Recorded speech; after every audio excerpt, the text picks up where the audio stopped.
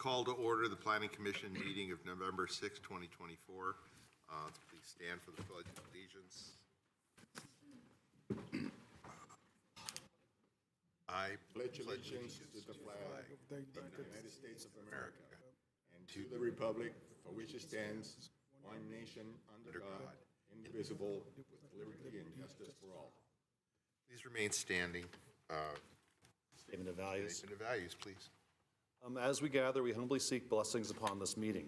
May we act with strength, courage, and the will to perform our obligations and duties to our people with justice to all. Let us seek wisdom so that we may act in the best interests of our people, our neighbors, and our country. All this we ask so that we may serve our community with fairness and respect, putting their needs before all. Thank you. Be seated. Elizabeth, can we do roll call, please? Sure. Commissioner Bhatnagar? Yes. Commissioner Biagini? Here. Commissioner Cherakuru has notified us that she is not attending. Commissioner Wang?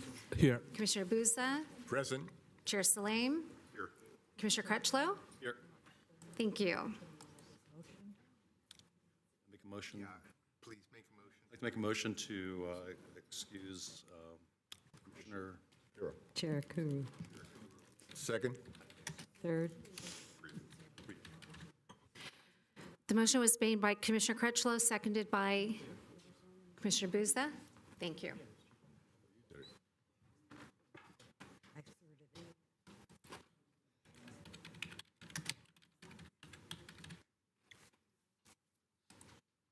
Please cast your vote.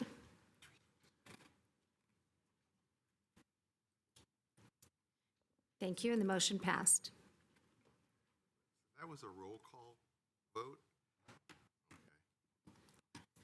It's not the excusal. We just took roll call, and we had a vote to excuse Commissioner Cherakuru. Excellent. We're on motion here.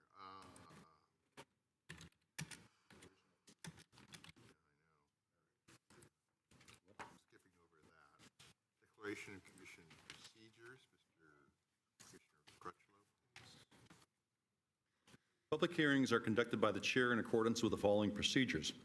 The chair of the commission directs all activity during the hearings. All comments shall be addressed to the commission.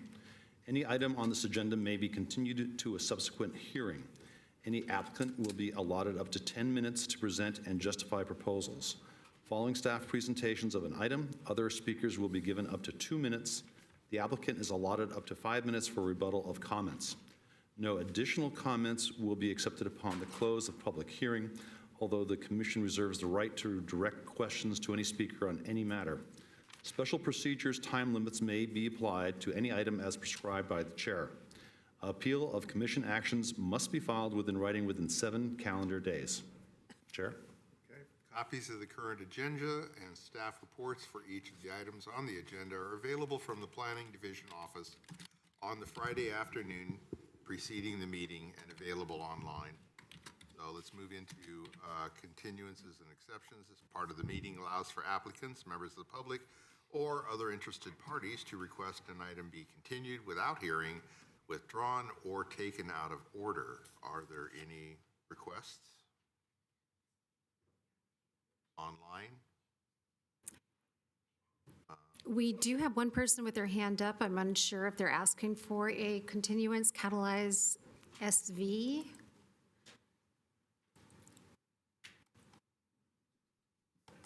Sorry, no, just hand raised for the item coming up, Mission Point. Okay, very good. We will wait for that. Thank you for clarifying. Okay, I don't think we actually, do we have two items still under continuance, I think? Or are these notes out of date? I'm sorry, what, Lance? Still have 2 items under continuance, or are these notes out of date? No, we don't have 2 items under continuance. Moving ahead. Are there any requests? We already did that. We're going on to the study session. I believe that's our next step. Okay, yeah, I do have to announce the Planning Commission has 7 members. Whenever the full commission is not present, applicants have the option to continue their item to another meeting. We do have one missing. And I will need to recuse myself from item 4, so we'll have 6 people, or five people, which will still need a 4-person majority for things to pass. So when we get to item 4, you may, if you're part of that, you may want to consider what your options are for possible continuance. Can you please read the consent calendar? Consent calendar. The procedure for the consent calendar is as follows. Consent calendar items may be enacted, approved, or adopted by one motion unless requested to be removed by anyone for discussion or explanation. If any member of the Planning Commission, staff, the applicant, or a member of the public wishes to comment on a consent calendar item or would like the item to be heard on the regular agenda, make this request now. Items listed on the consent calendar with associated file numbers constitute public hearing items. Chair. Okay, well, I did not absently skip over the study session. I would like to actually believe that we can get through the consent calendar first. And then we'll come back to the study session. So you're moving to the consent calendar, then we'll do the study session afterwards? Okay, very good, thank you.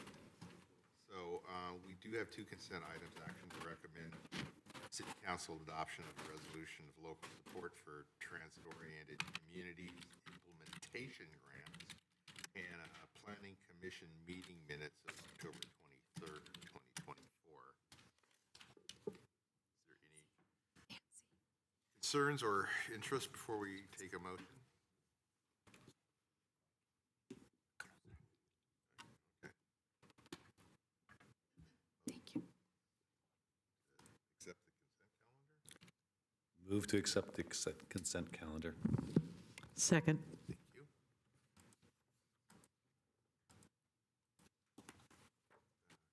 Commissioner Crutchlow, Commissioner Biagini. Okay, the motion was made by Commissioner Crutchlow, seconded by Commissioner Biagini to approve the consent calendar. Please cast your vote. The day I stop reaching for the screen, it'll become a touchscreen. Thank you, and the motion passed. Thank you. Okay, now we can move back to the study session. I believe staff has a presentation on the library facilities master plan. Thank you.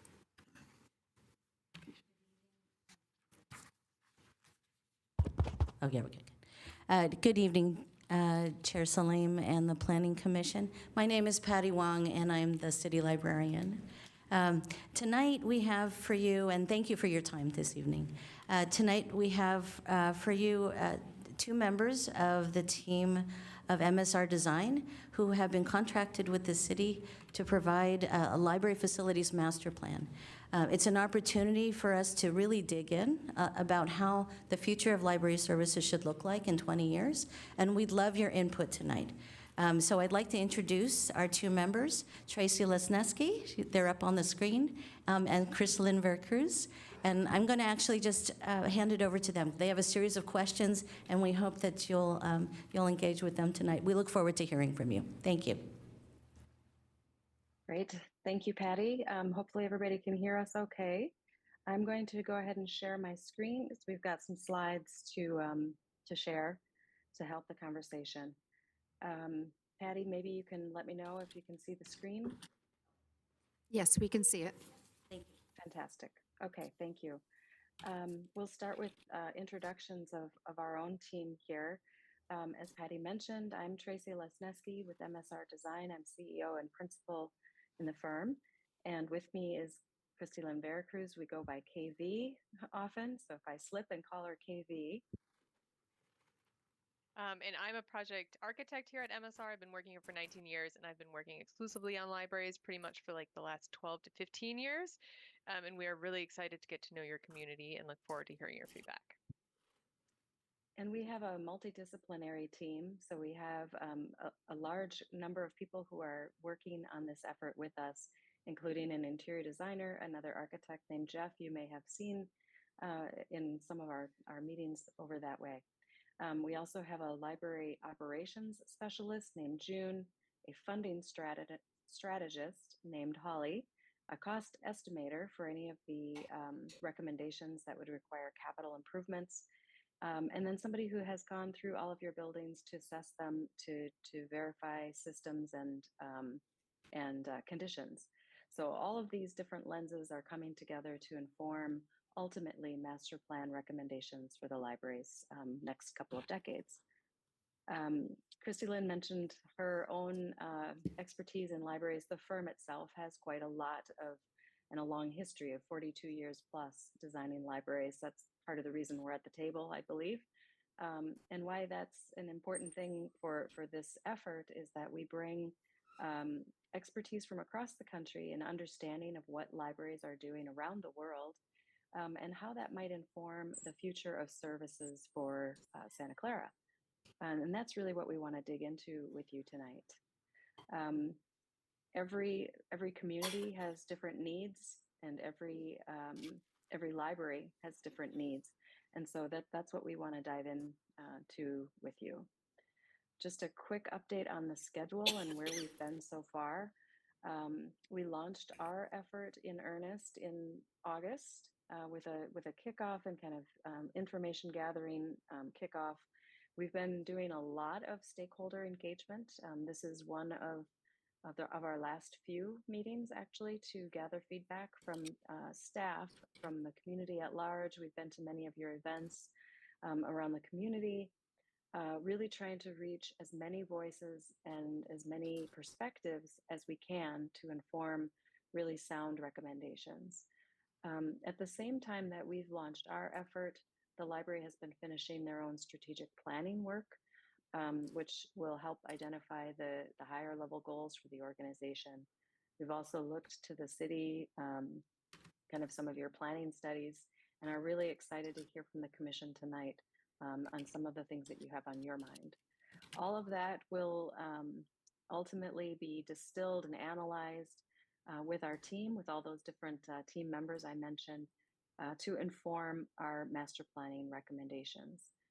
We'll be working on those recommendations through the fall here, and then we'll be back in early of 2025 to present those recommendations to the council. KB, was there anything more about that you wanted to add? Okay, thank you. All right, so just some examples of the engagement that we've done so far. Like I mentioned, we've been at a few different events. We've met with all the staff at the various locations. We've spent time in the buildings and really trying to round out a very good assessment of what the community needs. We've done some fun hands-on making events as well, including some zine making at the Comic-Con. All right, let me just, there we go. All right. Some of the themes that have started to emerge from the library's strategic planning work have been considered in the way that we framed questions that we were asking the community. So there were community aspirations that were emerging through their outreach, through their strategic planning work. And the library staff had aspirations also starting to emerge. We've been thinking about these themes as well as we have been conducting our own stakeholder engagement to inform the facilities master plan. And all of this will come together to have a really well-rounded set of recommendations that are thinking about the organization's where aims and goals and what the community needs. So tonight, what we would really like to do is to hear from you. We're listening tonight more than presenting. One quick aspect that we want to just kind of level set for everybody in the room here is a little snippet about what 21st century libraries are. As I mentioned, we spend a lot of our time and a lot of the firm's energy thinking about libraries and working on libraries all across the country. And so we're pretty tuned in to what's happening in the world of libraries. And we've learned in all the communities that we work in that not everybody is thinking about libraries as often as we are or as the library is. And what 21st century libraries are really becoming much more about collaboration and partnerships that are co-located places where people can start a business or learn about food nutrition or get assistance with their job searches or connect with social services. They are resource centers in the broadest sense of the word. They're places where people can borrow tools that they may only need once or twice a year, or borrow cake pans of funny shapes that they may only use for a birthday party once. So it really is, libraries are extending the idea of the sharing economy even further through a library of things.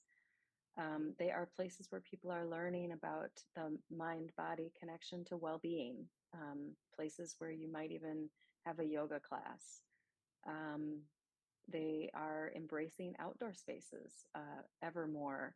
And in your lovely climate, with properly shaded spaces, of course, we're very excited about the opportunities to extend the library's programming and services outdoors. They are very much places for people to meet and gather, and also still places for people to find solitude and study and connect with materials that the library has. And so that is kind of where things are now. KV, was there anything more you'd want to add to that? Okay. It's a really exciting time to be thinking about how libraries are serving their communities. And so we want to start with a really big question to the commission about your goals for the Santa Clara community. We want to start there and have you help us paint a vivid vision for the future so that we can start to think about ways that the library dovetails into helping achieve those goals. So I'm going to open it to you all. I can't see your faces. I can only see our slide. You're lucky. And our own faces. So if you're raising your hand, I can't tell, but please go ahead and chime in and we'll take notes. Okay, I got a question. Go ahead, go first. Yes. Right. The first question, I had a two-part question here. What are you doing? Are you working also to kind of help the disabled community, like Braille or certain aspect of it? And at the same time, are you going to be working in conjunction, like say with the senior center, offering services to, or information for the seniors that their services are available to them besides the library, like for things that they would need? So one of the reasons we want to hear from as many people and as many perspectives as possible to inform what recommendations we come up with is because we want this place, all of these buildings and places where the library is providing services, to be as accessible, open, and inclusive to everybody as they can be. We know the library is doing a really good job with the resources they have. And we also know that there are some aspects of the community that aren't using the library or connecting to the services as much as they might. So that's part of what we're uncovering in this study. We will be thinking about other services that are available elsewhere in the community. We don't want to duplicate. We want to augment and extend where it makes sense. We don't want to duplicate. So we are being careful about that, and we will be thinking about those things in our recommendations as well. Okay. Commissioner Biagini? Hi there. When you ask goals with libraries, I can tell you for me, access is a big one. And I don't just mean getting to and from, I also mean within the library, which kind of goes to Commissioner Bouza's point about differently abled folks. So I would expect that there is going to be public transportation access that's easy. Not everybody drives a car. That there would be space for people that are increasingly getting involved in bicycling, which also means the kind of electric plug-ins, whether it's cars, it also involves bicycles.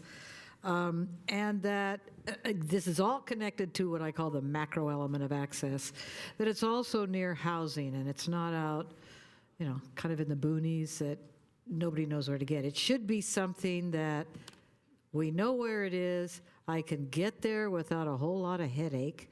I can ride my bike there in a safe manner if I so choose. And once I get there, if I have difficulty walking or difficulty using computers, that there is somebody there that's going to help me. That is something that's very important to me, that big issue of access. And the other thing there's two things I'm rather curious about. I know that there are some international, Great Britain specifically, areas where libraries have become a big thing to look at and what works for a community. So I'm kind of mildly interested if you're hooked up with some of those for best practices, number one. And number two, I'm going to be interested on how one determines when and where a library is needed. So Thank you. thank you. Thank you for your comments about access to and within the libraries. That's super helpful context and input. As far as the international library community, yes, we are very tuned in. In fact, I have served for the last 10 years now, actually, 8 years in the library buildings and equipment section of an international committee, and now 2 years as a member of the public libraries committee.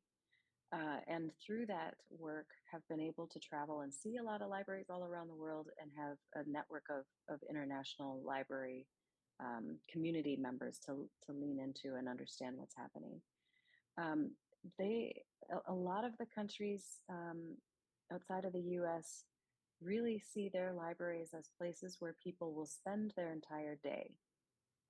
It's a community resource that is very vibrant and well used by all age groups throughout the day. They also will really lean into the idea of providing the kinds of spaces where people can, study for long periods of time or be with their families for hours on end, engaging in exhibits and hands-on activities. So the short answer, yes, we are tuned into those things. Some of the images that you were seeing on the slides are from across the US. It would be pretty similar to see similar kinds of spaces across the world. And then how you determine when and where? Oh, sorry, I lost track of the second half. Thank you. And then how we determine when to add and where to add.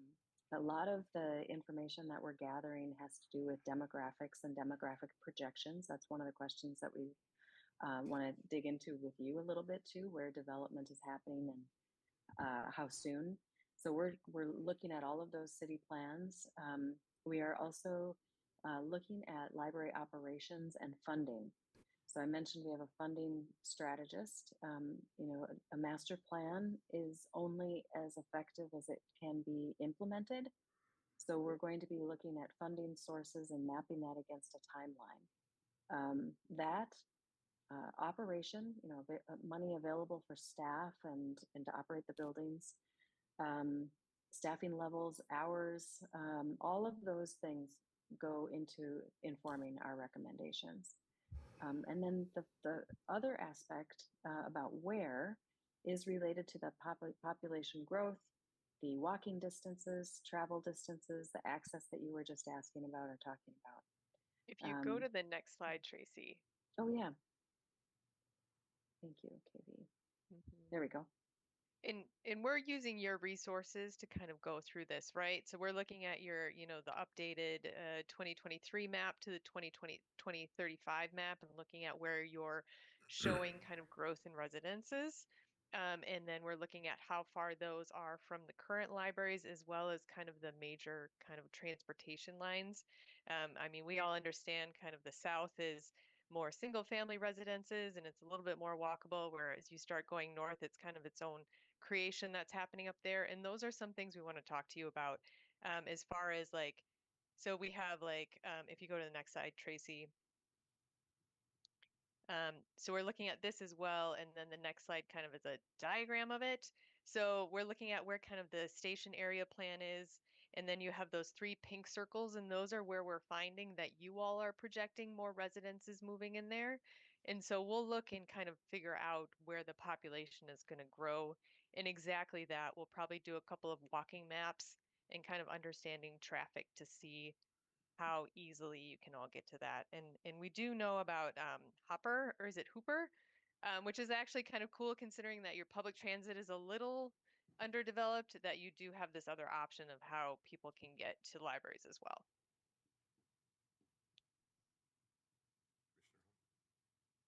So as oh, go ahead.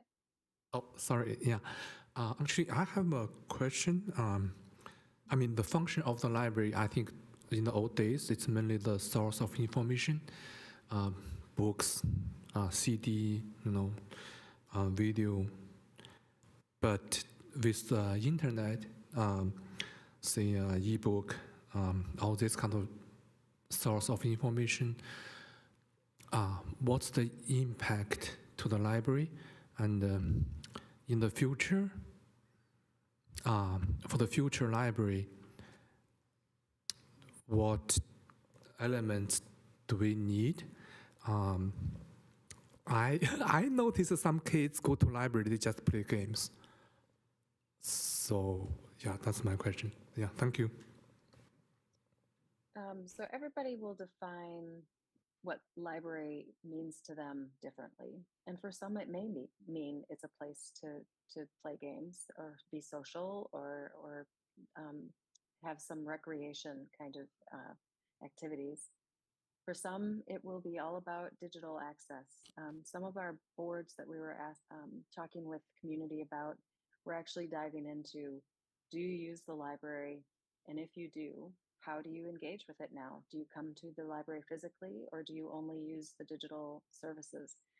And that's helpful for us to know as we think about how we size our, if there is a need for more built space for the library, that it's too soon for us right now to say with certainty that there is a need. That's what the study is meant to tell us as we gather information. But the impact of digital has been so far, and in the projections, that the space requirements for libraries are actually not decreasing as you might think. They're either staying stable or expanding because of all these other kinds of ways of engaging around learning that take space, like demonstration kitchens, or like places to engage with technologies, leading and cutting edge technologies that people might not have access to in their day-to-day lives, but can access at the library. These things take space, and books are very efficient to house, and a lot of these other things are not as efficient in terms of space use. So that's kind of the short answer, I guess, of how digital is impacting library building design.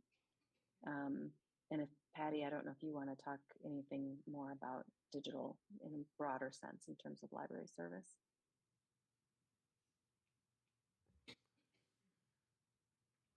Thanks, Tracy. I think as the library is evolving all the time. Yesterday we had hundreds of people waiting in line to vote. We are the place where people can donate blood once in a while. We have literally thousands of children every day coming in for story time. It's one of the first places where our young children actually learn about socialization and how to read and appreciate learning. And yes, once in a while they're playing games too. Our adults are also learning. We have literally hundreds of people who are learning to read that as adults who didn't have that opportunity when they were a little younger, or maybe didn't have a strong educational experience. The library is something for just about everyone. We have seeds that we share. We have tools that we lend. We have people that come for ESL classes and conversation. It's really, if we could think about it, we like to think about it as the third place. You have home, you have work or school, and then you have your library. So one of the things that we want to, when we're talking with KV and Tracy and the MSR design team, in working with community is, what does the future, in 20 years from now? We have 3 libraries right now. We have a bookmobile. We know it's not enough. The city is growing by leaps and bounds. What kinds of resources do we need to marshal together to provide the best service possible so that all of our community can have a local library or a local representation of a library, whatever that looks like, to be successful as people and community? I hope that helps a little bit. Yeah, go ahead. If you could stay there 1 minute, please. Hey, yes, sir. So in my background, I think everybody here uses Google, and everybody, well, not everybody, but using AI and ChatGPT. I grew up in libraries, and I say even with all those tools and resources that I've used today, they don't hold a candle to a good librarian. Thank you.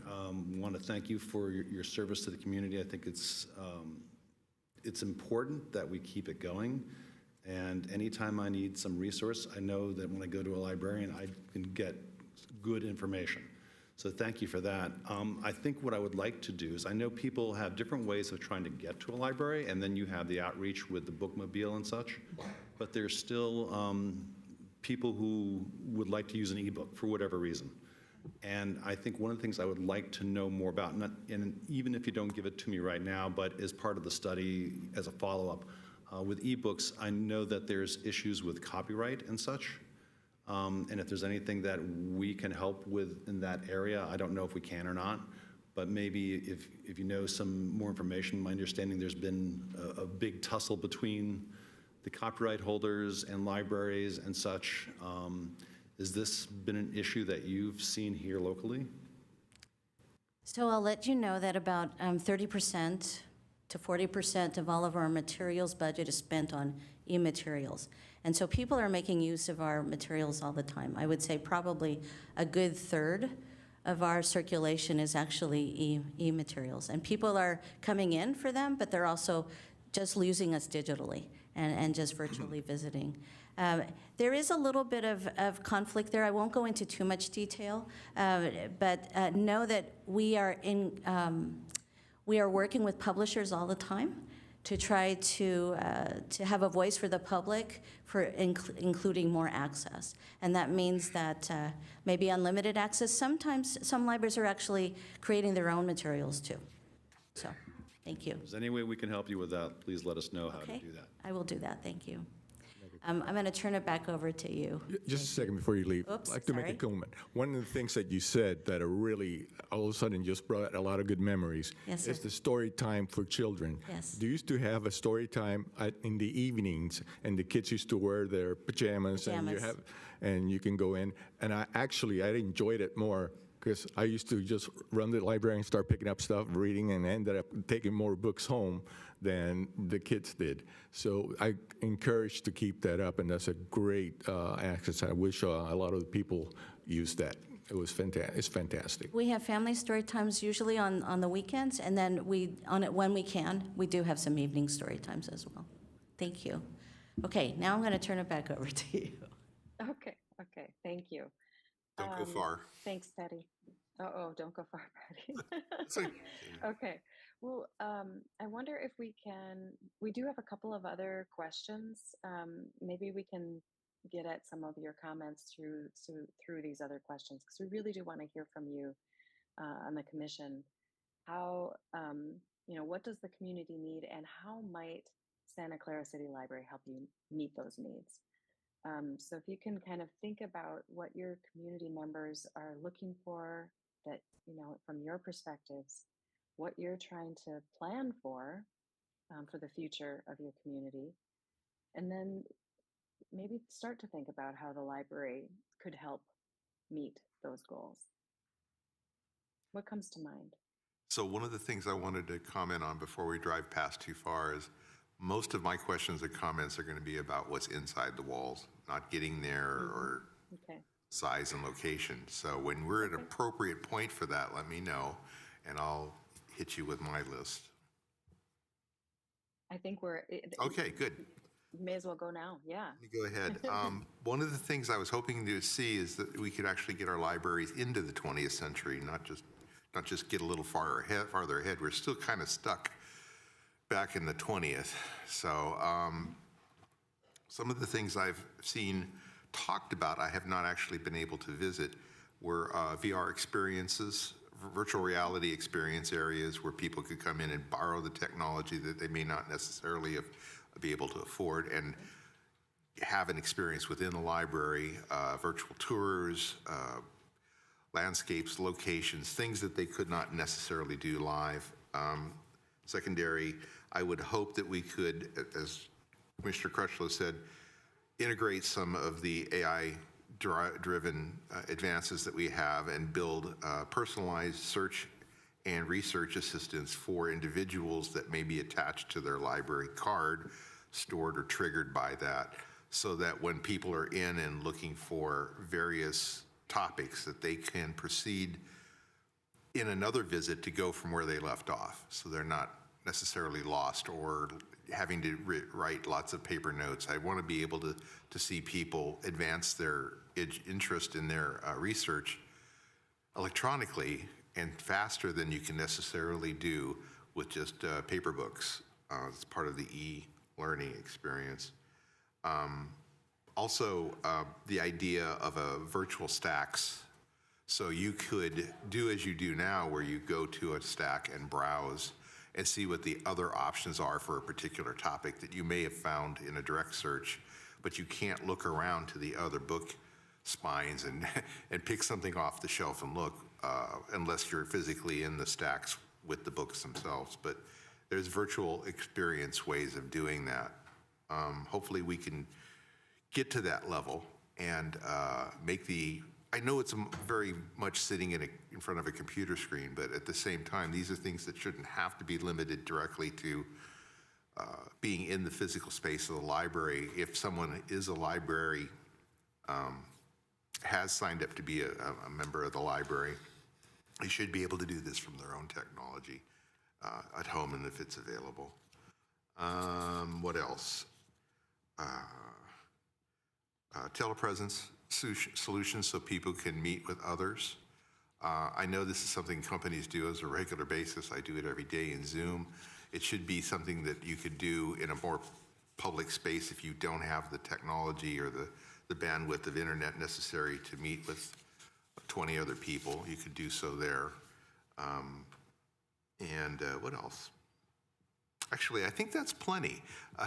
If you could get anywhere near that, I think we could get a tremendous increase in the usefulness of the libraries as they are. Because I personally haven't been to a library in 10 years. I haven't needed it. I wish that I could have had that shared experience that I did in my youth, where I could go in and see friends and talk to people and share the research that I was working on and get ideas, because collaboration is a huge bonus when you're trying to explore something. But it hasn't. What would make you, what would entice you to come to the library, physical library? Shared interest meetings, things that I would get together with other people on, not just on Zoom, but maybe in person if it needed to share physical devices and 3D printing information, examples. One of the things that I was hoping for the AI-assisted search and research is that if there was a trained or a few trained library personnel that could help people get over their questions and help organize their questions in a way to make the best use of the technology. That's something you can't necessarily get when you're sitting at home. You need somebody that understands it well enough to be able to help guide you through it and get you moving faster. I think that would be a huge draw. That's it. Thank you. Great. Thank you very much. Do others on the commission have Yes. have lists? Good. Okay. Um, Let's hear 'em. This is Commissioner Biagini again. You know, you intrigued me when you said things like cooking demonstrations and the like. I mean, I remember the Santa Clara Library when I was a little one. It was a place where you went to read books. And the idea that we are expanding it so much more, and I confess, I haven't been to the library in the last at least 10 years, What would draw me to the library? It's a smaller niche thing. I know we have genealogical and historical areas in the library. I think that is so important and would be unique to the city of Santa Clara. I know I was asked a while back about a particular residence that I remember as a child down Scott Boulevard, the McCormick House. And the city historian was asking me about information. And it's like, my God, wouldn't it be great if we could go to the library and pull up that kind of reference? Apparently, it was pretty thin on that. That, to me, is really important, including I think that idea, cooking demonstrations, you could expand that to gardening issues. Some connection between, like if it was a gardening thing, right? And I know there are some like that at the public library by St. Justin's, that if that was connected with the folks running the 2 community gardens that we have now, the same way that if there were cooking demonstrations somehow hooked up with city courses, adult education, or even high school, home ec, that kind of thing. And I guess what I'm getting at is the cross connects between the library and the areas where these things happen, I think is mutually beneficial and what I'd like to see, and it would probably get me to the library a whole lot more. That's wonderful. Thank you for that input. And we actually do have another slide a little bit further in the deck about partnerships. So that could be community organization partnerships that would help extend some of those learnings that you're talking about. Do others have lists? I don't want to. Chair, can I ask a question? Yep.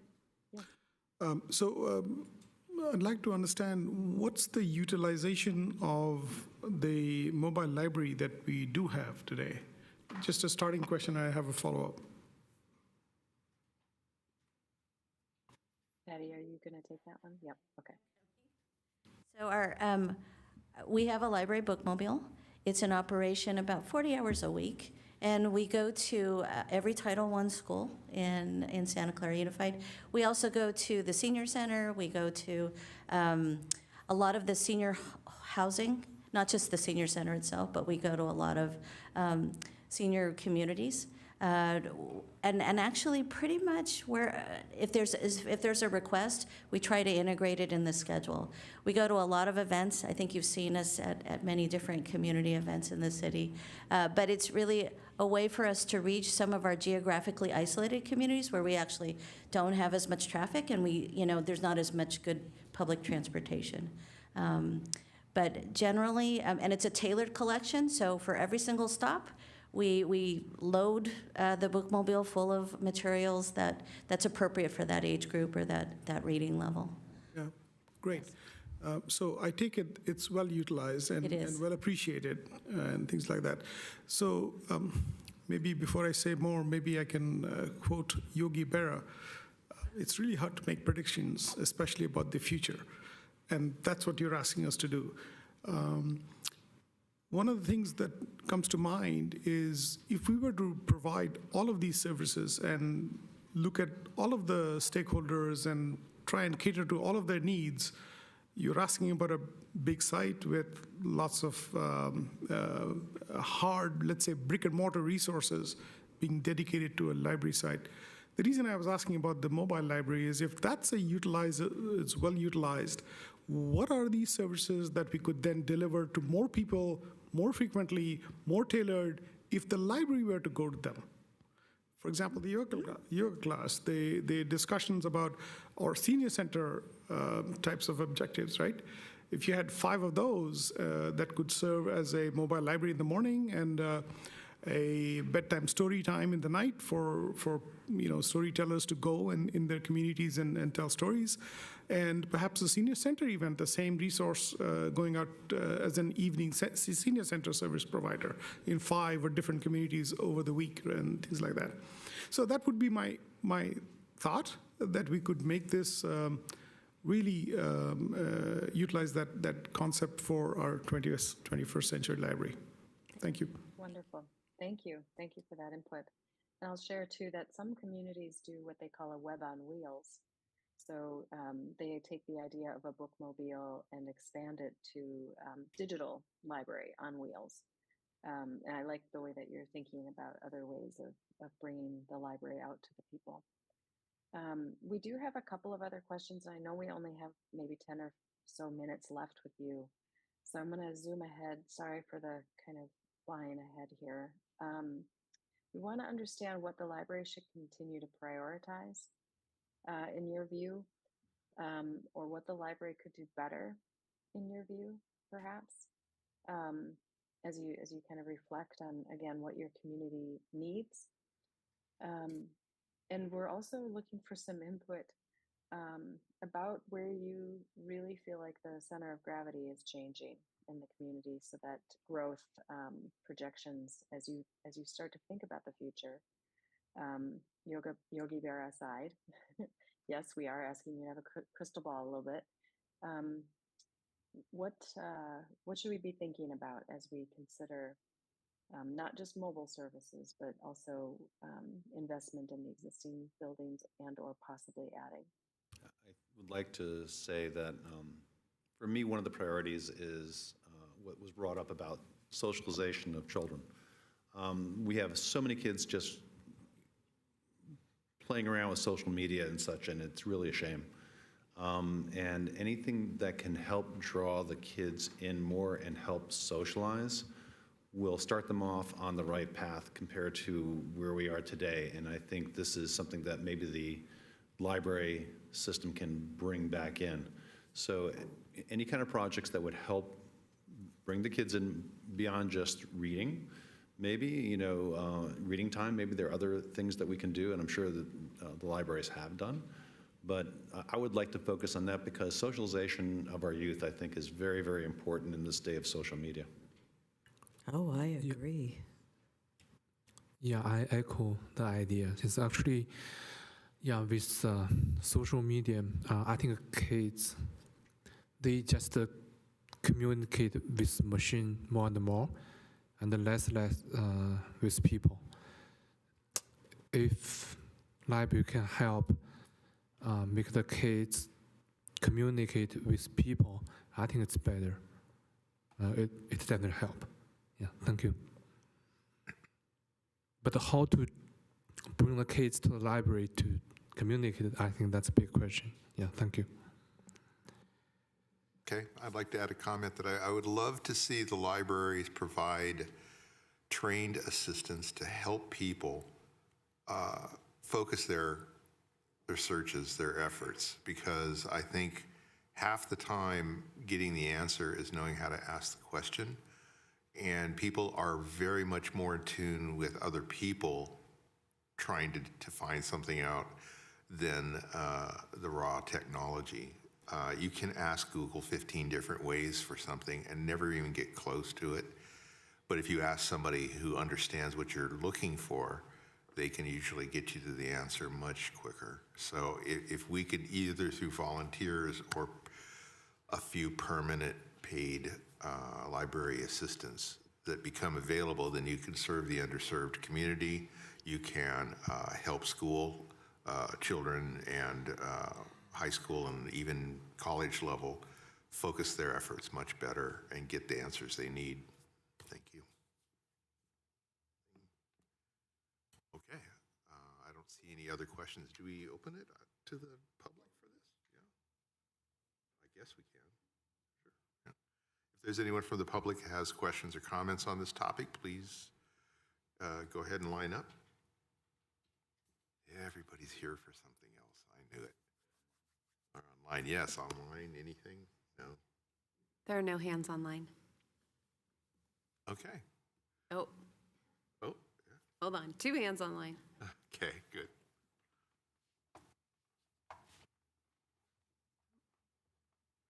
Samantha, you should be able to unmute and speak. Hello, good evening. My name is Samantha Vizcaya, and this is my first time attending a virtual meeting, and I'm very glad to have attended. I love going to the library, and I love learning about the library, and I've learned so much already just by being here and listening. and I love to brainstorm. And I have a teenager sibling at home, and they also love going to the library. And one idea I'd like to share or throw out there is just having maybe more involvement with teen and teen youth. I know I heard about social media as a big topic to tackle with our teens. So I see that at home, and I maybe would love to suggest if we had more activities for teens that are related to school and schoolwork besides tutoring. I know sometimes there may be tutoring at libraries, but maybe something more that's related specifically to their school curriculum. One example is,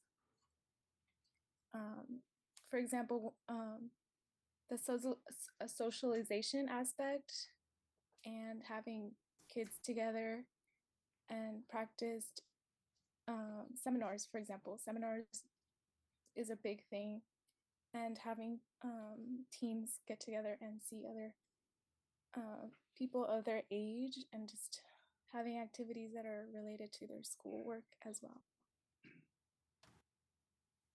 Okay, thank So you. thank you. Thank you, Samantha. That was terrific input. Okay, Miranda, you should be able to unmute and speak.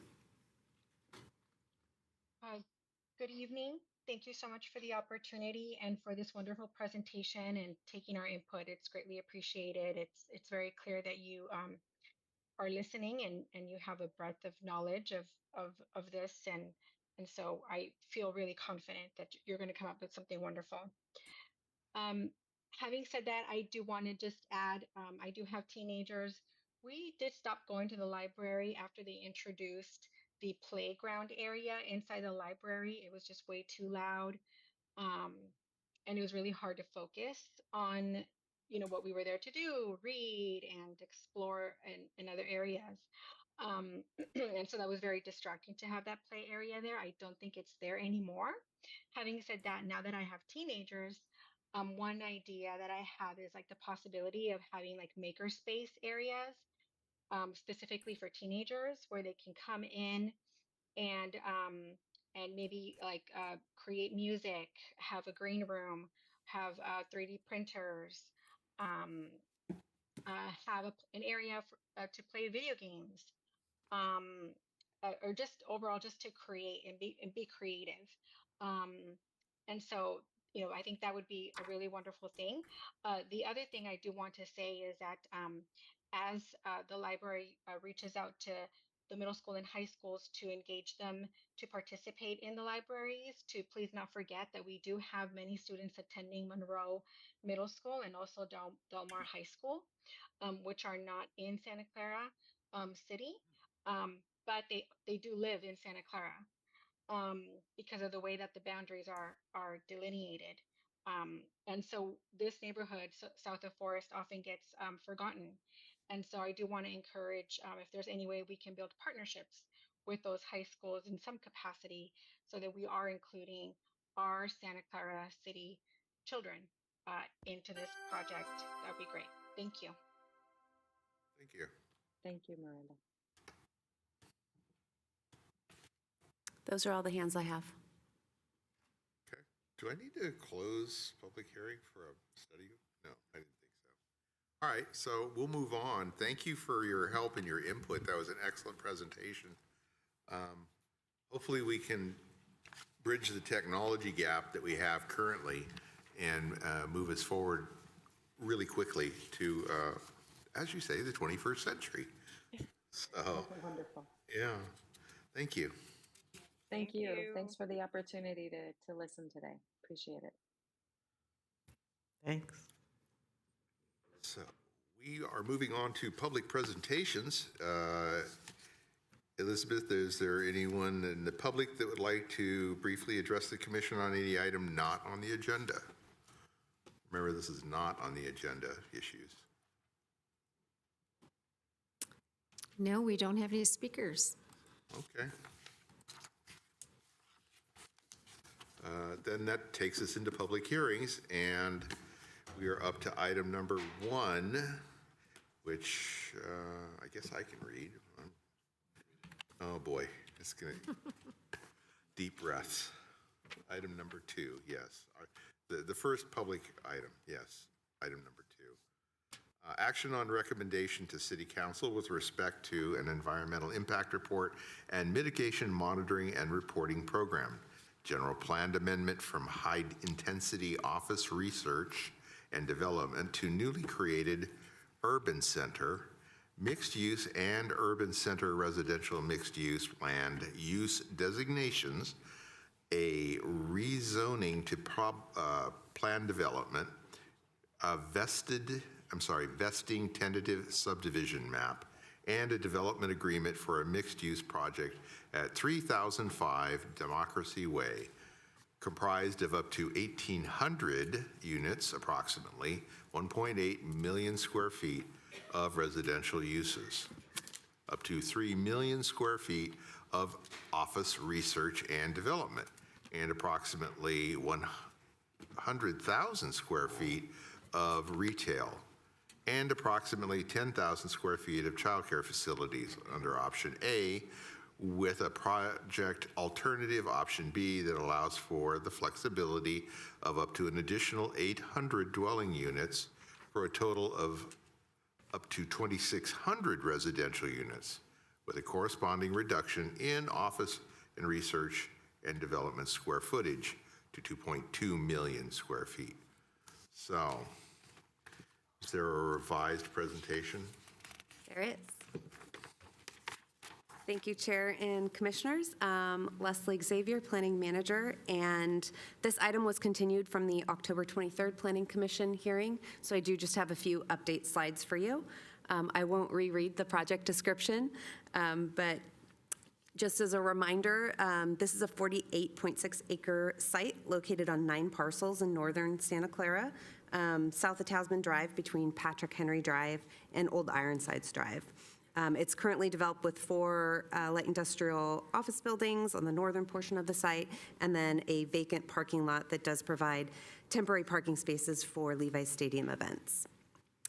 And we are asking the commission to take action, make recommendations on an environmental impact report, general plan amendment, rezoning, vesting tentative subdivision map, and development agreement, as the chair just described.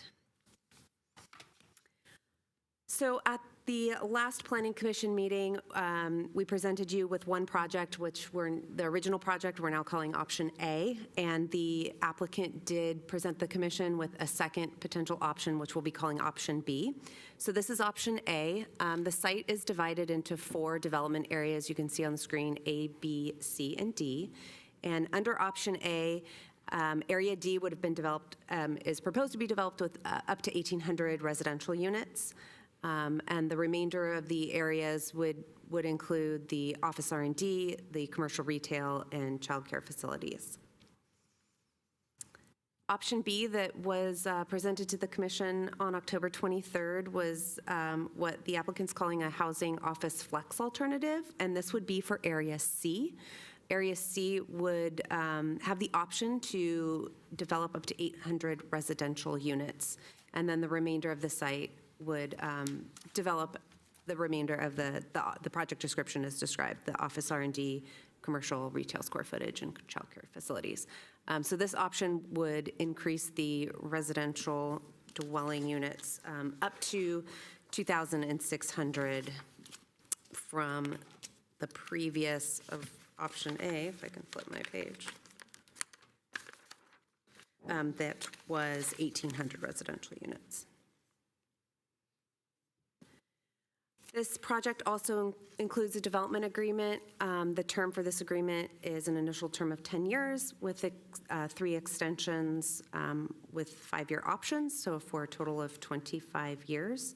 And these extensions are tied to delivery of affordable housing, parks, open space, a grocery store, and childcare facilities. With option A, the development agreement included the community benefits that you see here on the screen, affordable housing at 80% AMI versus what the city's affordable housing ordinance requires, which is 100% AMI. The grocery store and childcare facilities, parks, open space, and trails at 1.5 acre minimum. Arts, fire equipment, regional traffic fees, and construction, sales, and use tax. With the addition of option B, staff did relook at option A, and the applicant agreed to include a minimum residential parking requirement. So that would be 1 parking space per residential unit in the project, with up to 25% being shared, possibility for shared parking. And then with option B, the 1.5 acres of parkland was also added for area C. So option A only had it on area D. With the addition of option B, it'll be on 1.5 acres on area A, or on area D, as well as on area C. So additional parkland provisions. And then the CEQA process. There was an environmental impact report prepared for this project in accordance with CEQA. It had a 45-day circulation period between November 17th of 2023 and January 2nd of 2024. We did receive 8 comment letters. 7 of those were from local and regional agencies. The 8th was from Silicon Valley Residents for Responsible Development. The responses to these comments are contained in the draft EIR and constitute the final EIR, which was made available to the public on March 13th of 2024. With the addition of option B, staff did take a look at the environmental impact report. One of the 5 alternatives that was studied in the EIR did include option B, so additional residential development. And we determined that that project would essentially be the same as the original project, option A. The impacts to air quality and population and housing would actually be less than those in the project, but no impacts under the revised project would be greater than the original project A. So impacts of option B are within the scope of the final EIR, and there's no new significant information that required recirculation of the document. So with that, staff's recommendation is for the commission to adopt, oh, sorry, one more thing. I did send to you yesterday evening a memo with some updated resolutions. We did make some minor edits to some information that was missing or dates that were incorrect. So we will be asking you to adopt revised resolutions for option A, the final EIR, a revised resolution for option A for the general plan amendment, a resolution for option A for the plan development rezoning, a resolution for option A for the vesting tentative subdivision map, and a resolution for option A for the development agreement. And this concludes staff report. So are those options necessary if we wish to proceed with option B? So they're also attached to the report were all the resolutions for the adoption of option B as well. So for whichever decision the council makes this evening, there are resolutions for you to adopt. Okay, well, I'll start off with the first question then. Did option B include any proportional increase to the daycare center or other resident facility, like the grocery store? Was it increased in size at all? No, So it was not. The only thing that was... We're absorbing the 800 extra people without any change to the other amenities. Correct. The only thing that was changed was the provision of 1.5 acres of parkland on Area C. Otherwise, all the development, and parking, sorry, apologies, and the commitment to provide 1 parking space per unit. So let's ask amongst ourselves first and then open it. And the applicant does have a presentation for you this evening as well. Right, but is there anything about this level of the presentation that people had questions on? You mean questions for staff? Yeah. Yes, I do have questions for staff. Please go for it. So can you help me understand a little bit about, given the location that it's at, I know there's an environmental impact report, I was trying to figure it out. First of all, how many stories is this contemplated for? So the stories do vary. The height limit goes up to FAA, but in their conceptual development plan, it goes from,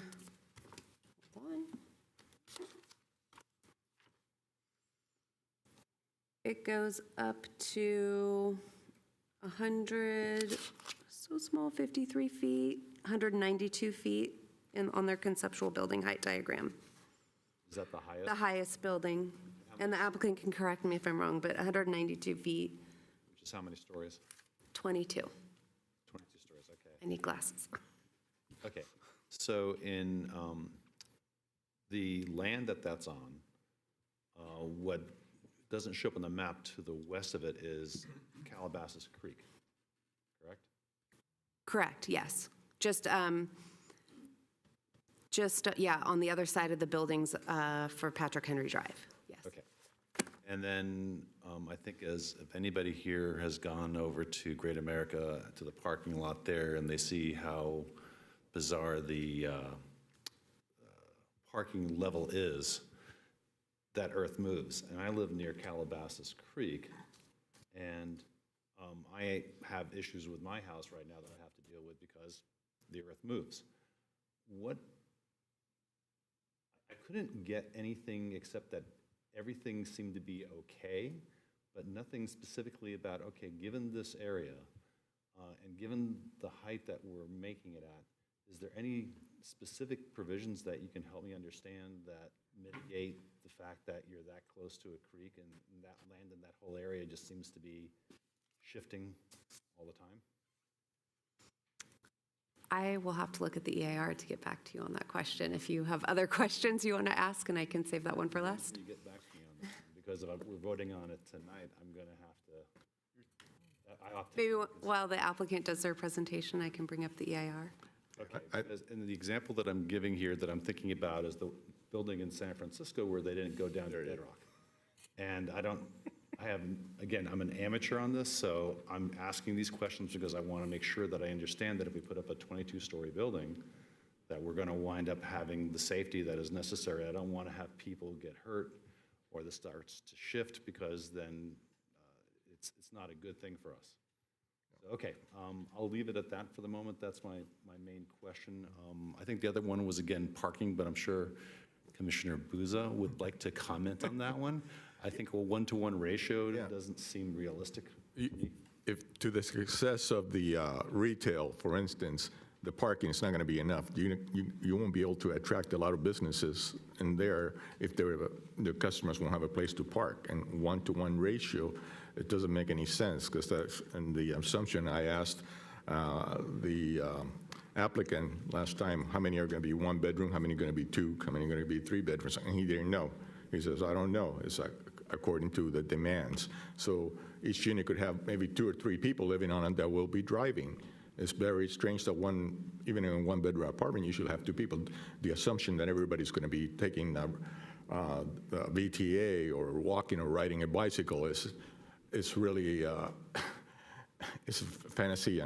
It's completely, it's not going to happen. It'll be beautiful if it did, but it's not going to happen. And also, that land was farmland, and also it was was considered to be a flood zone too. So I see Commissioner's Eric's concern, which is the same thing as I was thinking when he was talking. I was thinking in San Francisco, the building that is kind of collapsing. But that's a lot of units Tower there. Pisa. Yeah. Yeah. Maybe we'll have our own Tower Pisa. Okay, others, questions among commission? No? Then we can let the applicant make his updated presentation, please.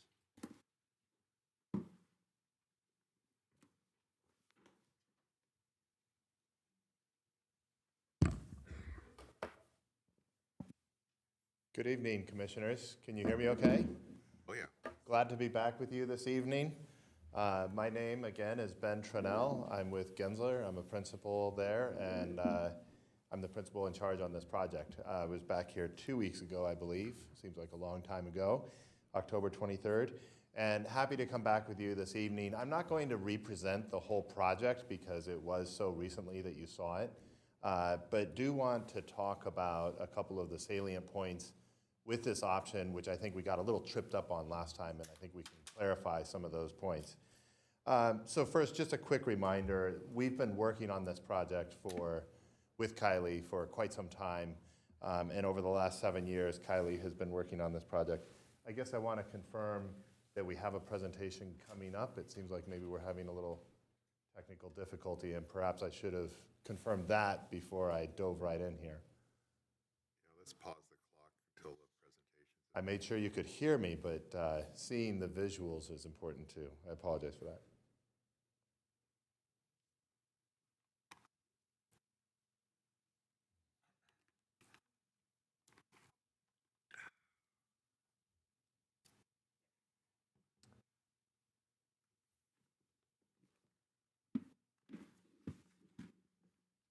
Worth the wait. A picture is worth 1,000 words.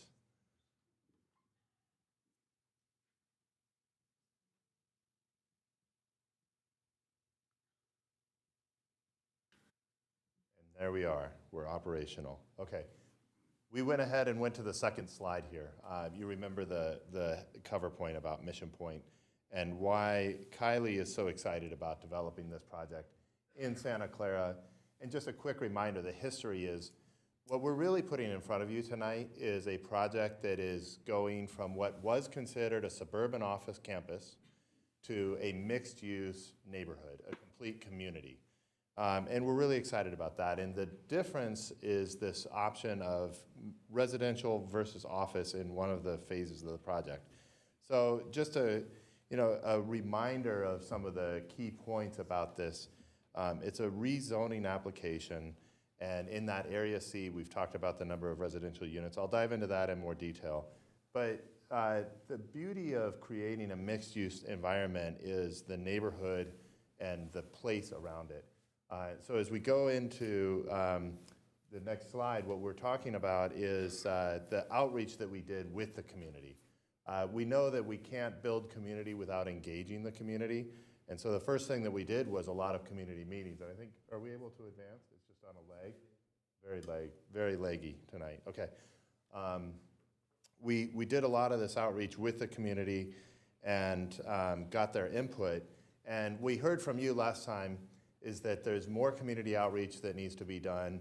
We had already been connecting with housing advocacy, but Commissioner Biagini, you specifically mentioned that the labor community is a part of the constituency of the project, not just in the construction, but as potential occupants living there, working there, and all of those things. So we appreciated that perspective, and the owner has reached out and engaged with the representative trade unions and other labor groups. With that, one of the things what we heard was that housing is really important. In addition, additional housing is even more important. And so the idea of adding more housing to the project is something that was very supported. And we understand that, adding housing and having people live here, as I mentioned last time, is what makes this a vibrant place. Having people live at this place means they dwell. They dwell longer.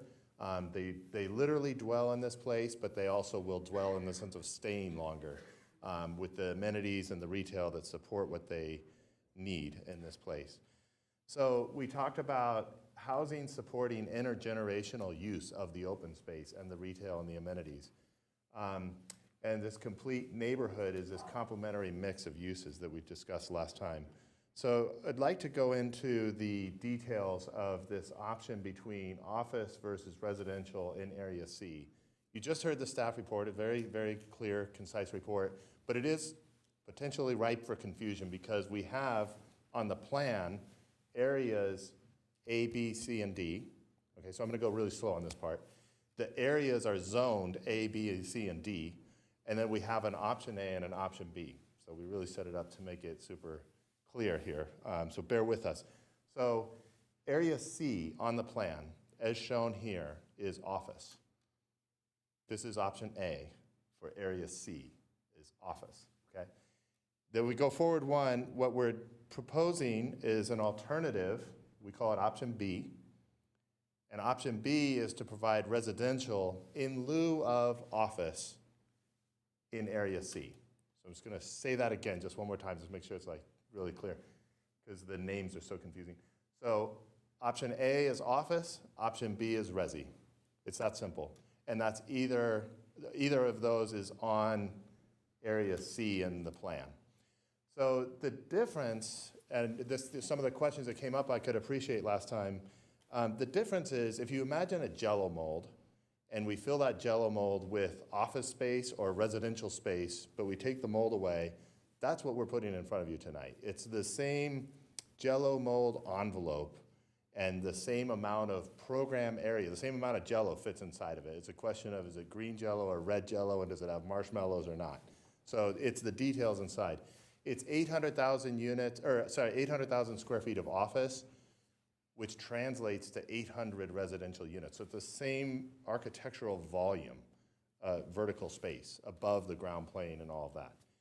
So that's the idea. So it's actually quite interchangeable, especially when we're dealing with lines on paper right now. It's harder when we talk about converting an office building to residential.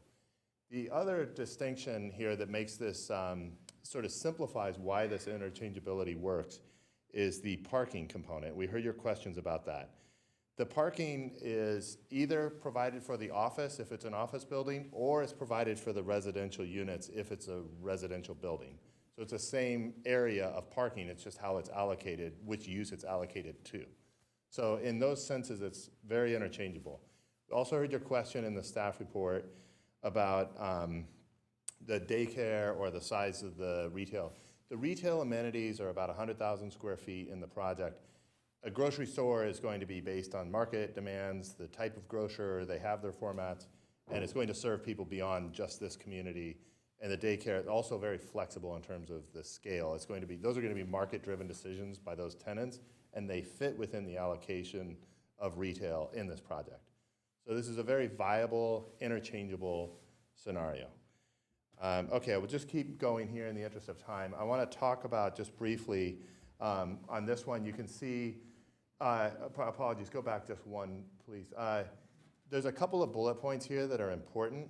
If we go back one. Which were the, we heard you on the allocation of residential, and I believe Commissioner Buza, you were just raising that question again. So this project allocates one parking unit per residential unit, and this is best practice within a mixed-use development like this where you have shared ratios of parking. So it does accommodate some of those questions you were raising about number of beds and people and cars, but the one per unit is the best practice for that type of allocation. And the owner has made that commitment, as you can see identified here. In addition, the minimum parkland, I believe staff covered that quite thoroughly, so there's that minimum parkland provided. And then the affordable units. So the affordable unit mix is 15% affordability, the ratio described here. That's whether we have 1,800 units or 2,600 units. It's still 15%. So by giving the owner this flexibility to provide additional residential, you're providing Santa Clara the opportunity to also get more affordable housing within that increased residential. So I'm going to keep going, because just touch on a couple of more points quickly before I run out of time here in respect of your time. The point of all this is this great environment that you see in this rendering, this works in either scenario for this project. The flexibility of what happens vertically in the architecture above that ground plane, you still have a great ground plane experience in either scenario here. And this is the beauty and the benefit of a mixed-use development like this. And so you can see the outdoor fitness, all the ideas that are identified here, all of these are a part of the project. And we believe, in our professional opinion, and we do these types of projects all over the world all the time, that this is a very workable scenario that we're putting in front of you this evening. On this last one here, I just touched briefly on this amenity space, because this was a question. This is a slightly technical question, but it's the idea that there's private residential space that's an amenity to those residences. That was the case as we presented the project to you last time as well in Area D, the original Resi unit area. And it's also the case if we make this swap of office to Resi in Area C. There's enough, what you see in the blue and yellow hatch on this plan, that is the area that would be allocated for private residential amenity space. So it doesn't impinge on the public parkland space. So as we just kind of quickly wrap up here, recognizing time, you can see that this wonderful, the wonderful outdoor spaces that are provided here, these public common areas, those are all a part of the project, and all of that, it comes with the project with either of the scenarios that were presented to you last time. So I focused on this for tonight, hoping that we all remember what was discussed 2 weeks ago, and I will stop there. Of course, many of us are here available to answer any questions that you have, and I'll stop for now. Thank you very much for your time. Okay, who wants to be first? Go. Okay. Commissioner Breshlow. So back to my original question, the land itself and concerns I have about, you have 22 stories on a building and the land itself is notorious for moving. What kind of things are being done to recognize that and mitigate that? The foundation design is not part of the architecture, but I can speak to it at a high level for you, which is there's a geotechnical soils report, and it recommends a type of foundation design, which the project would then provide from the structural engineer. And it's based on the concerns that you're raising here. I need a little bit more detail than that. Can one of the other members? Chair, if I may. We do have our civil engineer, PKF rep, if the commissioners want a more detailed answer. Chair, if I may, just really quickly before they speak. So the mitigation monitoring and reporting program does have a geology and soils GEO 3.1, which is called static settlement, subsidence, and collapse. And that mitigation measure requires design level analysis of settlement prior to a building permit to submit at the building permit time, settlement estimates, recommendations to minimize the amount of subsidence and settlement, and a whole list of things if you want me to. Yeah, I mean, I read that part of it in Yeah. GO3 and such, and it still didn't make any sense to me about what was going to be done. That there was, it seemed to me, and when I read it, that it referred to that there would be other reports coming with that. Correct, at the building permit stage, So yes. It sounds like we would have to approve it, let's say. Those reports would happen, and it would go to our architectural review and then permitting. So Correct. we would just basically have no insight into that tonight. We would have to, Wait till the Planning building Commission. permit, yeah, well, no, Planning Commission doesn't look at it at that point, correct. do they? Right, you So we would never wouldn't see look it at again. that, yeah, correct. Okay. So I would like to know a little more about that before I vote on it, honestly. So if the report isn't done, and sir, if you say that you have some people that could speak to that, that would be very helpful. To your point, approve a 22-story building and you won't be able to build it. Let's hear Yes, from the come on civil up. engineer. Thank you. This is good. Good evening, Commissioners and Chair. I'm Simon North. I'm a civil engineer with BKF. Just to also note, I'm not a structural engineer and also a geotechnical engineer, but what usually happens is through the building permit process, you'll have a structural engineer will prepare a foundation design, and that'll have usually piles, a foundation with piles that goes down to address the settlement. So that's on the structure. Outside the building, the geotechnical engineer will work with the civil engineer, and we will design the grading in the area so it addresses the settlement. That's usually through the building permit process and not right now. Okay, so my guess is since we don't have a structural engineer, we're not exactly sure how deep the pilings would have to go and such? No, I do not know that answer. Okay. Then, that's the information we have, that's the information we have, I understand. Okay. Do we have other questions, but please, if you want to say something. We are not in the architectural design stage yet, but we will follow all the city and state code on the structural safety. We completed a few years ago a Burlingame Pond is very close to the coastline, so we have experience dealing with the complicated foundation issues. Thank you for that. Going back to a different question, if I may. I wanted to understand when you, option A, where you have office in the one section, what was what was the parking situation for offices? How many offices were there going to be? And then how many parking spaces per office were there going to be?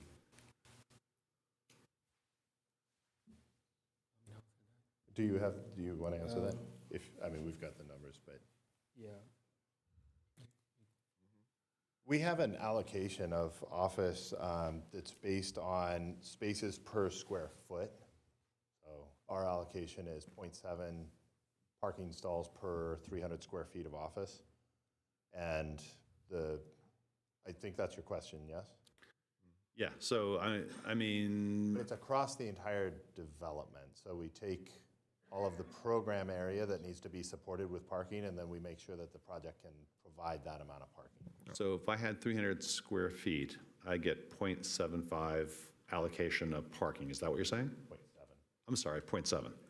Okay, so obviously it's going to be larger than 300 square feet, and an office space or a cubicle that somebody sits at, I'd feel real lucky if I got 300 square feet in my office. That would be awesome.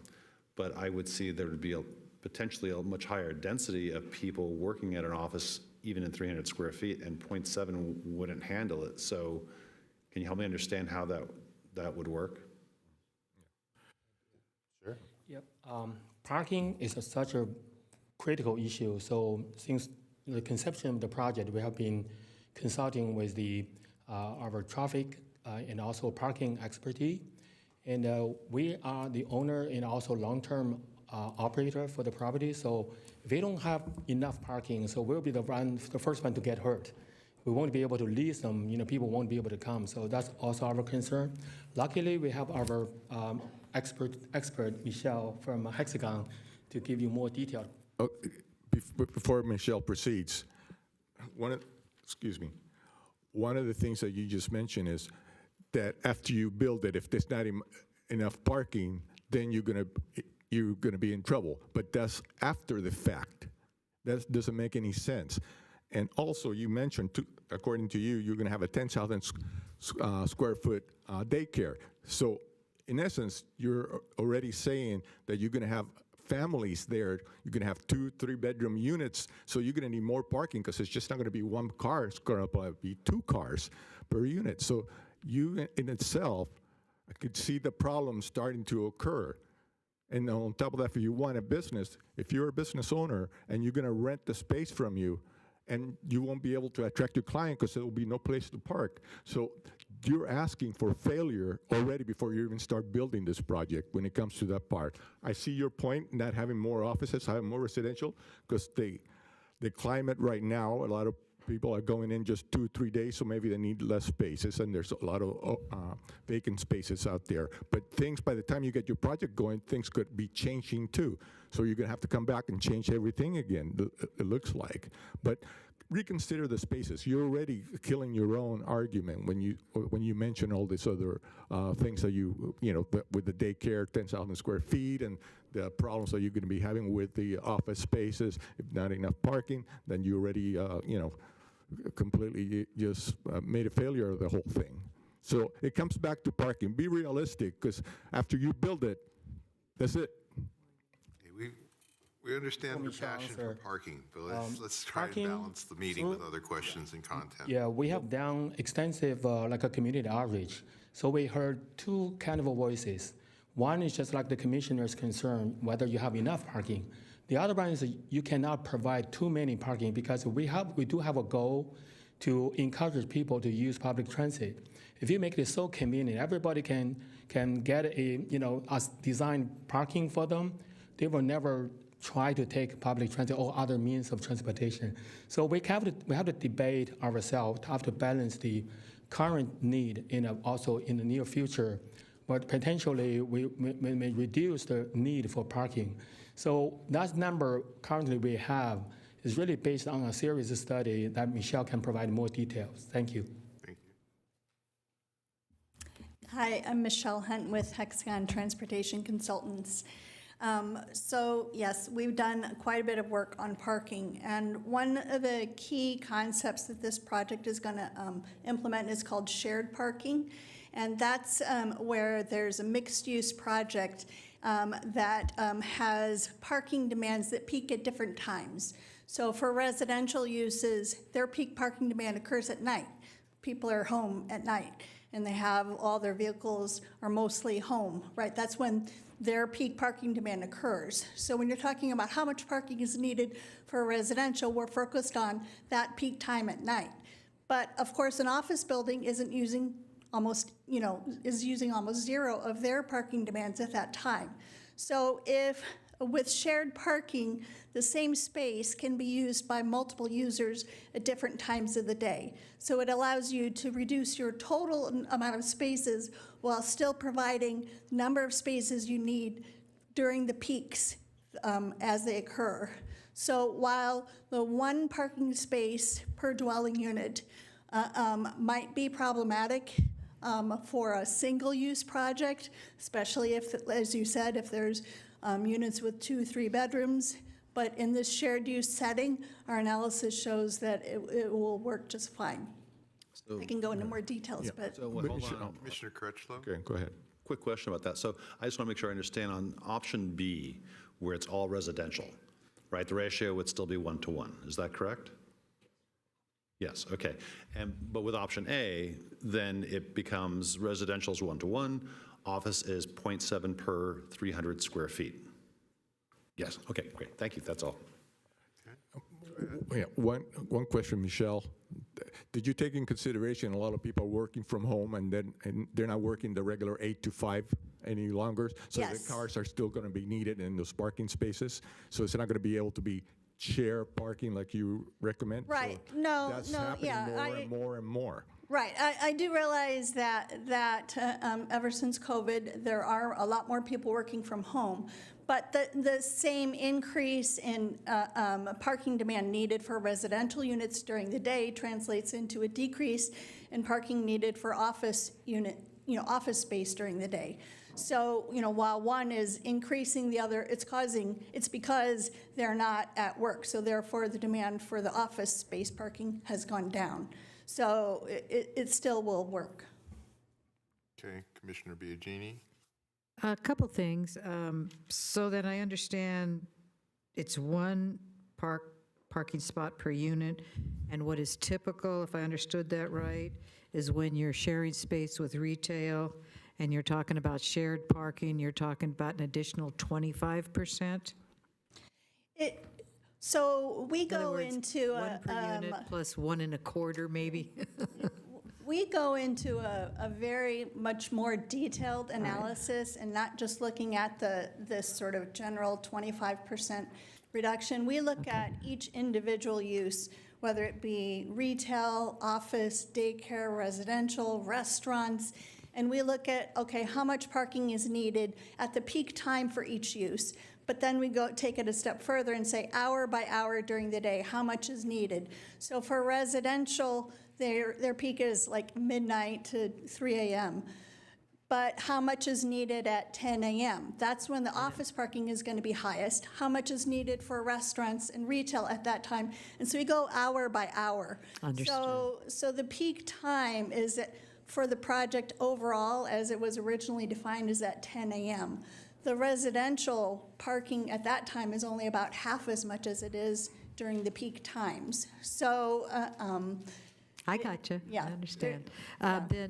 Then the it depends sort of on what the reduction for shared parking depends upon what other uses and the mix and how much the size of the other uses versus the residential. No, I understand. It's not so easy to explain because there's a lot of complexities in there. But just to the point, and I think you can answer this, right, that so if you find out you don't have enough space, what would you do? Build a multi-level garage on top of it? I mean, I understand Commissioner Booth's point, like it's too late. So that's why I'm asking the question. And if you find that to be the case, would you build a parking structure? We do have parking structure planned right now. Okay. Because, our intention is try to free as much as ground level space to parks or open space. Okay. So we have one level below grade, Yeah. I one level remember. parking, then we have two, somewhere we have 3 podium parking space. In the podium parking space, we do have a higher ceiling, Okay. Anticipate one. I think Gensler did a wonderful job. Is for the future in case you're need for. You can go up another repurpose one. that. At the same time, in case worst case scenario, we can put mechanical parking temporarily, just serve the Right. purpose. And I guess my point is you have options if We you do have find options. yourself in that position. And then Chair Salim, I have another question, but it's on an entirely different subject, so I don't know Yeah, if we'll let's pass give parking. Commissioner Hong a chance to, okay? Thank you. Yeah, very quick. I think we spend a lot of time talking about the parking. Personally, I respect the professionals. Leave the details to professional. Mr. Fuller. yeah. Actually, yeah, you worry about work from home. Like actually, self-driving car also coming. They probably don't need that many parking anymore. So just leave those details for the professionals. Thank you. Okay. My question to you, being the owner of the property and the management, like in Japan, parking structures, they're like elevators. Have you ever considered going that option, building those type of parking structures? It would be less costly than going underground and so on, and they're towers, and there's different levels you can park the cars on. Yeah, currently, we have not get into the detailed design for the parking garage. But that may be you're a solution for you. Going up is make more economic sense than going down. But by going down, our goal is try to free as much ground level, so more for pedestrian, for bicycle users. Yeah, but do you know what I'm talking about? We do, I do. Thank you. There you go. Okay, back to Commissioner Kretschmann. All right, actually, this one's for staff, if it's okay. Leslie, so I'm going to put you on the spot here about parking. In our experience, when we've done any kind of construction of, apartment buildings and stuff like that, have we normally done one-to-one? So no, we haven't normally done one-to-one. Places where we would do a parking ratio in the past like that would be for senior apartment units, for those where you didn't normally, most people didn't drive, so we do a reduced parking ratio. You'd also get a discount to be near transit from the parking ratio. Having said that, we did adopt a new zoning code in February of this year, and we did reduce our parking ratios. So a studio and a one-bedroom only requires 1 parking space per unit. 2 bedrooms plus require 1.5 spaces per unit. So in recognition of lower parking ratios, increased transit use being the goal. 1 second, I'll tell you. It was higher. I can add about our Tasman East specific plan. We have a 1-to-1 ratio for units greater than 550, and then less than 550 is 0.5 parking spaces. And the Tasmania specific plan is just kitty corner to this site. Okay, so That's okay, previously. Leslie. I think I'm good with what we have. Thank you very much. Chair. Thank you, Chair. So first, I'd like to appreciate the 10-minute presentation. You kind of addressed many of our concerns, so you paid attention to those and you addressed them, so that's much appreciated. Thank you for doing that. So the only other comment I would have is if I drive around the city of Santa Clara, there are so many existing buildings that have been vacant, office buildings that have been vacant for so long. I would strongly advise that we go for option B. It seems that you have a great deal of space already allocated to office space, but the city of Santa Clara needs more housing, and what I can tell, not as much office space. In addition, of course, that you'll get the benefit of the 15% additional affordable units. So to me, that's a strong enough benefit to encourage that we think about that much more strongly. Thank you. Thank you, sir. We appreciate the comment because we heard the calling for more housing. So that's why we want to make sure option B, the planning commission got a chance to review that in the approving together with the option A. Chair? Yeah, let me get a question in too. The concern that I had, I mean, this is a wonderful option. I love the idea of more housing. City of Santa Clara desperately needs it. The only worry I have about it is cascading impact on other amenities, water, power, sewer, surrounding support areas, because 800 people as an entire community by itself, not counting the 1,800 that's already going to be going in. That's 2,600 people is a city, or a town at least, in many places. So we're building an entire town in one space. We need to be able to support it.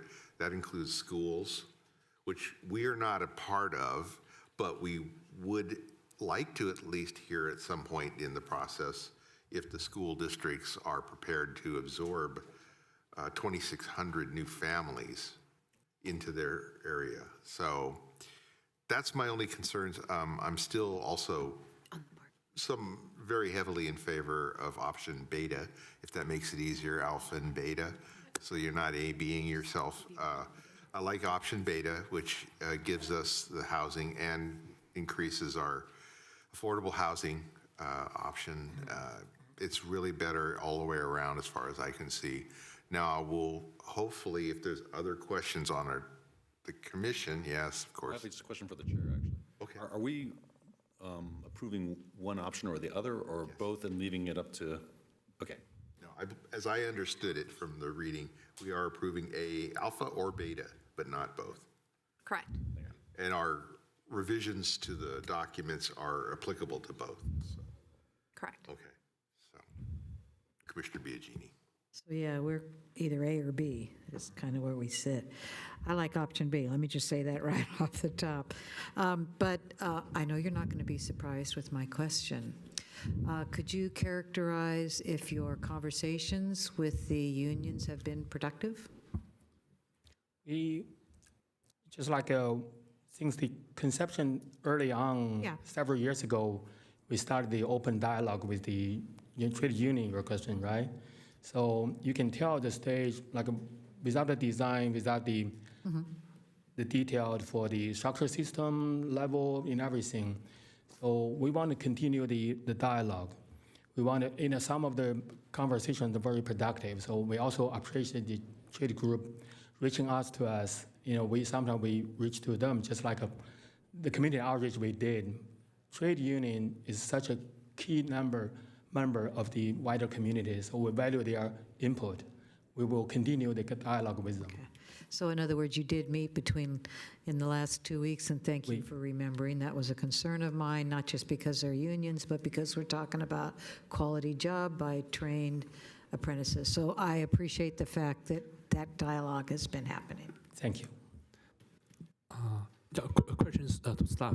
So this project is close to transit.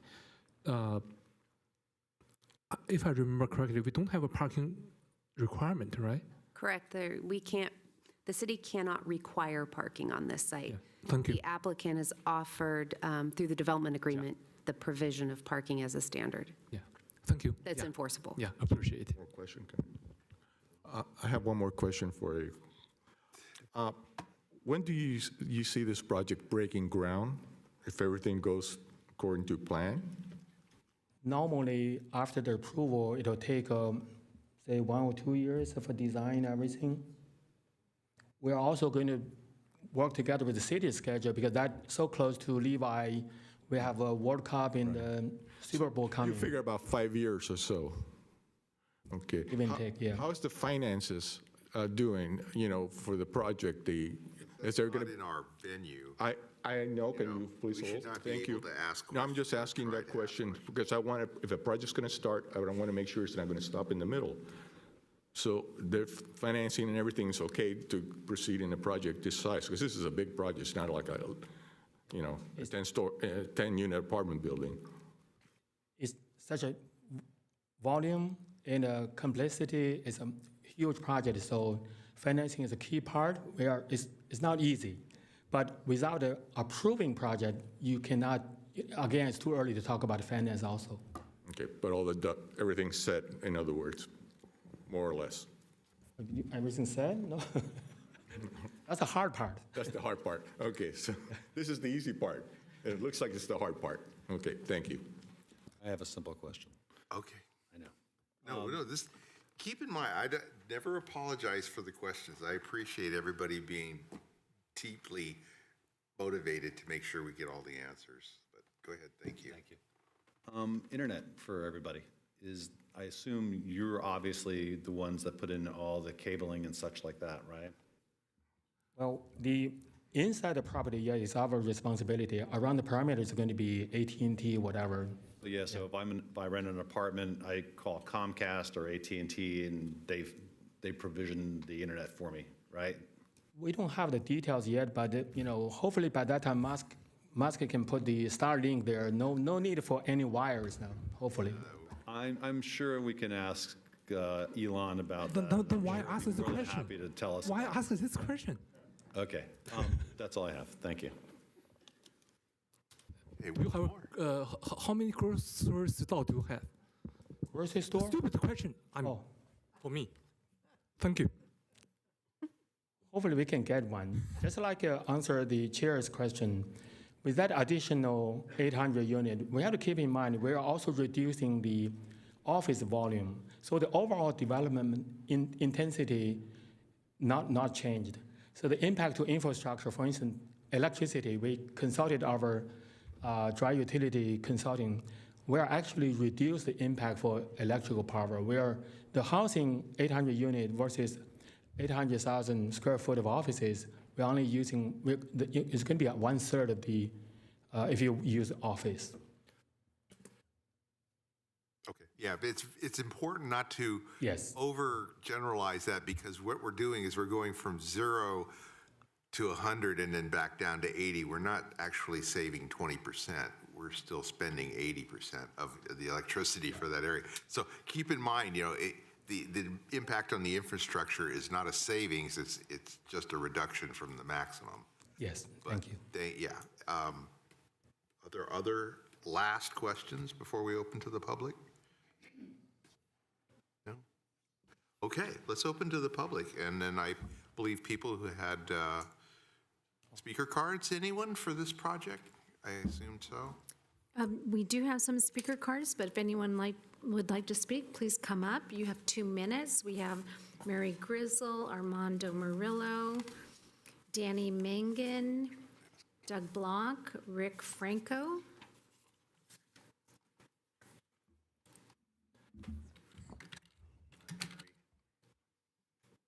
Am I ready? Thank you. Good evening, commissioners. My name is Mary Grizzle. I'm speaking on behalf of myself. This area in District 1 that we are talking about is in dire need of revitalization. Many of the owners of properties that were willing to build in that area have long gone. The time is ripe to move to approve a project that will begin to beautify and provide vital housing and retail to the area. This project will, if approved, spur other developers to build in the area. I feel this project, if approved, could become the catalyst for more projects to come to fruition in that area. We really need to begin somewhere, and Kylie has the ability to be that catalyst. I have followed this group for at least 8 years and have seen them consistently bring the project to the public. They have done more than their part to make the project work. I am hoping tonight that the planning commissioners will give them all thumbs up for this project. Thank you very much and have a wonderful evening.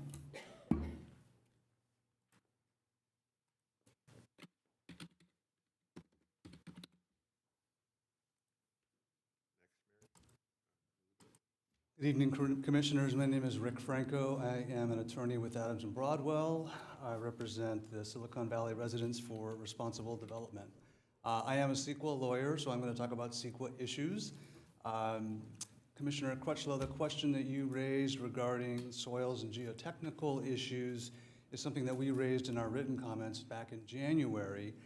As staff pointed out, the EIR for the project includes a mitigation measure which directs the applicant to hire a qualified geotechnical engineer to prepare a design-level geotechnical report for the project. But by deferring this report until after the project's approval, the DIR fails to integrate critical data and analysis that could significantly affect the understanding of the project's environmental impacts. In CEQA terms, this is called deferred mitigation. The outcome of this geotechnical report could require additional actions under the mitigation measure, including a pre-construction survey, a crack survey, and settlement monitoring program to be developed. So none of this has happened yet. It's to be developed somewhere down the road. We don't know the outcome of those studies, and as we pointed out in our previous written comments, we believe this is a key failure under CEQA. I am going to touch on briefly another parking issue other than the one you've already been talking about, and that's the Levi Stadium parking issue. There's 3,300 spots on this site that are used for Levi Stadium parking. Some number are going to be lost.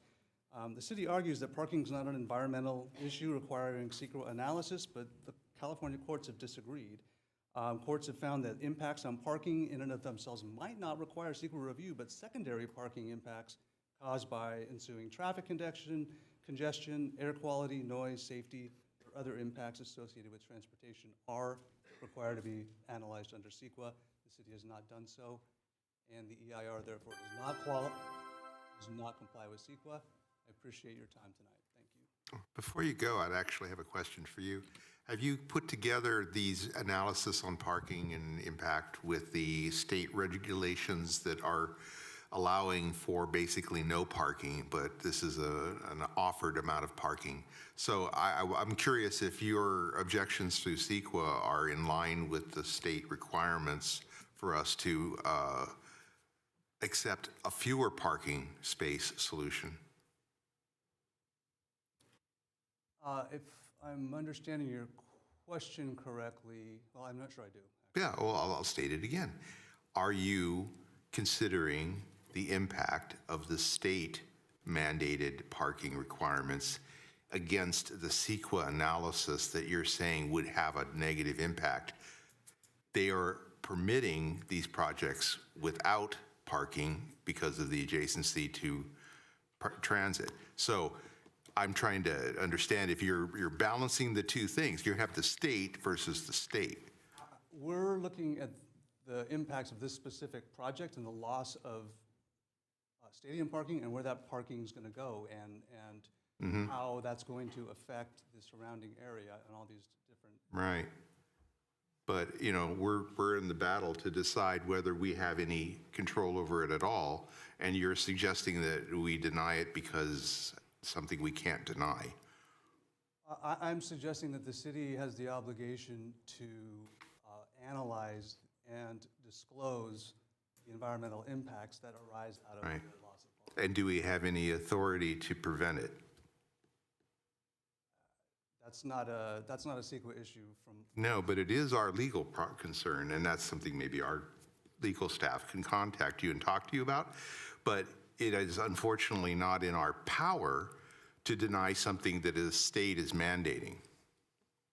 And what I'm suggesting is that it's in your power to not recommend approval of an EIR that does not fully analyze and disclose. Right. Only if we have a basis that we can do so on. And if we have no legal basis to do so, we are not meeting our obligations. I believe CEQA gives you that obligation. Okay, that's why I have lawyers in the city to comment on that. Next, thank you. Good evening, Commissioners. My name's Doug Block, and I'm with Silicon Valley Residents for Responsible Development. Our coalition includes Sheet Metal Workers Local 104, UA Local 393, IBEW Local 332, and Sprinkler Fitters Local 483.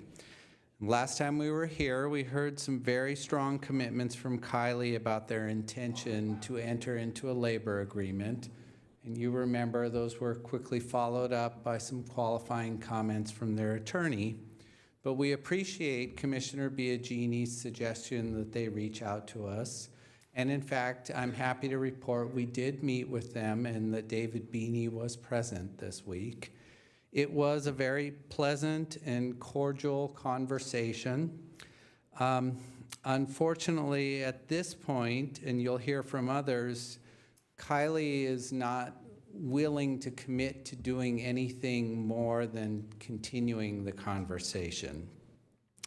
And sadly, we have seen this movie before with another large project developer that came before this commission, and that movie did not have a happy ending.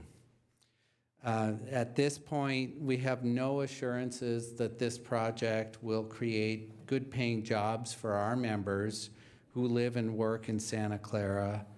And while, of course, we are happy to continue the conversation with Kylie and fully intend to, we cannot support this project at this point without the assurances. And I'll stop there with more time on the clock. I got a question for you. Yes. In the other projects that you're discussing right now, where the workers, the other workers, where they came from? Where they came from out of state or other places, or what happened? In this project, we had a lot of ongoing dialogue that in the end did not result in any labor agreements. And so there are no local hire provisions within whatever work that developer is doing. It frees them up to bring workers in from out of state, to pay less than prevailing wage. So you saw that happen? Correct. Okay, out of the country too, or? This is a very common phenomenon in construction, which we work to stop. You enlighten me. Thank you so much. Thank you. Okay. Next, and then we'll get to questions. Yeah, okay, never mind, I'll hold. Good evening. My name's Danny Mangan. I'm a union rep for Sprinkler Fitters Local 483. I represent over 900 members, that many who live and work here in Santa Clara. You know, my main objective as a union representative is to secure work for my membership and you know, ensure that construction workers can make a good livable wage with good benefits in order to continue to afford to live here in the Bay Area. So, you know, myself and along with some of my trade partners, specifically the Silicon Valley MEPs, have indeed met with Kylie with the goal of working towards a labor agreement. You know, a deal that ensures that, again, our members can work on the project and make a livable wage, and then on our part as well, provide quality trained craftsmanship that can get this project done efficiently and on time. And at this point, as previous speakers mentioned, Kylie's unwilling to make that agreement. So, you know, at this point tonight, I'm here to say that I'm not in support of this project. Okay, go ahead.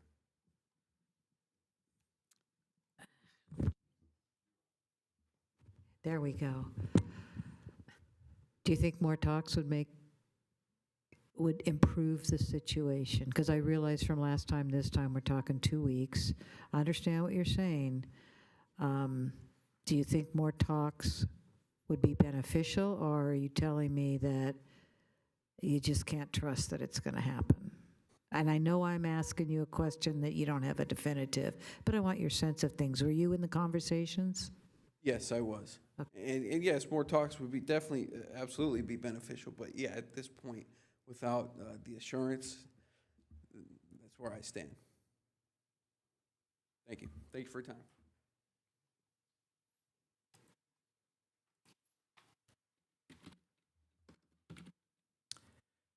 Thank you for this opportunity to speak to you. My name is Armando Murillo, and I'm a field representative for the Northern California Carpenters Union out of Local 405. We cover the South Bay, and I'm here to discuss the proposed residential development at 3000 Democracy Way.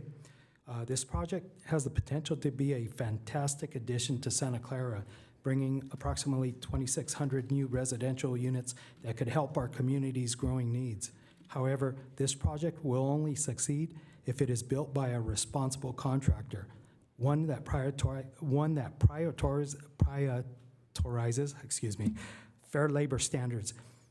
At the Carpenters Union, we had positive conversations with Kylie team and are eager to continue those talks to secure a responsible contractor for this development.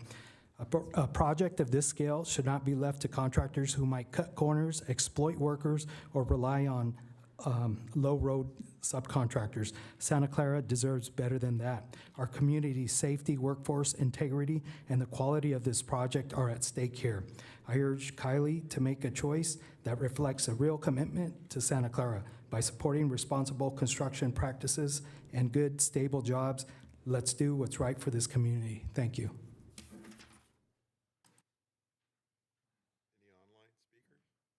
We do have 2 hands online. Catalyze SV, you should be able to unmute and speak. Thanks, Leslie.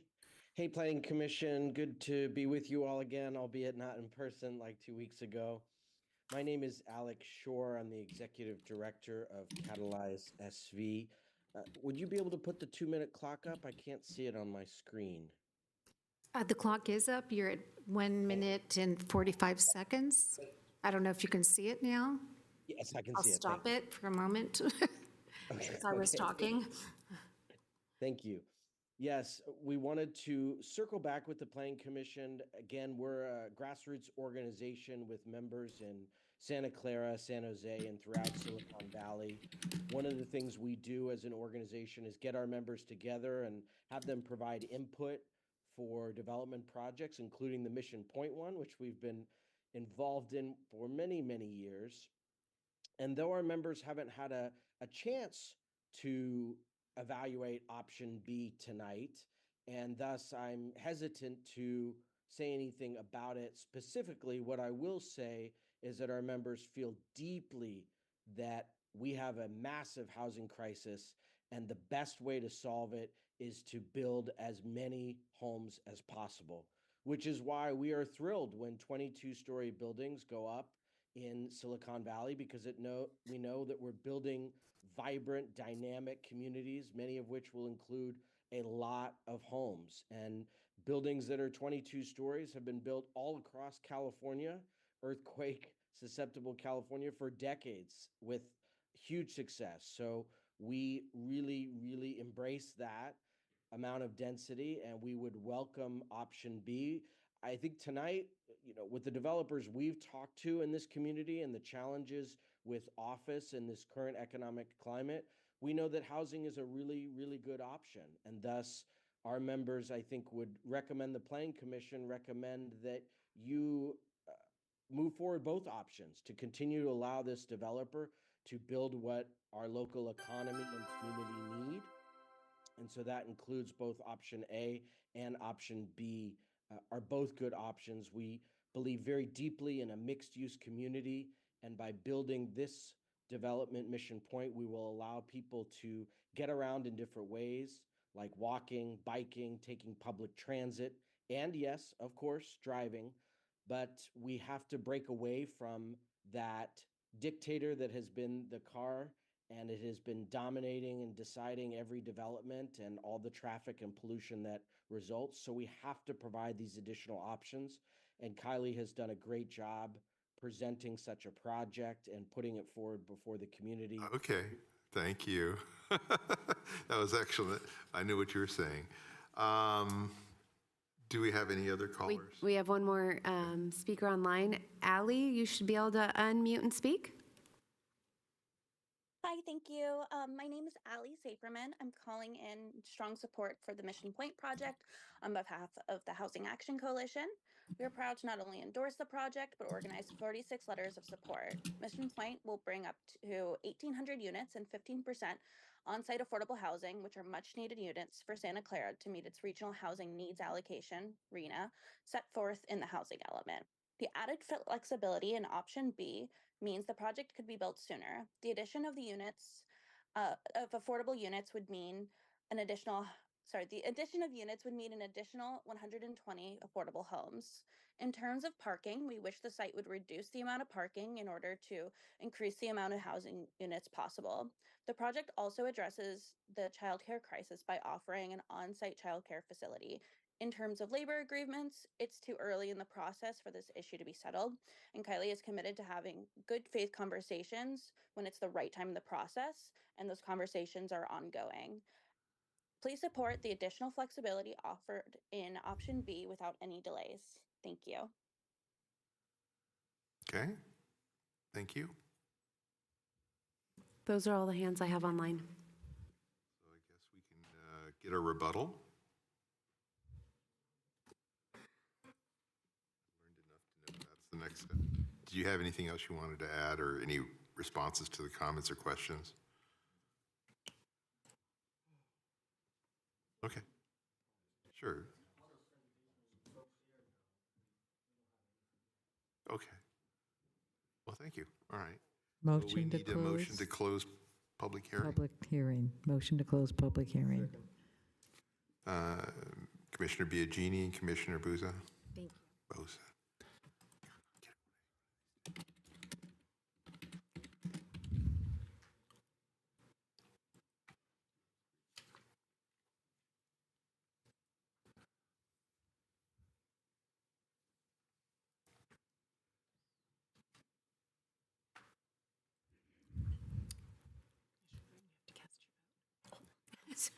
Yeah, when we see the adoption come up as the option, that's kind of Okay, the confusing. motion passed. Thank you. Thanks. Conversations with staff. Okay, we have comments and questions within the commission. I have one. Abby's not here, Xander, but I have a question that I raised last time about labor language. May I can tell you basically what it is. I'm guessing that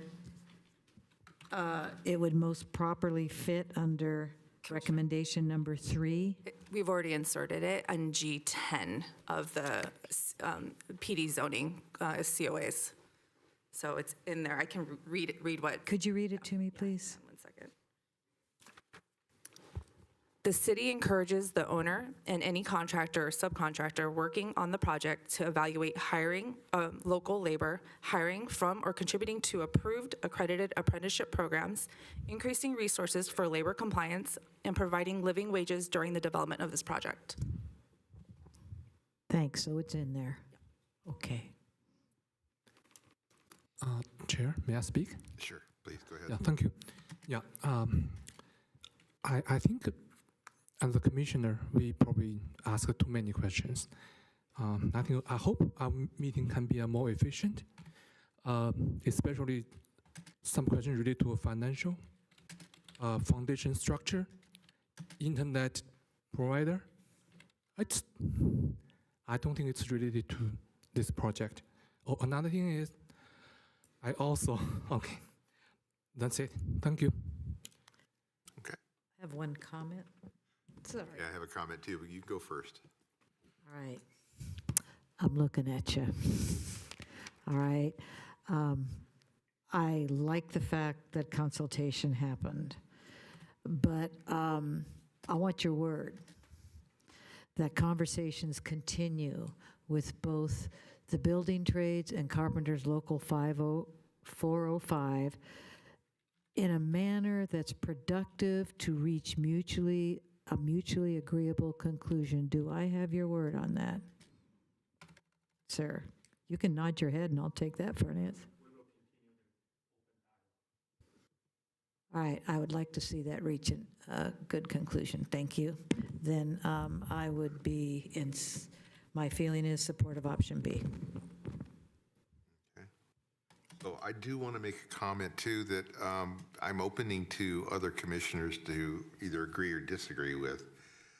We as a planning commission aren't considered advocates or representatives of labor unions. It is not our charter to be so. What we can be, and at least I hope we are, and I know I am, is an advocate for jobs and for residents of Santa Clara. That means labor unions who live in Santa Clara, work in Santa Clara, are our responsibility to help prosper because this is our city. So I hope that when you hear our support for labor unions. You're not hearing it as any, unfortunately, not as a legal requirement, but as a strong advocate for those residents of this city that will benefit from this project. I think, I personally at least, would like to see something agreed to. I understand that you can't do that until you have designs, but it could be tracked and reported, at least through the process of approvals that you're going to be proceeding through with the city if this project's approved. But anyway, others can comment. Go ahead. So I agree that we want to support the people that live here so that they can work and such, but as Planning Commission, we have to be neutral. I want to make sure that, you know, we stay kind of far as much as we can, yet we still recognize that we want to support the labor unions and such, but we cannot require that. The other thing that I want to make sure that I'm very concerned about with the wording that you have, is that something that has actually gone through the courts, that the city, whomever may have used that language, was not put on the hook for? Because I do not want to get in the middle of, let's say, a dispute between non-union and union labor, and all of a sudden the court says, hey, you as a city have made some, you know, statements about this, and therefore you're on the hook for the liability as well. And this is something that has happened. So when we put this kind of language in, number one, how well has it been vetted to make sure that we are not liable in any way, shape, or form? I'm aware of 2 cities that have. I know this language has been used in other projects that, you know, that Xander has advised. I don't believe it's ever been challenged in court, but the language is saying the city encourages, right? And so there's no mandate, but it is something that we are, you know, encouraging the developer to work with the unions in trying to achieve it, you know, some type of agreement. If it helps, you might want to check. I know that long before this conversation came up with us, because I understand your point, the city of Martinez, and I can't think of the second one, there were 2 cities in the Bay Area, actually had stronger language, but I understand your point. Now, what I would like to do is, I know that Commissioner Biagini loves to bring this one up, and I do agree with her. Yeah, it's encouraging. I want to make sure that we're all clear about it, but I also would like to ask staff, we can only recommend, right? That's all the Planning Commission can do. I would like to see the city council, who I believe tabled this before, have it brought up again and saying, hey, since you're the ones that vote up or down, I want, you know, you be the ones to say that this language should be in there all the time. Okay, because I think that's really the best place to put it, as, you know, and if they agree to it, great. If they don't, then I'm sure Commissioner Biagini would be more than happy to remind them, and I will help her in that. Yeah, and actually, I had, now we're going back, was it August of 2023 or before, where I understood the council had taken some action.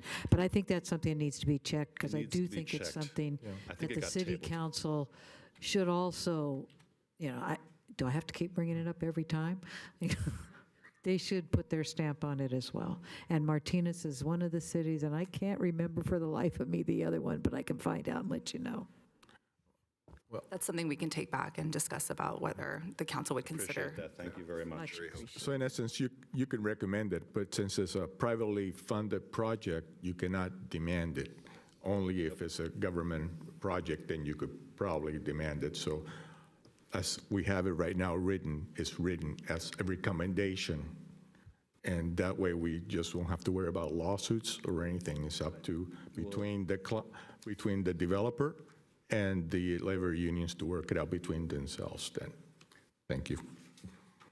Yeah, I think that's kind of what I said. Well, I think we want to make sure that we're very clear about this point. And I also want to make sure that the applicant understands where the Planning Commission stands, and staff knows what our requirements are and what our requests are. Thank you. Okay. So do I hear a, Wait a minute, I think there's still a discussion that we have oh, to go there's on. still other people want to comment on? Oh, Nobody else, because I have stuff. okay, go for it then. I'd like to hear it. We're discussing amongst ourselves now, Yes, this correct? is our Yeah. Our time time. to chat. Okay, so I am concerned about the parking. I think that I want this to be successful. This sounds like a great project. I think that, I know that we cannot say anything about, what the requirements for parking are. But that being said, I mean, when I look, at our statement of values, and we very clearly say, let us seek wisdom that we may act in the best interest of our people and our neighbors, I have to follow that as my main principle. And I know that there is some legalese saying that, no, I can't require it. Fine, I understand that. But we're making a recommendation to council. And so when I vote for this, I want to make sure that, it is a successful plan that we're producing. With that said, that's really let's see, I am concerned about the fact that we are not knowing about the mitigation about the land up front, that we're voting on it blind, right? I'm sure that you want to be just as successful as anybody else. You don't want to have all of a sudden a building that has issues that you have to come back to because it gets very costly and such. But I would have liked to seen this here. And that's probably one of my biggest things is safety, is making sure that whoever goes there understands that they're on the 22nd floor, everything's going to be fine. So I am concerned about that. The 49er parking, yeah, it's as presented by some people that came up here. I understand that that is an issue. So I have definite concerns about this application.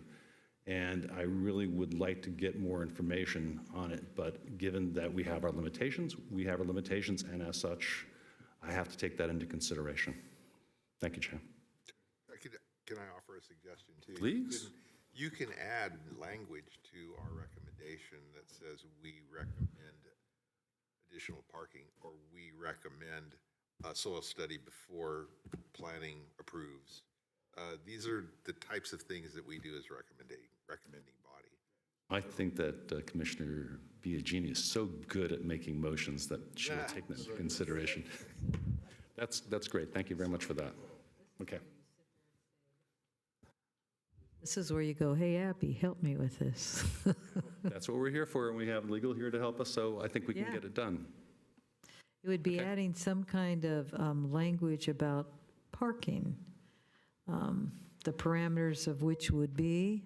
I think initially all we can say, since we can't require it, we can say that we have significant concerns about a 1-to-1 ratio, that it is insufficient. As much as people believe that, hey, we want to get more people using mass transit, yes, I get that, but you can't lead a horse to, you can lead a horse to water, but you can't make it drink. And I want to make sure we're practical. I would love to see more people take mass transit and such. I mean, I work from home, so I don't have a big problem with it. It's from my one bedroom to the next, and life is good.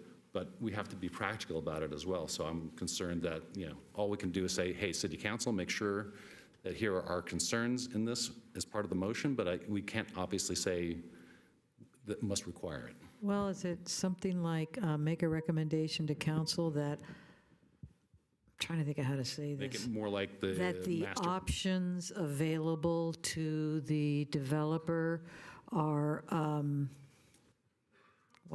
seriously considered out of concern for the parking issues? Yeah, I think we raise in writing as part of the motion that we say, okay, we are concerned about the parking ratio of 1-to-1, that this is not adequate, and we want to be successful. And then the other thing regarding the land and the reporting, since we're obviously not going to get a chance to see that at all, that we're very concerned about, given the location, that this is being built in a way that will be successful.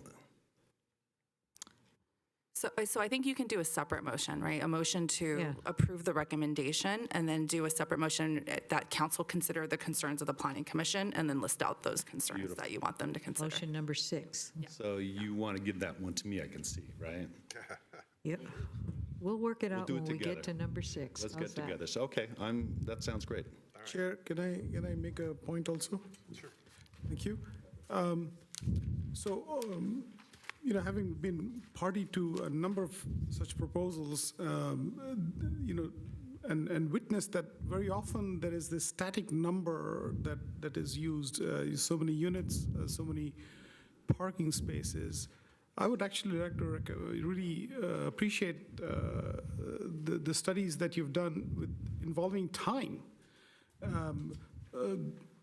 Isn't the question very or the point very well made? Where let's go out and look at some of the parking spaces that are available around office buildings here. They're just vacant lots, doing nothing except occupying space and not being utilized. So I commend you for thinking about the time value of space and how that can best be utilized. We can always quibble about, is it peak at 10 o'clock in the morning or 11 o'clock in the morning, et cetera, et cetera. So you could still be, let's say, off base, right? That's certainly a possibility. On that point, I would like to support the points that the commission is making, that you maybe consider modifying it to 1.1 or 1.2, some other additional parking spaces that may be needed. But to my colleagues, this is the first time I'm seeing the evaluation of parking space with time, the utilization of it. So that's very commendable, and thank you for doing that. Yeah, I echo Commissioner Bodnagar. Yeah, instead of let the parking space just vacancy there for nothing. So I prefer leave this question to the professionals. And I also appreciate the recommendation by the staff. We have this parking motion separate. Yeah, thank you. All right. I think we're ready for a motion. Commissioner Biagini. Commissioner Biagini. Yeah, Commissioner Biagini. We start with the ones to fix. The parking one? John, do you want to put the recommendation slide back up? Have you decided between option A and option B? I think we're unstatedly in favor of B or beta. Can I just take a raw, just a official we could count? actually- Does everybody agree to B, yes, unofficially? We could even have B. a quick vote as to who's favored Okay, A or if he B. doesn't, then we should, if one of us doesn't, we should. Then we need to make it formal. 800 units, probably another 1,000 people or more coming in there. I don't know if our infrastructures can take it. I know what we're doing right now is discussing parking spaces, which is critical, but my concern is the amount of impact on our infrastructure, and you're talking having in that small area there, close to 4,000 people probably living in there or more. That doesn't make sense to me at all. And when it comes to we need more housing, we have housing, but the problem is that the housing, the new constructions that we have now, a lot of people cannot afford it, even though they go in reduction, and even though you're going to have 120 units that you call it affordable housing. But the problem is some of the apartments will go for like $3,500 for a one bedroom or more. That's the problem that you're having right now. So let's fix reality, what it really is, not just, developers are the ones who are loving this because they're making money left and right with these developments. So, but let's be realistic on another 800. Let's actually have a motion to vote on option A or B. It's good idea. That way you can have your say in the vote. Okay, can I make a motion? Please. Motion to recommend the council adopt option, you guys are going to help me on this, adopt option B. I will second. Okay.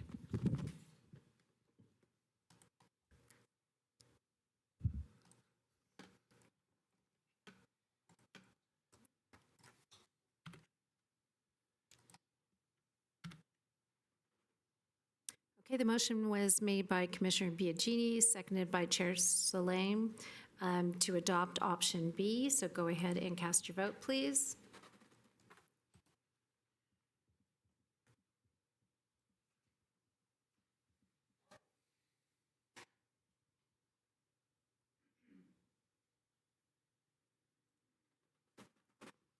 Commissioner Crutchlow, Oh, you're thinking, okay. I'm thinking. Okay, very good, thank you.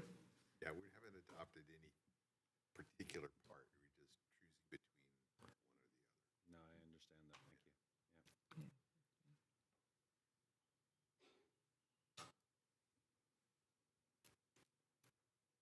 Thank you. And the motion passed, thank you.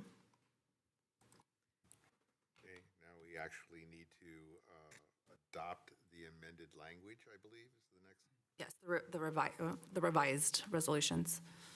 And Chair, just, I wanted to put on to the record about the geological study, just pointing out to the Planning Commission that the mitigation measure really is in there because there are no building designs right now.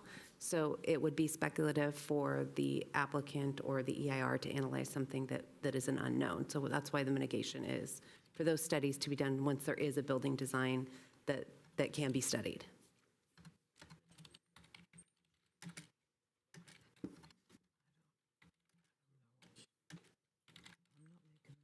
Go ahead.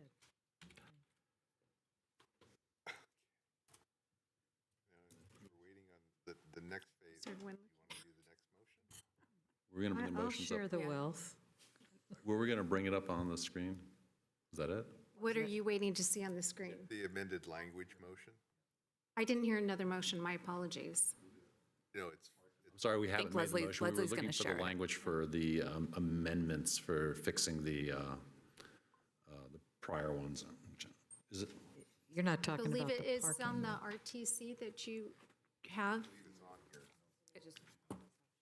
Yeah, I want to be clear. It's in the with- agenda packet. So here's the, so we can here's pull the it up, staff I'm sure. recommendation, and we just need to replace option A with option B. Okay, so that's the first one? Yep. Adopt the revised resolution for option A. Just make it option B. Yeah. Let's say option B instead. All right. Thank you. I move to adopt a revised resolution for option B, to recommend the city council adopt a final EIR prepared for the Mission Point project, schedule number 201-807-2068, including a mitigation monitoring and reporting program, CEQA findings, and a statement of overriding considerations. Second.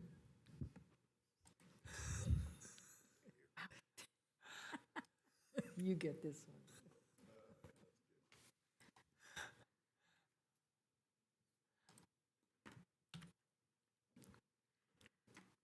Okay, the motion was made by Commissioner Crutchlow, seconded by Commissioner Wang to approve staff recommendation 1 with the revised resolution for option B. Go ahead and cast your vote, please.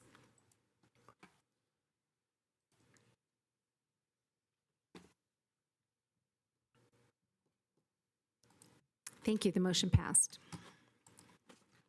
All right, I move to adopt a revised resolution for option B, to recommend the city council approve a general plan amendment to add 2 new land use designations: Uburban Center Mixed Use and Uburban Center Mission Point. Second.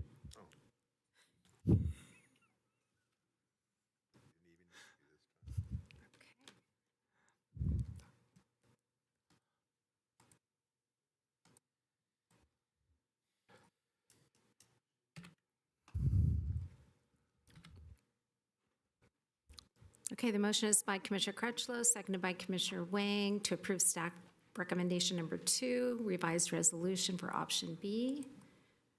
Go ahead and cast your vote, please.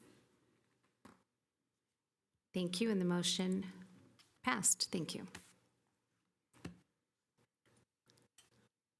All right, I move to adopt a resolution for option B, to recommend the city council approve the planned development rezoning from ML Light Industry to PD Planned Development. Second.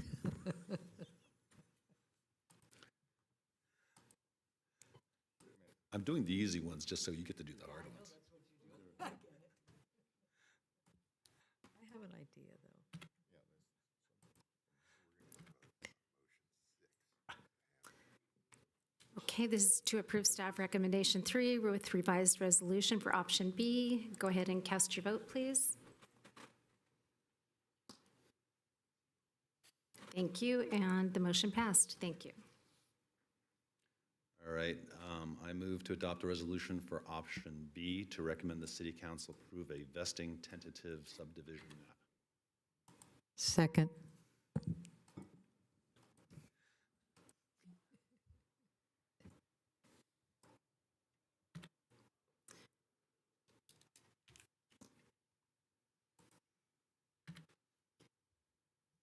Go ahead and cast your vote, please. And the motion passed. Thank you. I got a question for staff. Wasn't there corrections that had to be made? Because that's. We did that on the first motion. That one, okay, sorry. Thank you. Did you want to do the last one? Is this the one where you would, where does the part about recommending or we would like you to talk with union, does that come in one of these? We're gonna add it to, we're gonna make it a sixth motion. Separate. So Okay, then we're we'll going to do have it- 7 motions. All right, so I'm going to do this one, then you get to do the next one, okay? Okay, I'll do the parking Yeah, one next. can I make one correction? Apologies on the slide for number 3 for the plan development rezoning. It's actually from high-intensity office R&D to PD plan development. Okay, so do we ML make a was the motion old- for this to change it, or? Wait, hold on a second. When you're making that motion to change it, do you have to put Plan B, or could it just be the complete project, not it saying Plan B or with Plan A? Because all we're doing is just changing it from the zoning. Is that correct? You're changing the zoning from what it is right now, which is high-intensity office R&D, to PD plan development, and that plan development is for option B. But it could be also from Action A. Doesn't really mean. If you wanted to recommend option A, you could, yes. Well, Either option. right, either option, say Correct. that. There you Yes. go. Let's do Yes. it that way, with either option. Well, no, you need to make a recommendation make that for one of recommendation. the options, We have to make a recommendation. not either. Yeah, because it doesn't make any sense if we want to change the development but not go with B or A, because it could change at, any time too. Council. No, we No, have you to make a recommendation. Yeah, you have to make This is where we're one. But that's where we get stuck. Yeah, we have to commit. I mean, you can make us, you can make it, Going with B, you're going to get stuck with not making anything. That's what I'm saying. This doesn't make sense. But go ahead. Let's make the motion. so in doing this correction, do we do it as a motion? I think we need to amend the prior. So, Correction. so I Yeah. propose an amendment. Yeah, to the prior. The prior motion regarding the adoption of resolution for option B to recommend the city. It's a technical wording modification, not a substantive change of the content. I said an amendment, yes, I agree with you. Oh, changing as we go. Now I'm going to have a really hard time reading that. Thank you. So amend the motion to say adopt a resolution for option B to recommend the city council approve the plan development rezoning from high-intensity office R&D to PD plan development.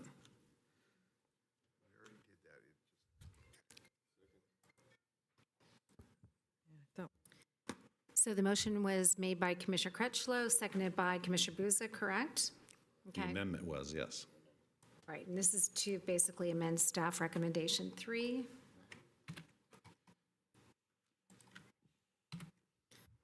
Go ahead and cast your vote, please.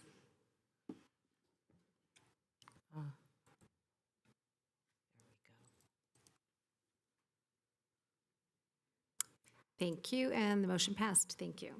All right, so let's go for number 5.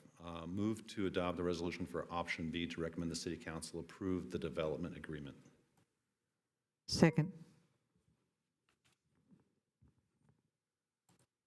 And it already contains the wording for labor and B. Yeah, I wasn't sure I Yes. heard That is, your, according to staff, it was not.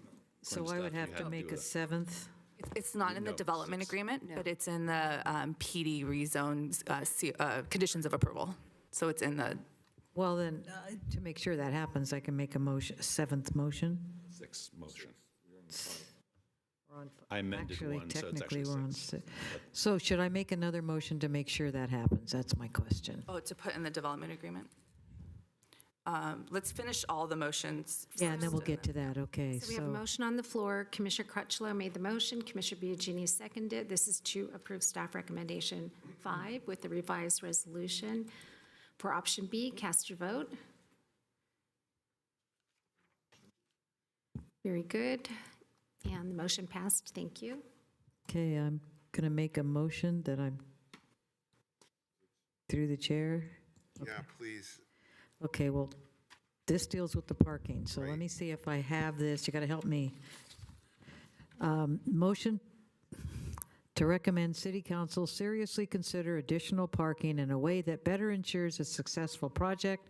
The current consideration of 1-to-1 plus some shared parking with Levi Stadium and commercial entities raises great concerns of the Planning Commission. Does that get it?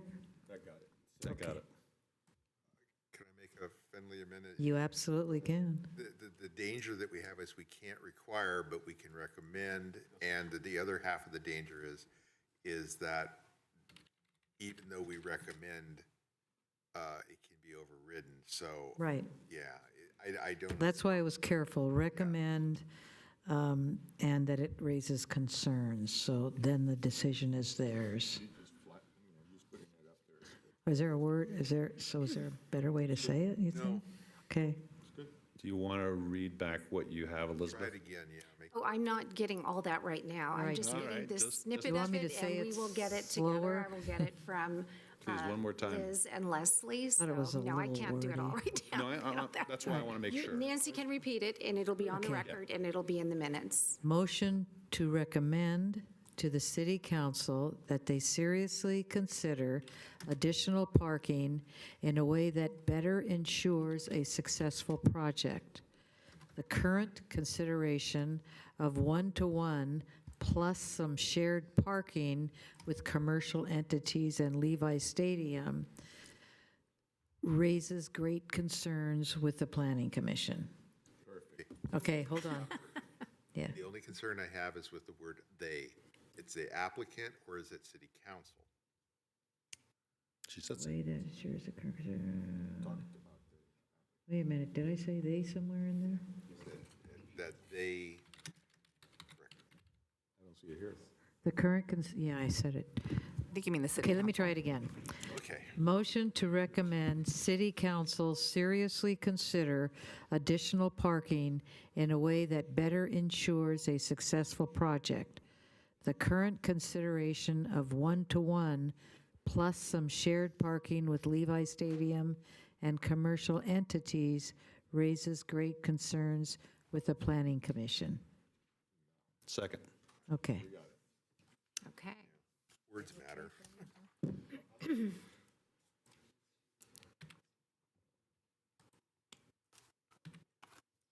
So the motion is made by Commissioner Biagini, seconded by Commissioner Crutchlow. Go ahead and cast your vote, please.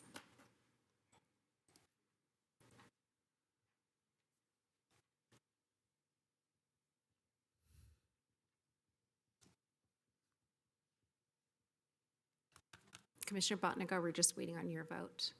That's fine.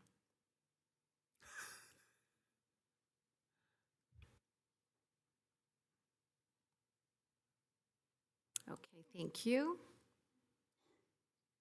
And the motion passed.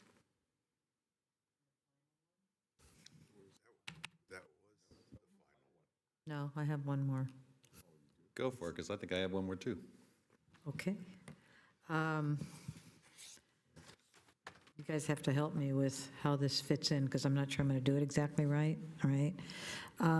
Recommend that the City Council encourage developers and contractors to hire local labor from accredited apprenticeship programs, increasing resources for labor compliance, and providing benefits and living wages for this project. Okay? Is that the wording that staff? It's pretty close. It's pretty close, but it's not exact. But I mean, we can, I was trying to write it as fast as yeah, I could. or do you want to just mirror the language that we've crafted in the COAs and recommend that count? Are you trying to get them to, Did it include the, I wasn't, or you want it in the development agreement? Is that what you're trying to, say that again? you want this language also inserted into the development agreement? Or, Yes, but it did say increasing resources for labor compliance. Can you read it? increasing resources for labor compliance and providing living wages during the development of this project. I'm good with that. Yeah, okay. So you would like this language? That language is fine too. Okay, and but you want City Council to consider putting that in the development agreement, or Yes. yes? Okay. Recommend to City Council. Okay. I'll second it.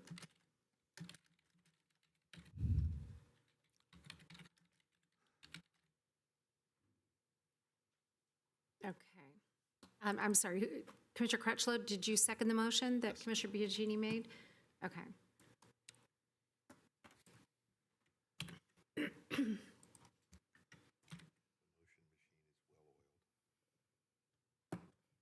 Go ahead and cast your vote, please. It's interesting. When I look at my screen, it just says motion adopt, but it's correct up there. You have to toggle on your screen. You'd have to move down. Okay, very good. Motion passed. Thank you. I have one final motion. I know this is not going to be good, but I think Commissioner Puza would like it. I would like to make a motion that the City Council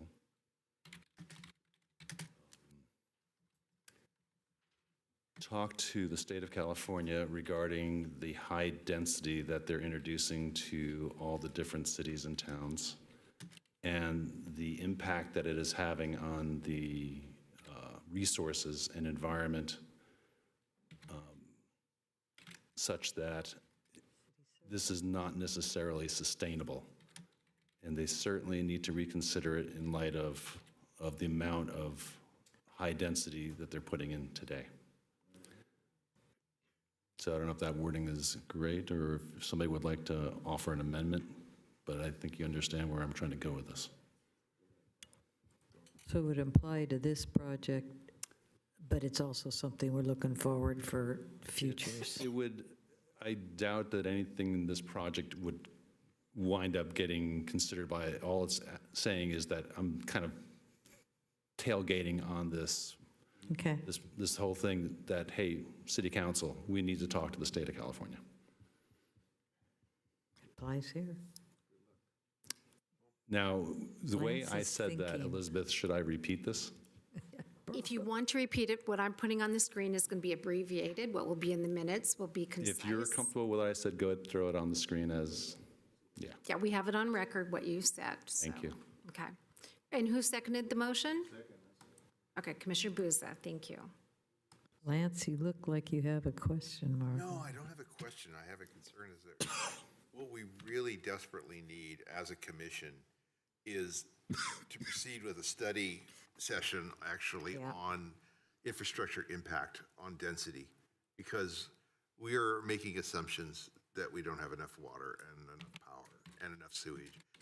It's logical assumptions. These are assumptions that are born from common sense. But does our city have the capacity to handle this level of density increase without running out? And, okay, it's easy to say no, but I would like to hear it from the departments that are actually responsible for providing those services. Let me just say that the reason that I put this in here, the factors that you're bringing up, absolutely I agree with. Yeah. I'm originally from New Jersey, where we had a lot of high density in northern New Jersey, where I was from, and it was insane what it did to the different cities, what it did for people and stuff. It was not good. And so I want to make sure that City Council starts taking this on as a project, because there's a lot of aspects that need to go into it, including those things that you had mentioned, Chair. But also just, for example, we do not know what the current level of renter occupancy is in the city. Simple metrics like that. So I think there's a lot of discussion that needs to go there, and I want to make City Council aware of that. So again, it's not necessarily anything specific to this, because there's no way that we can change that, and it's just something that I think City Council in the future, they need to address, and it's the state of California, in my opinion. It's also our city and city staff that are going to be responsible for verifying that the projects that we're approving are actually sustainable. So trust that they do that as a normal part of their job, but it would be helpful to us to know what our limits are and where the city is going for its future density. And also to pass it on to our citizens, because if, they need to know this. So if there are any objections, they'll come from them. So I heard a motion. Who made the second? Second. Thank you.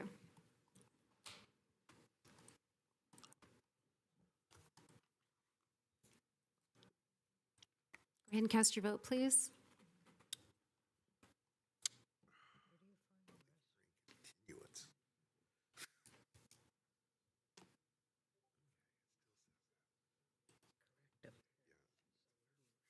You can see it up there. Thank you. The motion passed.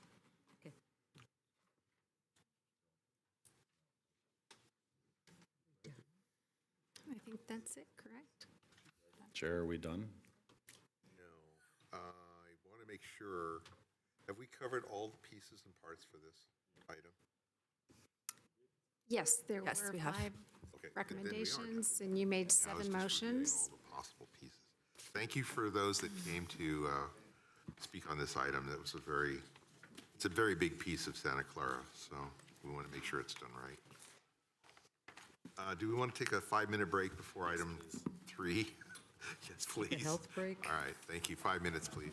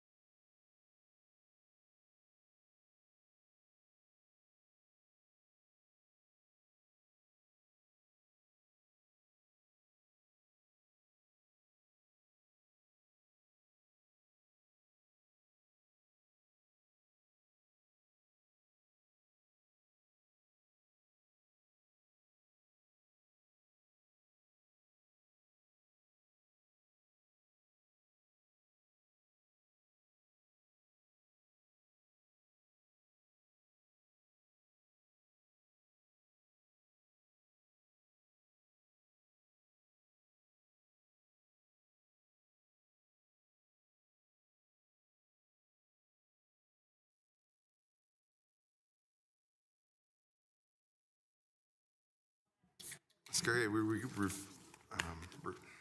Let's get started. We're on item 3, public hearing action on conditional use permit for a new drive-through restaurant, PLN 22-00428 at 3575 Stevens Creek Boulevard, CEQA Class 3, categorical exemption section 15303. So I assume we have a presentation. Thank you. We do. Just, all right. 1 second. All right. Steve Lee, project planner for this item, number 3. Two considerations requests here in front of you. First one is determine the project is category exempt from formal environmental review per CEQA sections 15303, new constructions or conversions of a small structure. And the second request is for the conditional use permit to allow a new drive-through restaurant at 3575 Stevens Creek Boulevard. A little bit more on the site area here. The site is a half acre, a little bit more than half acre, northeast corner parcel of Harold Avenue and Stevens Creek Boulevard. The general plan land use designations is regional commercial. Zoning is also regional commercial. And the surrounding uses for the commercial offices and preschool to the north, commercial retail to the east and west, and San Jose commercial retail to the south across Stevens Creek Boulevard. And just to single-family residents at the northeast corner of this parcel and the northwest corner across Harold Avenue. Here's some photos of the existing site. Existing site is a existing 2-story commercial, retail and office building is vacant now. As you can see, it's fenced off. Picture on the left is from Harold Avenue. The one in the middle is the corner of Harold and Stevens Creek Boulevard. And the one on the right is looking west on Stevens Creek Boulevard. I'm going to go over some project detail here. The project will propose to demolish the existing commercial office building and construct a new 2,300 square feet single-story drive-through restaurant building for Starbucks. There's going to be a new surface parking lot with 19 parking spaces total, outdoor seatings, bicycle parking, new on-site and right-of-way landscape improvements, including 3 new trees on Stevens Creek. There's one-way entrance from Stevens Creek, where there's one driveway now, but it's going to be relocated and become a one-way entrance. On Harold Avenue, there are going to be a 2-way entrance, and then one-way entrance that splits into a dual drive-through lanes. Here's the site plan so you can visualize all that. On Stevens Creek here, on the bottom, you'll enter one-way. With that arrow there, you can see you will access to the surface parking lot. On Harold, there's the 2-way entrance here if you want to access to the surface parking. And then if you go further north, there's the one-way entrance that splits into the dual drive-through lanes. That dual drive-through lanes spins around, turns right to the, it orders here, and of course turns right here for the pickup window. And then it exits out onto Harold Avenue. The outdoor seating is just to the front here of the new retail building, and the bicycle rack is just behind this tree rendering here. Here's some elevations of the proposed building. On your bottom left, that's the view from Stevens Creek, and if you're on Harold Avenue, on your top right, and then the pickup window here would be facing the commercial uses to the north. And the west just faces the commercial use to the west of this site. The proposed operations for the Starbucks, the hours is from 4 a.m. to 10 p.m., 7 days a week. Trash collections is planned for 1 to 2 times per week, Monday through Friday, 7 a.m. to 5 p.m. There was a request in one of the public written comments to make these conditions of approval for this use permit. So I'll add that, you'll see that later in our recommendations as two conditions for you to consider to add. Drive-through capacities for 15 cars with surface parking lot for 19. When drive-through exceeds max capacity, Starbucks proposes to temporarily close drive-through entrance with traffic cones and staff assistance. For public outreach, we had the developer hosted 2 virtual community meetings, one on November 13, 2023, last year, and April 2nd of this year. Both meetings has over 40 participants attended for each of the meeting, and they share the following concerns, mostly oppositions to the drive-through component, including the 2 drive-through lanes, noise, air qualities, vehicle accidents, increase in traffic trips, cut-through traffic on Harold, going from Stevens Creek to Prune Ridge, and vice versa. Speeding along Harrow Avenue, and the need for stop signs in the intersections of Forest Avenue and Harrow Avenue, which is to the north of this site. And conditions considering the existing preschool to the north on morning commute and queuing.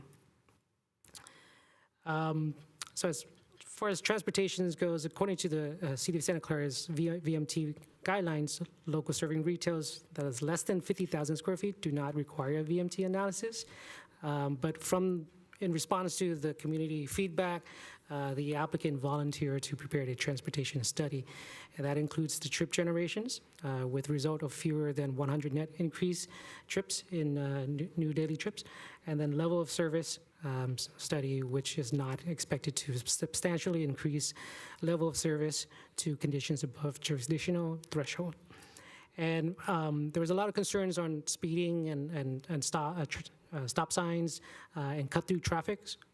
This is actually, this concern is a traffic calming effort that the city is aware of, and we have the traffic engineer, Steve Chan, here, who can help answer any questions the planning commissioners you have on this. They just had a recent outreach meeting on October 30th in the discussions of just the traffic calming component. And the applicant is aware of these conversations and volunteered to contribute fund to future traffic calming measures that comes out from that project. Noise is one of the other concern, and it's not required, but the applicant voluntarily prepared a noise study for this. And as the city standards go from nighttime hours between 10 p.m. to 7 a.m., noise sources should not exceed 50 decibel at single-family residential properties. Here, there's only one parcel that's adjacent to the northeast corner. And as you can see in the graphic, the blue line represents 50 decibel noise level. And for commercial, it's 60, and that's to the north there. Shows also blue and green. Then the project will propose a 8-foot wall along the north side and the northeast corner to further reduce noise level. Additional public comments were also received. 4 public comments attached in your staff report, but 6 additional comments that came after the staff report was published. 3 written comments from those are in support of the project, and the rest are in opposition.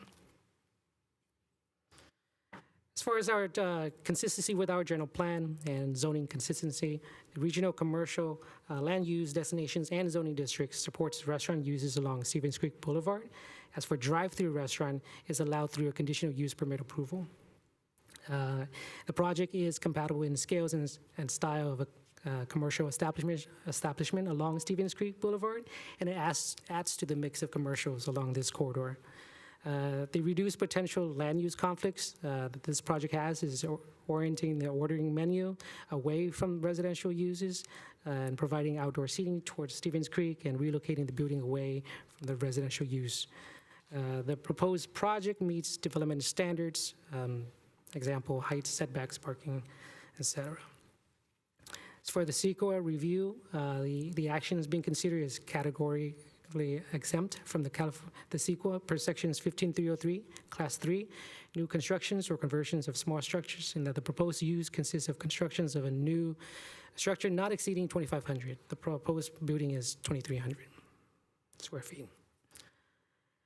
And that leads to our staff recommendations to determine that the project is categorically exempt from the informal environmental review per CEQA sections 15303, new constructions and conversions of small structure, and adopted resolutions approving a conditional use permit to allow a new drive-through restaurant at this location. And like I mentioned before, 2 additional conditions for you to consider is to add this hours of operations into the conditions of approval, and then the trash pickup frequency in the conditions of approval as well. That concludes staff presentations. Again, our traffic engineer, Steve Chan, is here. Applicant has their presentations, and the traffic as well as the noise consultants are also here to answer your questions. Okay. Is there any questions for staff before we ask for the applicant?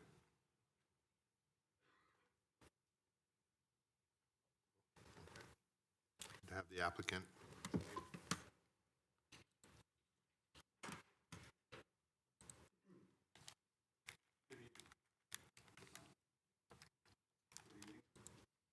No, there you go. Thank you. Good evening, Mr. Chair, members of the commission. My name is Frank Cota. I'm a principal in the firm of Greenberg and Farrow. We're the architects and civil engineers for the project. We've got a little presentation. I wanted to give just a little overview, start with some aerials here, go run through that briefly. One, the project site. This is maybe, Steve, you could, there is a little dot there there we go, at Stevens Creek and Harold. That's our site. As you can see, we're on Stevens Creek Boulevard. We have San Tomas right near there. We have Saratoga coming across. We have Prune Ridge up at the top. In that center between Prune Ridge, San Tomas, and Saratoga, we do have a Starbucks cafe. We've discussed this with the neighbors before, and I just wanted to, I'm trying to bring everything that I've learned over the past 2 or 3 years. One of them is, why couldn't we do a drive-through there? We've investigated that. We cannot add a drive-through to that location. It does need to remain a cafe, and we would keep it in business with the addition of this project. Next slide, please. I wanted to zoom in a little bit here on Stevens Creek Boulevard. Just to recap for everyone, it's definitely a commercial street. As you know, there's on our side of the street, across the street, of course, is San Jose, but on the Santa Clara side, we have other retail. We have the Jiffy Lube with their bay doors facing Stevens Creek. We have the Jack in the Box with its drive-through on the corner there, and then of course we have all the car dealerships. So it is a heavily commercial corridor that's running through that area. Next slide, please. And then to zoom in on the actual project site and Harold, as you can see, as Steve described earlier, and excuse me if I call you Steve, but we've known each other for several years now doing this project. Right behind us, we have the commercial buildings, including the daycare. I want to say that I had, on 2 occasions, went out there early in the morning at 5, started at 5. I wanted to observe, after we had our first neighborhood meeting in November, and hearing all the concerns, I went out and observed exactly for myself so I could see how the daycare operates, how the traffic and the cut-through, excuse me. I can tell you I did a little experiment. When cars do come down from Prune Ridge to Harold, moving pretty good. There is a speeding problem today. I think that's why the neighborhood, hopefully, at the very least, we've got the issue of cut-through and speeding to the forefront of everyone's mind. I'm sure the neighborhood is aware of it. But if I stood behind the tree and I heard the car coming, it was fine. I stepped out, and sure enough, they slowed down. So I do believe there are measures that can be done. This is what we had volunteered, even though it's not necessarily a direct result of our project.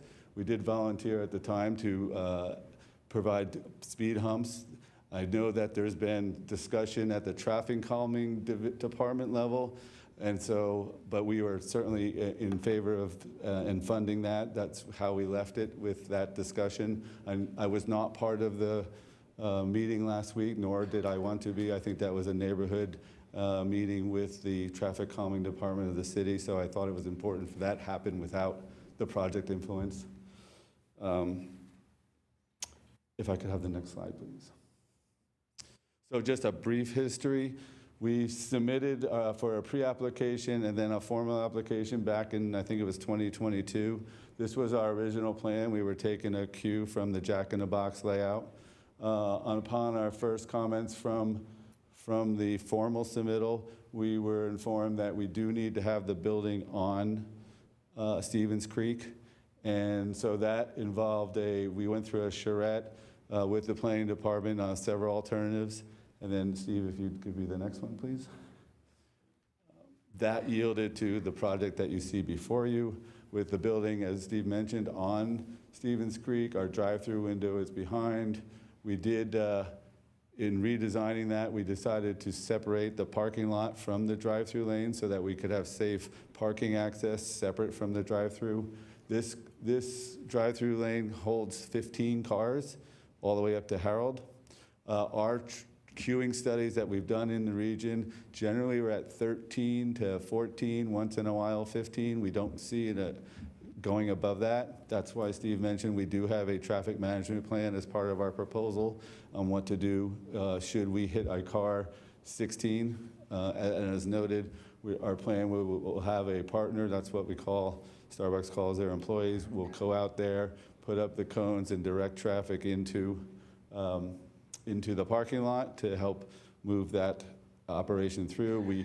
We have been, and I say we, I am an outside architect, but I have been doing Starbucks for probably a dozen years now. So excuse the we part of it.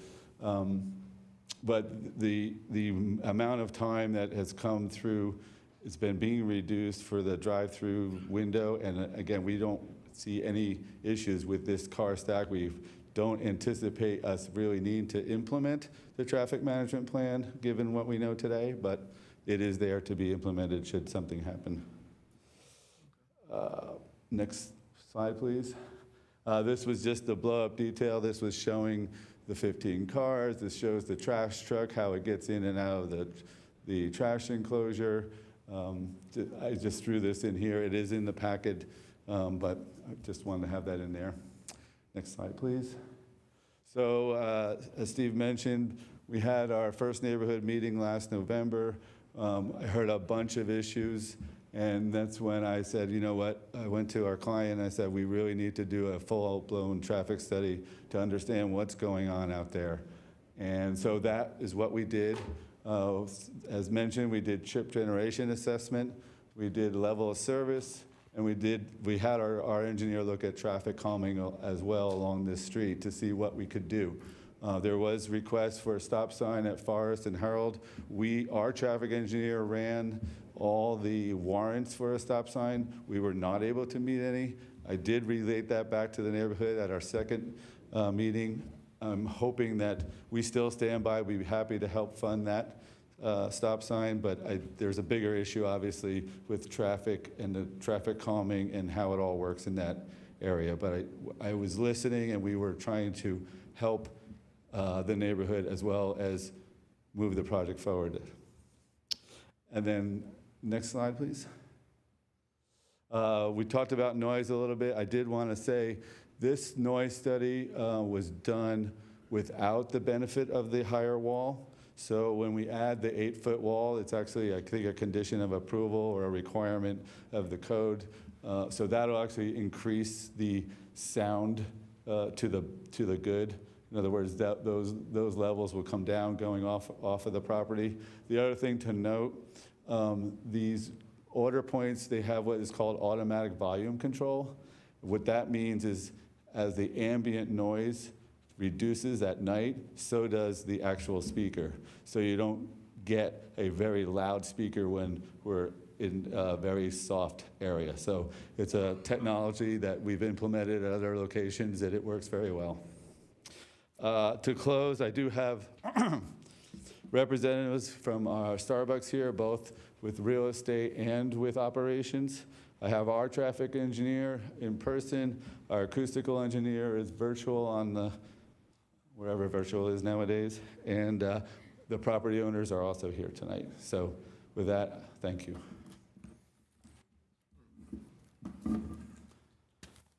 Commission questions before we move to the public? I'll just go to the public. Yeah, I got questions. Okay. So this is actually for either you or staff. Where they drive in, and you have that 8-foot wall, right behind it is residential or commercial? It is commercial. Okay, and then catty corner to it. There, maybe we could pull up the one aerial, Steve? Bel Air, yeah, he's talking about Bel Air, the street Bel Air. No, I'm talking about Harold. Bel Air is the one that's concerned. See, right there. Okay, so what I'm talking about is this direction. Can you make that bigger? Is that possible? Where's the closest residential at this point? That's the That easier corner, question. yeah, the northeast corner there. Bel Air corner. Okay. Okay, that's my question. Thank you.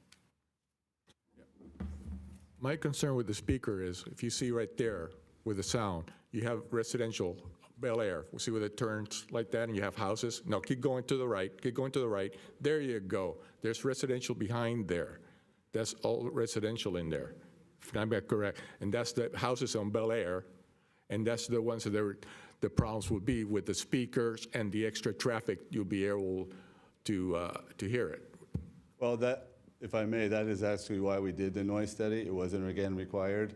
I heard noise was an issue. Our speakers actually face Stevens Creek and not the neighborhoods, and that's what the noise study proved out, that we would meet the city code for noise.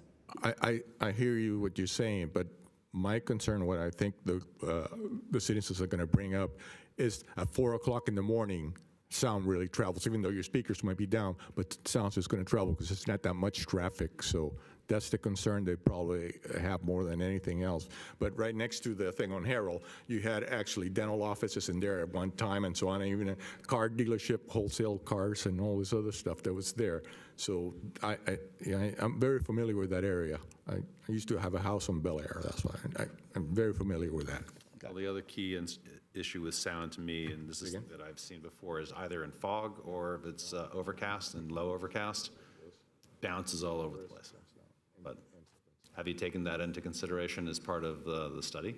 This is why I have our acoustical engineer, if we need to get into that detail level. Okay. Sure. Okay. Others from the commission? Do you have questions? No. No, I'm asking Nancy. Okay.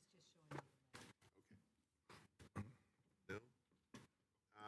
No, I don't have any questions. I've looked this over. I've used a little bit of my education to figure out that it seems reasonable, but I understand the concern that the neighbors adjacent would probably have, especially for the working hours that they're, the business hours that they're being asked to absorb. Let's open it to the public. So, Elizabeth, can you read out the cards if people have submitted them? It's okay to stand. Yes, anyone is welcome to come up, but we Everybody do is have some welcome to stand cards. up and We line have Tracy Johnson, Tom Nelson, Rihanna Goslet. I'm sorry if I mispronounced that. Well, if you heard your name, you're welcome. Okay. Hi, my name's Tom Nelson. I'm a Senior Vice President of Colliers International, a commercial real estate brokerage company here in the Silicon Valley. I've represented the Paris family, the owners of 3575 Stevens Creek, as their leasing agent for the Paris building since 2004. I'm here today to speak on their behalf, these gentlemen right here, and explain why the family decided to lease the property to Starbucks. The property is owned in partnership by 4 brothers, Rich, Ron, Dan, and Gary. Their parents, blue-collar Italian Americans, bought this property in 1956, almost 70 years. The property was their father's pride and joy and helped support the family growing up. Each of the brothers have been involved with the property over the years, from maintaining repairs, remodels, tenant improvements, management, and even occupying as tenants with their own businesses, as well as being part of their family legacy. It is a source of their retirement incomes and helps with other generations of the family who live nearby. The building has reached the end of its useful life. It was badly in need of repairs and upgrades that no longer made economic sense. Over the years, it had become harder and harder to lease, even with some of the most affordable rents on Stevens Creek. Additionally, the tenants had to deal with many break-ins and the homeless that would congregate around the property at night. During COVID, many of the businesses closed and did not return. During this time, the property was severely vandalized and occupied by the homeless. They stole the copper wiring from the building and let lit fires inside. We explored redeveloping the building, but those are not as many retail tenants today, with people shopping online and office workers working from home. Lenders will not finance many retail office developments, especially without credit tenants in tow. The property is zoned regional retail and automotive, maybe residential now. We were approached by a convenience store, gas station. Oh my God, I tried to time this earlier because I had 4 minutes. But, so, sorry if I was speeding through, but as it is today. If you borrow time from one of your other people, they could also. Yeah, but the building needs to come down. The homeless, it's a problem, drug addicts. It's just horrible. Hi, I'm Tracy Johnson, and I'm the president of the South of Forest Neighborhood Association. And I've lived in this neighborhood for 24 years.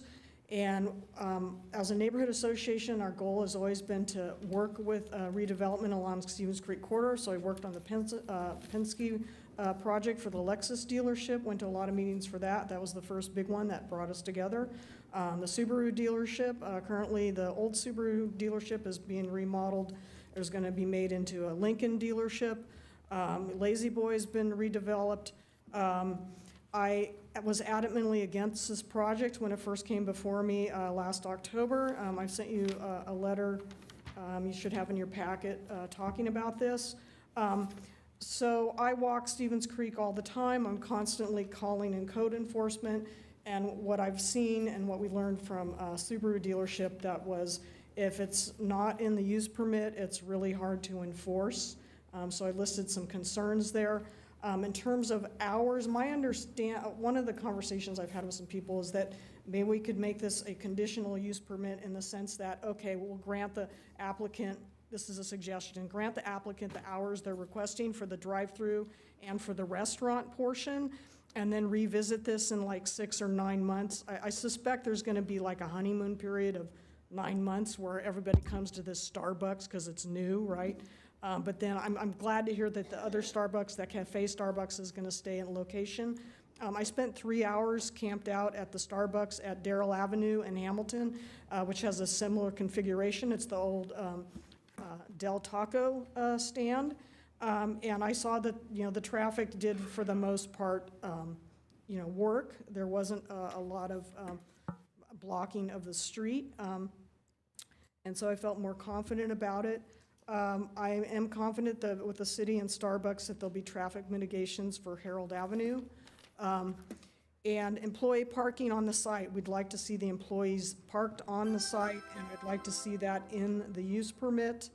And parking during construction, I suggest that they cover the 2-hour parking signs along Stevens Creek in that section to allow for construction parking. There's also a parking lot at the nail salon across the street at the corner of Harold and Stevens Creek that is not utilized at all. Maybe they could sublease that for construction parking or employee parking. And city infrastructure impacts, I think this will be a lot less than having a large housing project go on that Let me ask a question so that you don't have your entire time and then not get your last point in.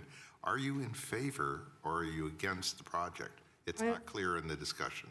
I am in favor of the Personally, I cannot represent the neighborhood association on this. Me personally, based on my history and working with the corridor and serving on the Stevens Creek Vision Corridor study, I support this project, but there's neighbors that do not, and I have to acknowledge that. Thank you. Thank you.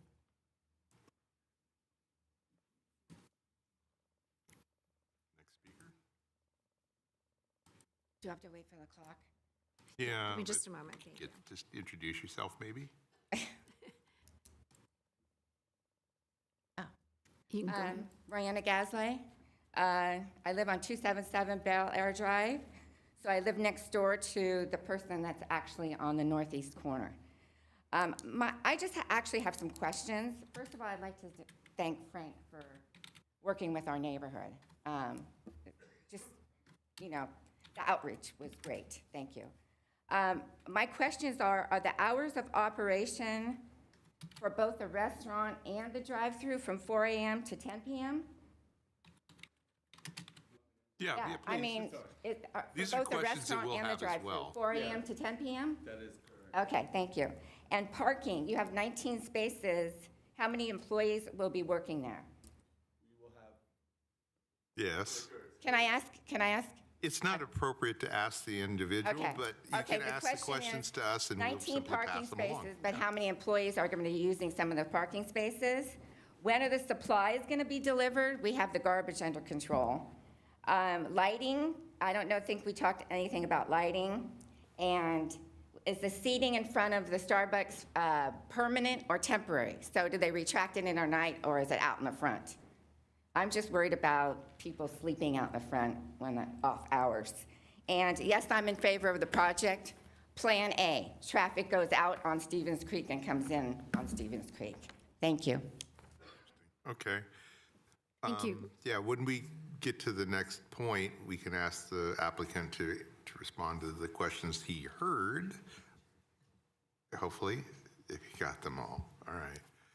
We have another card for Chris John Greco. Thank you.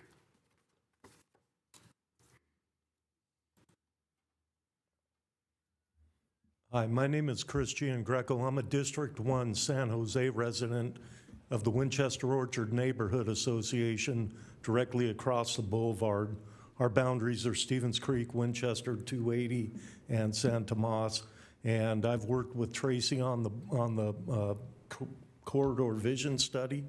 I was also part of the Stevens Creek Advisory Group that Chappie Jones put together as vice mayor for the Stevens Creek, San Jose side urban village plan. So I've spent the last 10 years analyzing roadway issues, particularly Stevens Creek Boulevard, Valley Fair, Santana Row area. There's other problems. I really don't see, from what I've heard today, I've not spent too much time on this Starbucks project looking at it. I'm pretty satisfied with what the traffic flow appears to be, but if there is traffic impact to the boulevard, what's the city gonna do to mitigate that, or the Starbucks operator?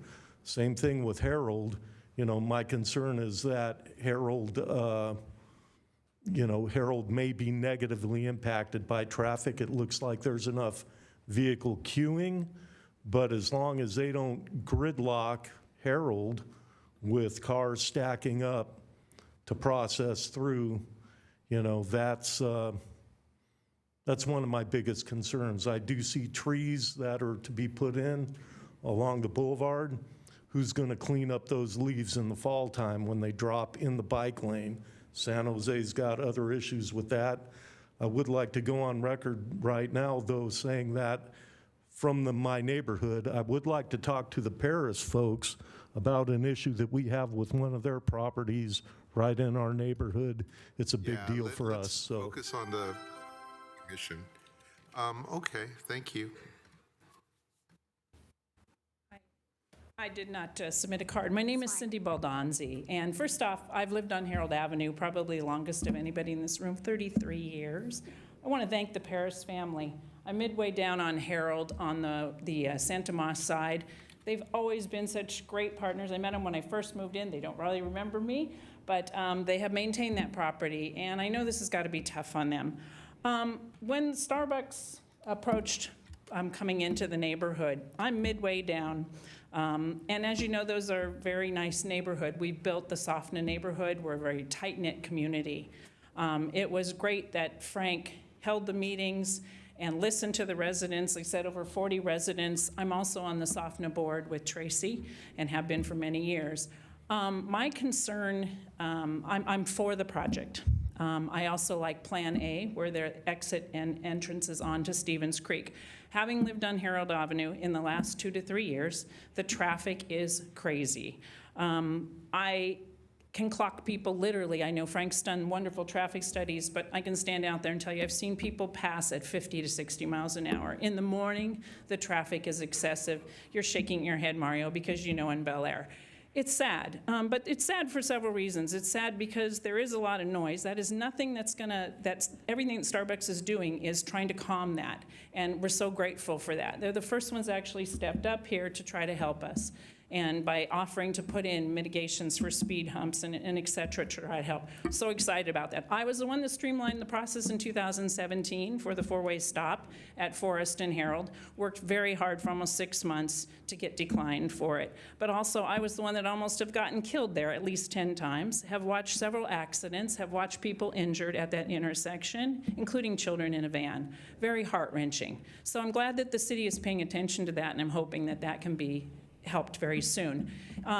As far as the project goes, I am mostly concerned with the noise level for the surrounding neighbor, Royanna's house and so on. I like the 8-foot wall. I know that that will be a huge help. So thank you very much. Thank you. Are there other speakers? I do have 3 hands online if there's no one left in the chambers. Online, and then we get the rebuttal. All right, Robert Mazzetti, you should be able to unmute and speak.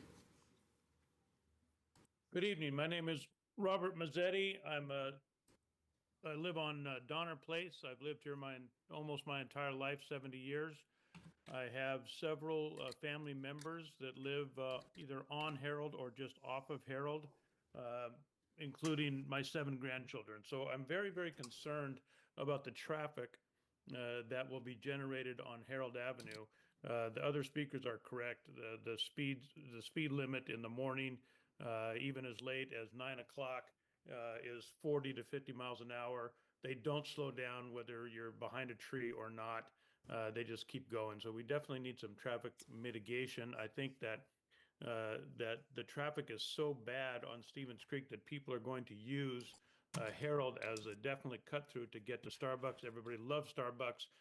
The chances of it being unsuccessful are ridiculous. It will be increasingly successful, and there'll be cars going up and down there the entire time. So I'm really concerned about that. My other concern is the drive-through is going to create a huge problem for the residential neighbors on Bel Air and in that area. A sound wall is not going to help that. The hours, I think, are completely and totally unreasonable, from 4 in the morning until 10 at night. The people that are living adjacent to or near that Starbucks are going to have to put up with traffic noise, exhaust, and the speakers that are going to be blasting back and forth. If the speakers can be toned down automatically when it's quiet, then they will increase when the sound increases. It really goes both ways. Those are my concerns. I would rather not have a drive-through. I think a Starbucks would be great in that location, but the drive-through is a non-starter for me. And in addition, if you look at the Jack in the Box drive-through down the street, their drive-through is in the front. It's not in the back. And so at least if there's going to be a drive-through, if there isn't, that they put it in the front on Stevens Creek and move the building to the back. Thank you very much. Okay, thank you. I think of what I heard, staff can confirm that the building must be on Stevens Creek. Is that a placement requirement? It's not a standard, no. It's not a required standard. If the building was at the back of the lot, it would be okay. Right. It's an encouraged policy in the general plan to orient uses to the street to encourage pedestrian activity. So to put the emphasis on pedestrians, not cars. Okay, so it wasn't a policy we imposed. It was an encouragement. It is a policy in the general plan, but yes, it's an encouragement, not a zoning standard. Okay. Yeah, you got to do it, but you don't have to do it. Got it. That's what I heard. I don't know. I heard right. Okay. I do still have 2 more speakers online. All right, please go ahead. Okay, so Mitch Mazzetti, you should be able to unmute and speak. All right, can you hear me? Yes. Hi, this is actually Kira Mazzetti. I'm Mitch's wife. Hope you guys are doing well tonight.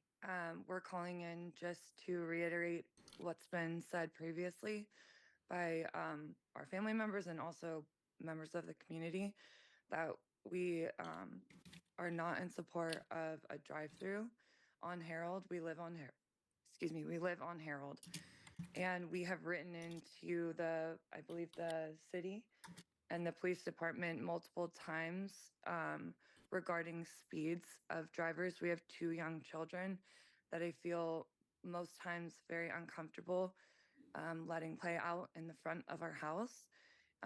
Whereas this is a very safe community and I'm very nervous of cars. They speed past even when they see us standing outside and playing on bikes or scooters. So we've written in numerous times, and this street is a fire access path.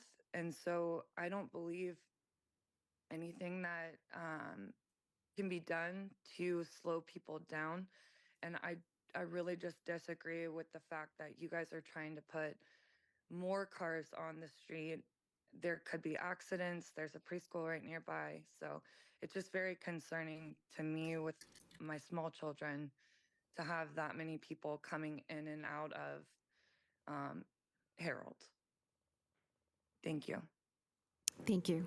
Okay, thank you. And our last speaker is John Faylor. You should be able to unmute and speak.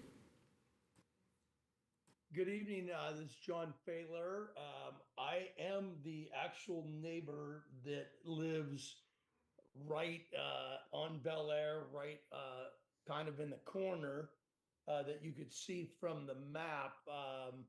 I built this home in 2016 along with the ADU that I have somebody living in. So you can imagine my concerns have been mostly really the drive-through and seeing the location of the drive-through. It's literally right in the corner of the back of my property where my ADU is. So I have a real concern of the noise that could be created from the drive-through. And of course, from 4 a.m. to 10 p.m., that's a concern as well. I do also share the concerns of my fellow neighborhood people regarding the traffic on Harold. I've been over here since 2016, and that's a real concern for me. So I think, in addition, which is not really on the agenda, but I know the family that owns the buildings behind us, where the alleyway is, we've contended with that as an issue for a long time, and have had homeless, and I've had my own people go out and clean up that alleyway. So we've had to been dealing with that for a long time as well. And so this seems like one more additional potential nuisance.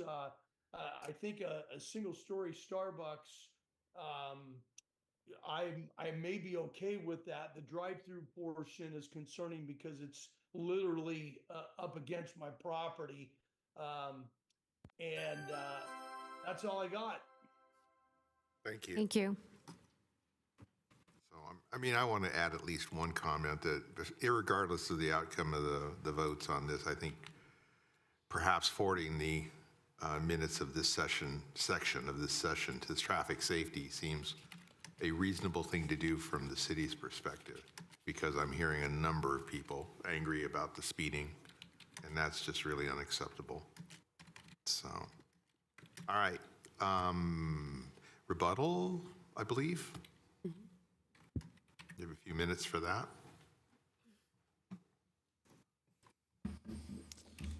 Thank you, Mr. Chair, members of the commission, Frank Cota again. Just a couple of answers perhaps on the questions that I heard. Employees, Starbucks will have 20 to 25 full-time employees at this project. It's about 4 to 6 per shift, so we can park them on our property. That was the plan, of course. There was a comment regarding lighting. We actually have a lighting plan in our submittal package. We are using full cutoff lighting. They are at 21 feet, so we'd be open to lowering those standards to help with the lighting and glare if needed for our adjacent neighbors. Again, we are going to be in the neighborhood and we want to be good neighbors. That's very important as well. Patio furniture, this would be movable patio furniture. We would bring it in at night for the reasons noted, that we don't need people sitting out there or sleeping on the furniture. Deliveries will be, our plan is to bring our truck up on Stevens Creek off hours, of course, so not between the hours of 4 and 10. And this truck would park on Stevens Creek. The building would be between us and the other adjacent neighbors. And that's where we plan. The code does not require a loading space for our project, just for whatever it's worth, but that's what we plan to do for our deliveries. And just one item, I think on the last caller regarding Harold and fire access. Actually, I did look into that because it had come up before. It is a fire access road from Prune Ridge to Forest. And then beyond that, it's not a fire access road, which is why we were proposing the speed humps between Forest and Stevens Creek, particularly around the daycare center, which I did want to say I did observe that operation a couple of times, and they do a pretty darn good job of the parents coming in, dropping them off behind the building. There's a drop-off. There are some parents that do come on Harold on their side of the street, and there's always a couple that go on the other side, but the majority use the behind drop-off and pickup from what I saw. That's my rebuttal. Thank you. So we're open for questions. Question here. Well, but do we need to close public hearing first? Yeah. Not if you have questions for the applicant. Got a question for you. You're considering the backside of the, by the property on Bel Air, putting some trees up there too, or, against the fence? We could, right now we don't have trees, but we can certainly add trees. That's for a good sure. idea. And what you have there proposed, it just started clicking in my head, is like the Chick-fil-A on Scott and El Camino, the same style of design with the 2 lanes, the speaker, and then coming out, going out the same. It's almost like you copied it. It's similar, yeah. You almost did a complete copy. That's what I see on it. And they do have residential homes right behind there too, on that Chick-fil-A. Okay. Speed bumps.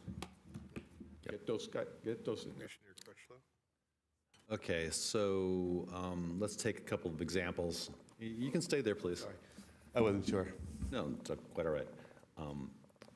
One of the worst designs I've seen is the In-N-Out that's over in Sunnyvale and El Camino. There is constant cars out on El Camino, and it is dangerous. I have also seen other ones, not as bad, but still, it only makes sense to me to do it on Harold, and I know people are not happy with that. So I wouldn't want to see it, if we were to even do it, I would not want to consider it on Stevens Creek, because Harold also happens to be a place where if you're coming out of Barnes and Noble and you're really trying to go to the other direction, you make a quick U-turn right there by Harold. And I know that people race down Stevens Creek. So number one, I agree with the chair that speed bumps, we have to have something in there, and I thank you very much for making the consideration. One of the things we also would need to mitigate, I think, is the hours that you're talking about. I would suggest, would you consider altering the hours? I mean, 4 a.m., if I'm living in that ADU and I hear that speaker and it happens to be an overcast day or foggy, I'm going to hear him. So the way that we currently have construction hours, which I think, and Leslie, maybe you can keep me straight on this one, I think it's, you can start at 7 o'clock Correct. during the weekday, and you have to end by 7 o'clock, 7 p.m. And then it changes on Saturday, and there's you can't do anything on Sunday. So I'm not suggesting exactly that, but it would seem to me, if I'm in the ADU and somebody comes up asking for a grande latte, half calf, with an extra shot of Jameson's, I would be very unhappy because it would really ruin my sleep. But would you be willing to consider hours that maybe would be kinder to the neighbors, and the fact that I'm glad that you can raise and lower the volume, but weather conditions would probably change that in other ways that you may not have accounted for. I don't know. We would be open to that. Okay, so we'll look at speed bumps, we can look at changing hours. Also, I wanted to ask some of the residents, next to Barnes & Noble is a Kia, is what it looks like right now. Do they have one of those outdoor speakers there, do you know? No? Okay, good, because I was going to say that's noisy enough. Okay, and they stopped that.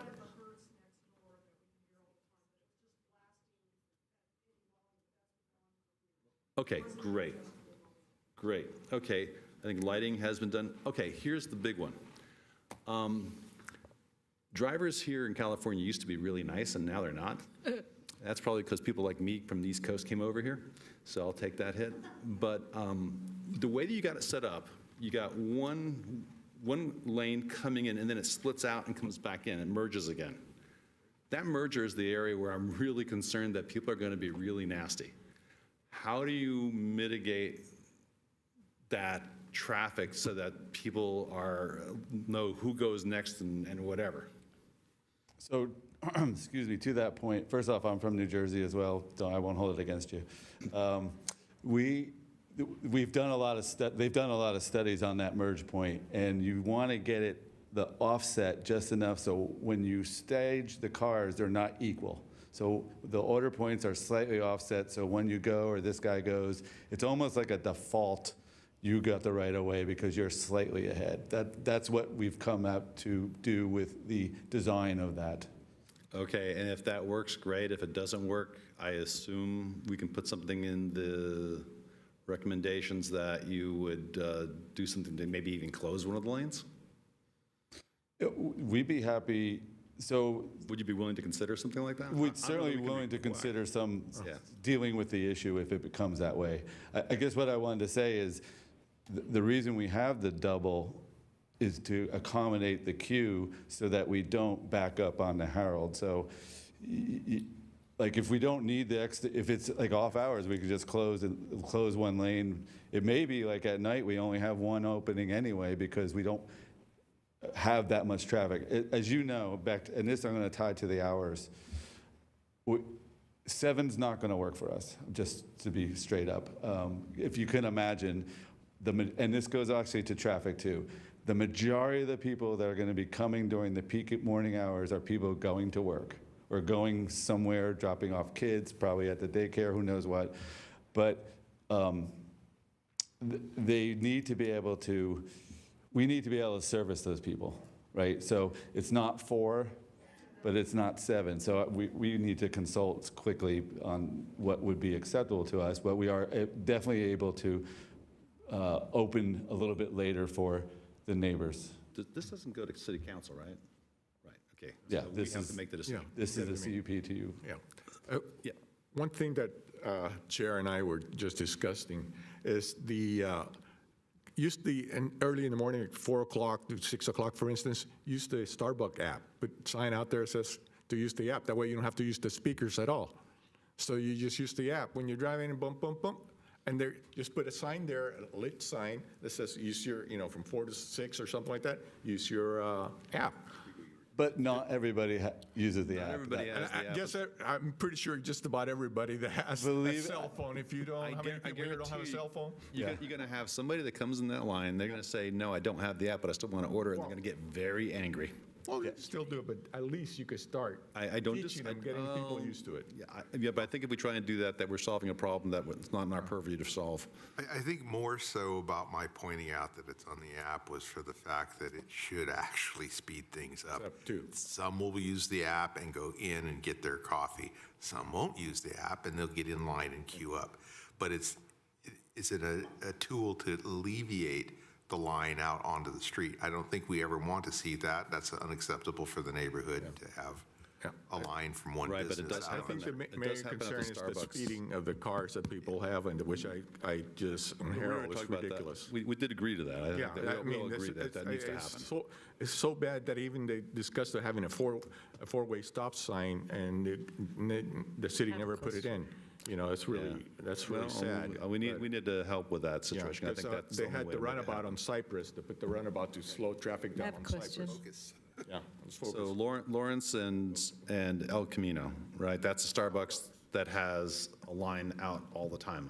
I always use the mobile app because I don't want to deal with it, but they do wind up slowly. They're not as bad as In-N-Out, but they do come out there. So I understand I'm a little concerned about having an employee direct traffic. Well, they're not going to be directing traffic, to your point. That's not what we want. Basically, they're going to be monitoring the situation and putting up the cones and saying, the drive-through is closed.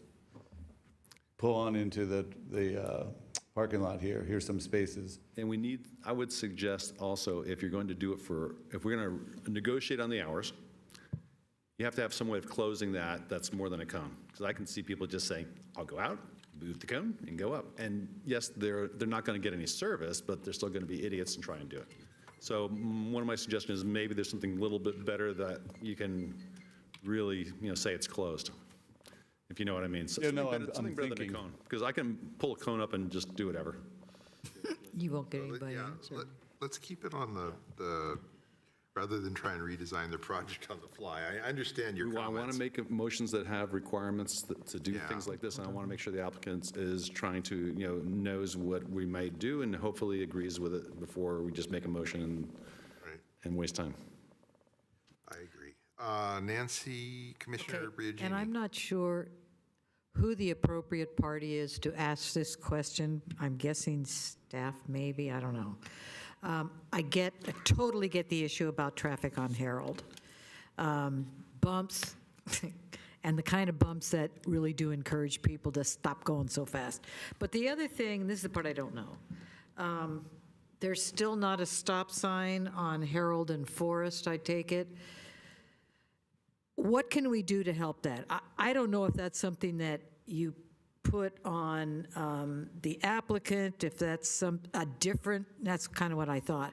What can we do to help that? Because I think once you put a stop sign there as well as bumps, the ability for someone who decides they want to shortcut and speed through it, it's going to cut it down. Is this an appropriate question to ask at this point? I mean... Yeah, so it's not for the applicant, but we do have our traffic engineer online with us with the city, Steve Chan. And Steve, I don't know if you can unmute and speak about the traffic calming project for that neighborhood. Thank you. Yes, good evening, Commissioner. My name is Steve Chan, the city's transportation manager. I could speak on the South of Forest traffic calming project that the city is leading right now. This project is independent of the Starbucks application before you tonight.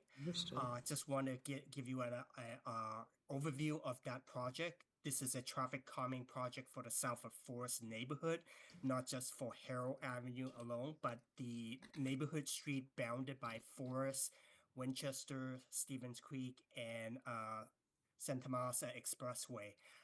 As mentioned by Steve Lee early in the presentation, we did have a community meeting with the South of Forest residents and property owners last Wednesday evening, going over the traffic condition in the neighborhood, sharing that information that certain street, including Harold Avenue and adjacent parallel street Cypress Avenue, do qualify for the traffic calming measure.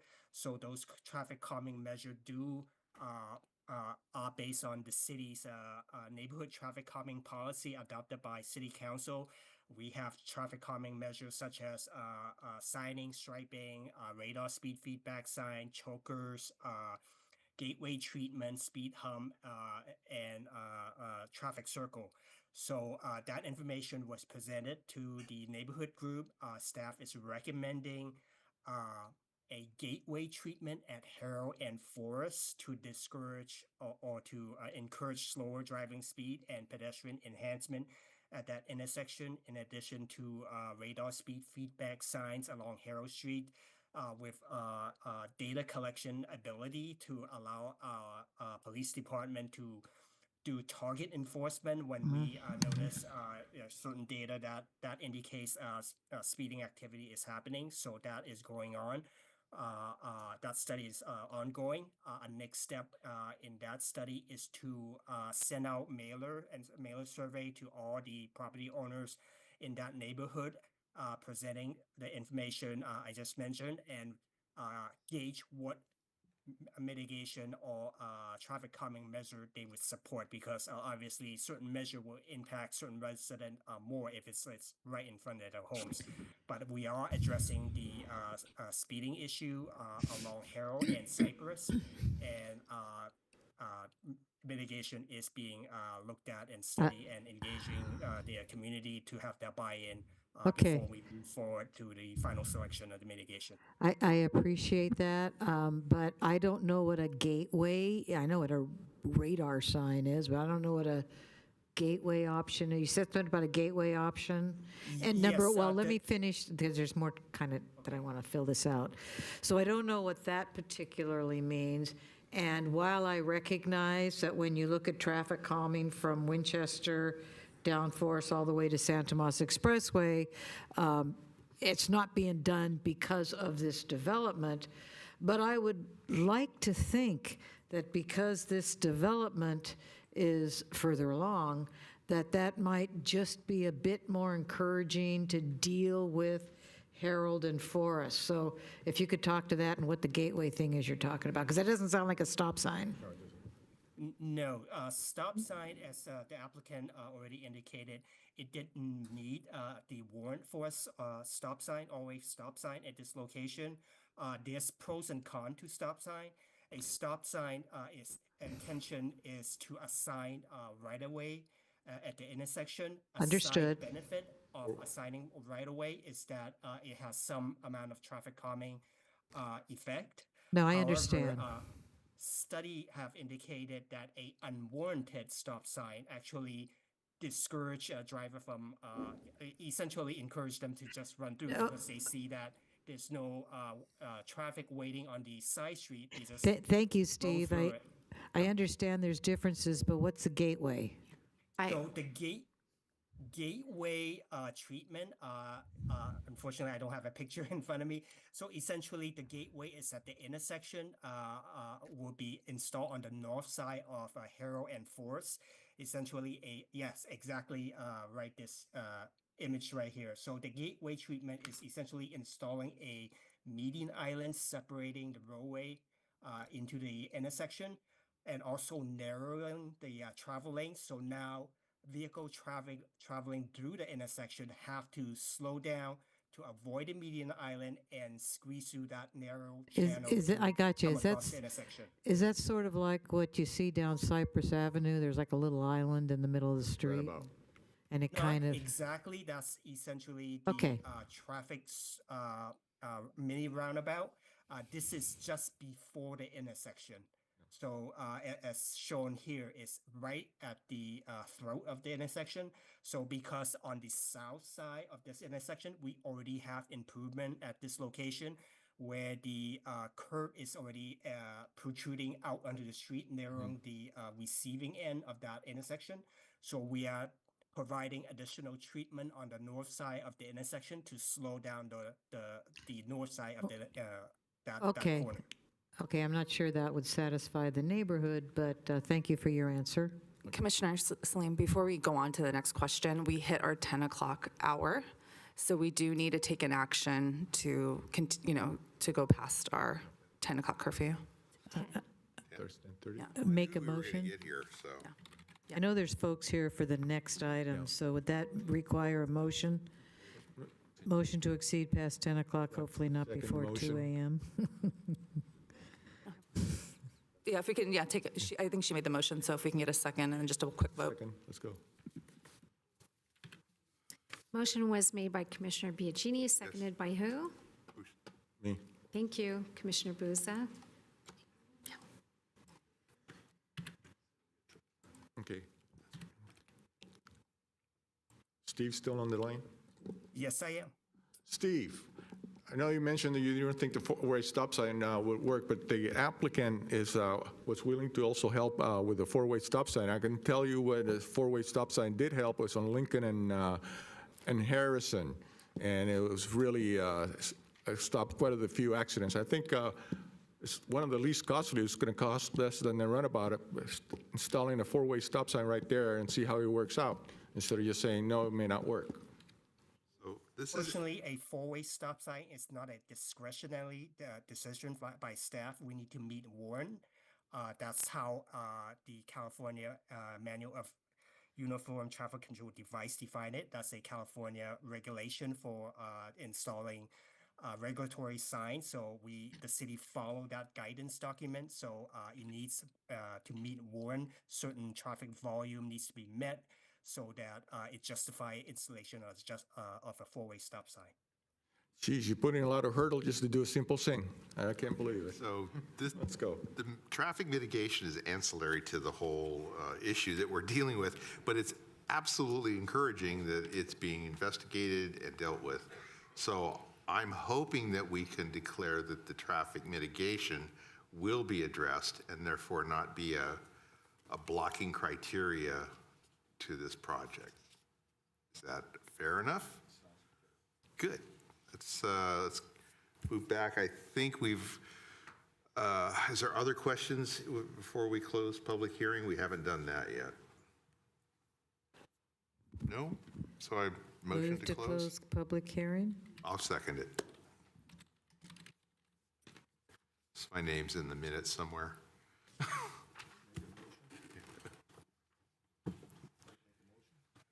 Not there yet. We have one in motion. Motion was made by Commissioner Biagini, seconded by Chair Salam to close public hearing.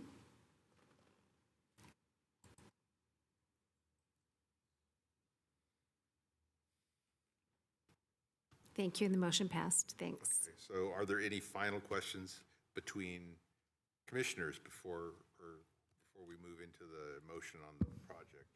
Well, when we do this motion, are we going to address the hours? Because I think we need to find out what they're willing to do. I know what I'm willing to do, so, but have you guys come to a consensus? Yes, please. Frank Cota again. Yes, we would offer to open the drive-through at 5 a.m. in lieu of 4. That would be work for us and our customers. Till when? To 10, or if we want to close the drive-through earlier, that'd be fine. Just not. Till when? 9. That's fair enough. Okay. Jesus. And let me ask you, okay, great. Let's say that's Monday through Friday, okay? Weekend comes along. Would you be willing to change that for Saturday or Sunday? Especially Sunday, I would think that would be, you don't have all your early morning people coming in, I would think. Maybe you can enlighten us. Do you have the same traffic patterns on the weekend? I'm going to have to tap in the operator. What they're discussing, one of the citizens made a suggestion, let's do like a trial run for a few months, see how it works out. We could have that done, and it makes a lot more sense than trying to, accommodate the hours. Let's see how it works out. I would like to at least kind of put some guardrails on it to begin with, and that's fine.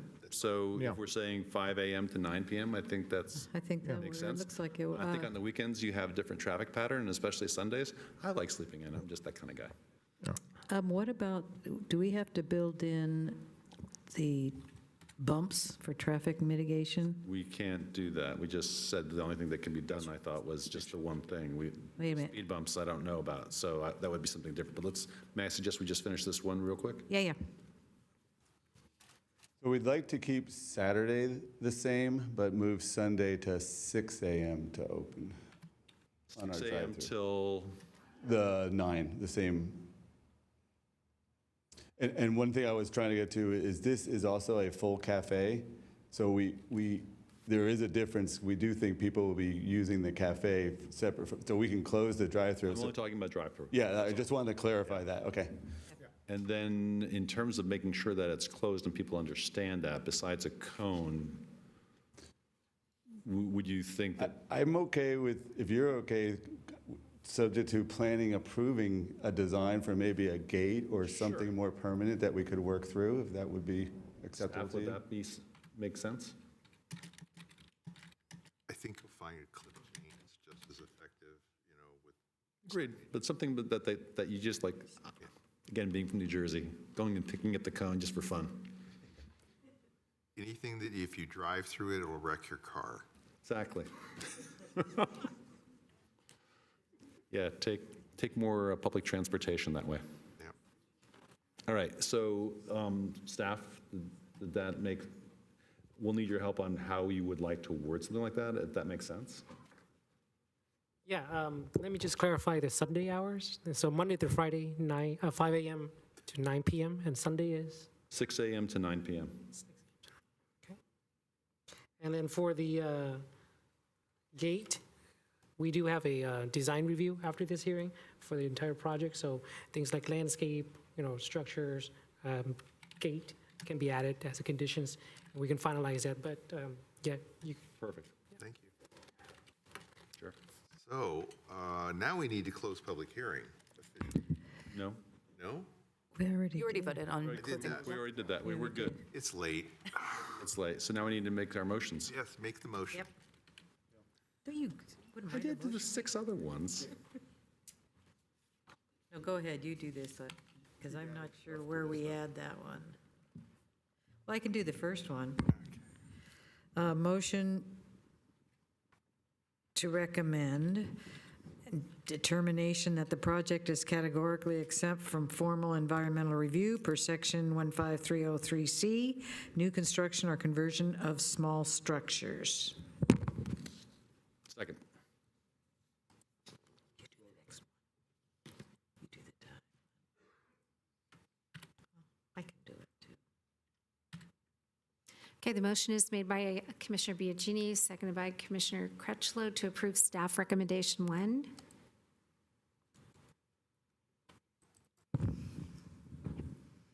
Thank you, and the motion passed. Thank you. Okay, how about another motion to recommend that the hours of operation will be Monday through Saturday, 5 a.m. to 9 p.m., Sunday, 6 a.m. to 9 p.m. Did I get that right? Suggest that this is specifically the drive-through, Specifically regarding the drive-through, hours of operation. hours of operation. I got it now? All right. I think you got that right, Elizabeth. I'll second it. So this is just to amend the hours for the drive-through, nothing For the about the drive-through, gate that that's you right. talked about Just for earlier. the Close it off, okay.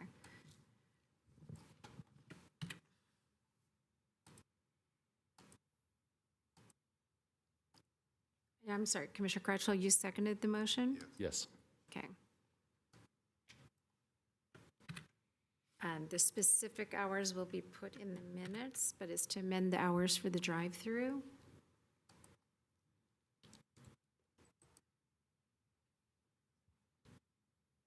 Thank you, and the motion passed. Thank you. I hope that with these modifications and the attention of traffic safety and roads, that we'll get a happier neighborhood and We still have We have another one motion to more. make. another motion. You want to do it? I'm tired, too. Okay, But I'll make a let me motion. just, Can we I'm sorry, because I know there's people here for the next item. I'm not that tired. So, I don't think we've approved the adoption of the resolution. No, you're correct. Yeah, We so need to do We're that. down to the Yes. last. Yeah, I think we should do that with Yes. Yes, we will. the hours and then with the gate that's subject to design review approval. you go with that one. Yeah. All right. Yeah.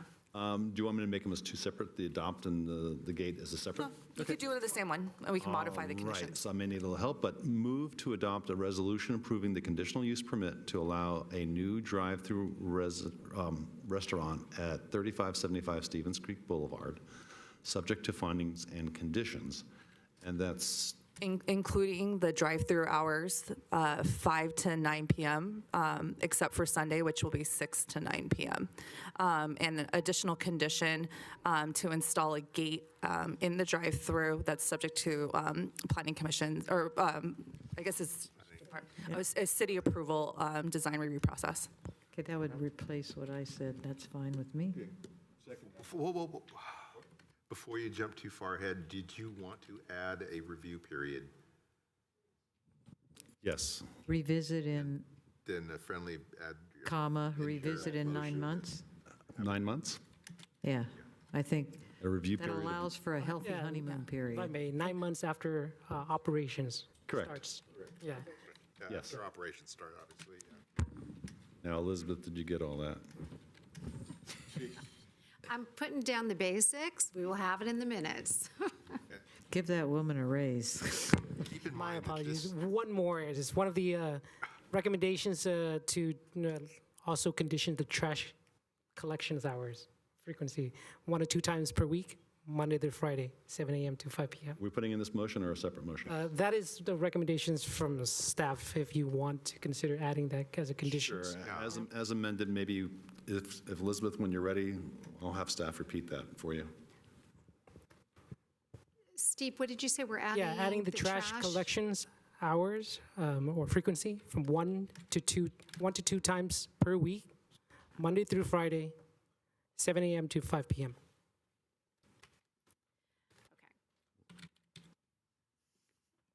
The motion was made by, Commissioner Crutchlow. thank you, who seconded it? Nobody? I will. Thank you. Thank you. but is this with the review period? Yes. Yeah, and just to reassure the applicant, the review period is basically just checking to see if public complaints were made. To review. Okay, go ahead and cast your vote, please. Very good, thank you, and the motion passed. Thank you. Outstanding, thank you. I appreciate you opening a new business and revitalizing that section. Thank you.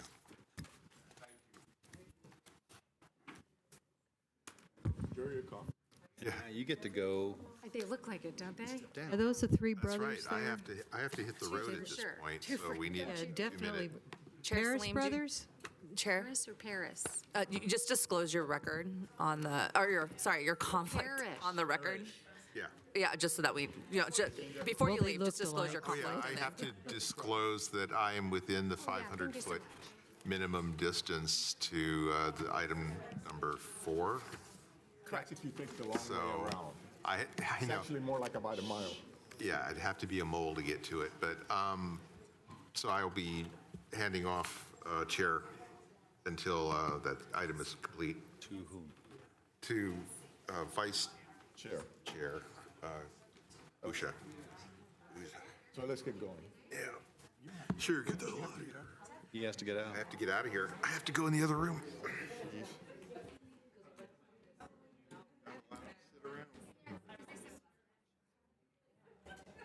Take Eric with you. Hey, Lance. Take Eric with you. Okay, well, I really want to. Thank you. Thank you.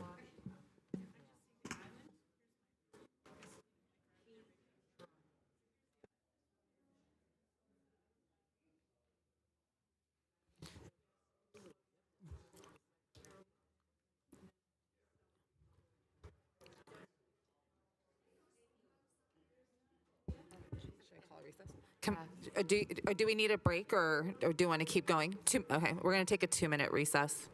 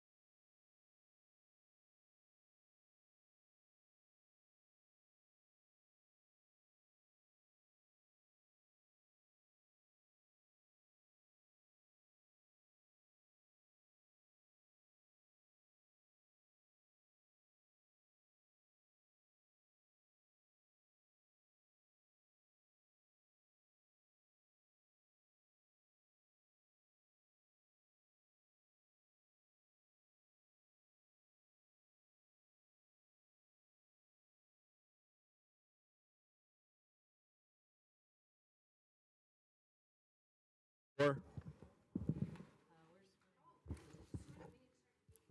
Yeah. And I think Where did it go? we're also missing, let's see, who are we missing? Commissioner Wang. Yeah. Where did Wayne go? You thought we were going home? Yes.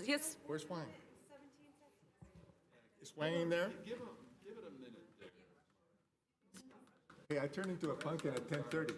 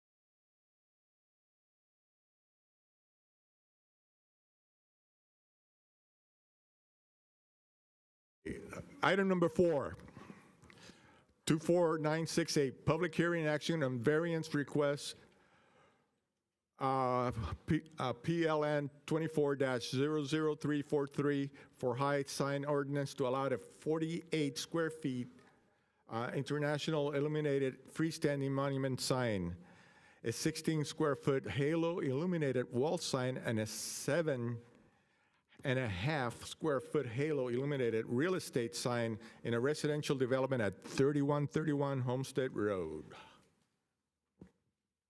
Do we have staff or anybody showing us the sign? Perfect. Good evening, commissioners. My name is Alex Tellez. I am a new project planner here for the city of Santa Clara, so glad to finally officially meet everybody here in the commission. Today I'll be presenting this variance request for 3131 Homestead Road. I do have this presentation. The applicants are online, just in case if you have questions, and I will get started. Alrighty, so the applicant's request, oh yeah. Ooh, I jumped the gun.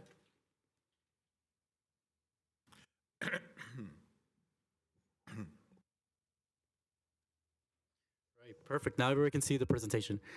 So yes, all right, to start, the applicant's request is to determine that the project is exempt from the California Environmental Quality Act, also known as CEQA, per the CEQA guidelines section 15311, which is the Class 11 exemption, known as accessory structures. The second request is to approve the variance from the sign ordinance to allow for a 48 square foot internally illuminated freestanding monument sign, a 16 square foot halo illuminated wall sign, and a 7.5 square foot illuminated real estate sign. Right. So here's a little bit background on the site. I think maybe some members of this commission probably have seen this project. This project originally was built in the 1970s. There were 24 two-story apartment buildings. They are comprised of 264 dwelling units with another accessory structures, pool house, and etc. Around 2020, redevelopment was approved for a partial demolition of the site to construct, as you can see of the image, this 4-story building. It will have 225 apartment units, and that's the PLN number attached to that permit. Now the site has 447 dwelling units. Parking, it's 778 subgrade and surface parking spaces. As you can see in the presentation, we had before and then what's about to be finished construction of that site. More details on the project side. So we do have images of the general plan designation and zoning map designation for the site. This is a almost 12 and a half acre site. It is zoned medium density residential. General plan also is consistent with medium density. And now for the actual proposal. So as you can see in the images on the right, those are the three signs that the applicant is proposing to request a variance for. The other six that are, I guess, proposed are exempt from requiring a sign permit because they're directional signs. As you can see in the staff report, monument signs are 40 square feet maximum size, so the applicant is requesting 48. Also, wall signs, it is below the threshold, but what requires a variance is the fact that it's illuminated. And same thing with the real estate sign. Our current zoning code doesn't allow for illumination and also the size. We allow only 6 square feet for real estate signs.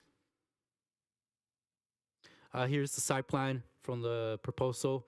I have highlighted, if I need to zoom in, or we have questions later, where the signs are being proposed. We can start, if you can see my cursor, the M is where the monument sign is being proposed. Currently in this site, there is 2 monument signs, so this will clean up the frontage by removing one of them and just having that sign. The 2 other requests, we have that leasing sign that's considered a real estate sign for our zoning code. It is located behind the parking in the frontage, so it's not that visible. And same thing with the wall sign, as you can see here in my cursor. Here's more renderings. As you can see, a bigger rendering of the side. Here will be the wall sign that will be illuminated. I do have on the right some, I guess, renderings of how the light will look like. Pretty much, I can start with the leasing sign. It's just to pretty much help with pathfinding so people can know, especially during the winter, where to go for the leasing office if they're still open late. The monument sign will have illumination on the side, again, just to help, I guess, when people are pulling into the area, just so they can see the sign. And then the wall sign also will have some illumination, just to help it to see from the Homestead Road.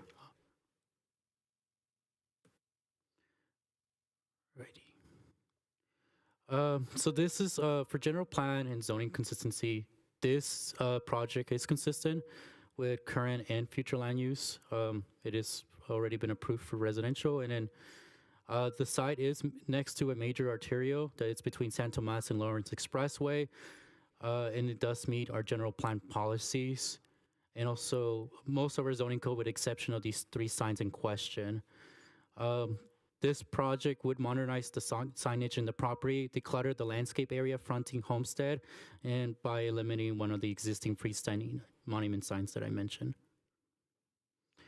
Alrighty, and again, as I mentioned previously, for California Environmental Quality Act, the proposed project is categorically exempt under CEQA per the guidelines, as this Class 11 applies to construction or replacement of minor structures accessory to existing commercial, industrial, or industrial facilities. Here, the proposal involves upgrading the exterior signage on the site. Alrighty, I think it's the last one for staff. So the recommendation is for the commission to determine that the project is exempt from the California Environmental Quality Act, known as CEQA per CEQA guideline section 15311, class 11 accessory structures, and also to recommend to adopt a resolution approving a variance from the sign ordinance to allow for a 48 square foot internally illuminated freestanding monument sign, a 16 square foot halo illuminated wall sign, and a 7.5 square foot halo illuminated real estate sign, subject to findings and conditions of approval for the property. And thank you so much. That's the presentation.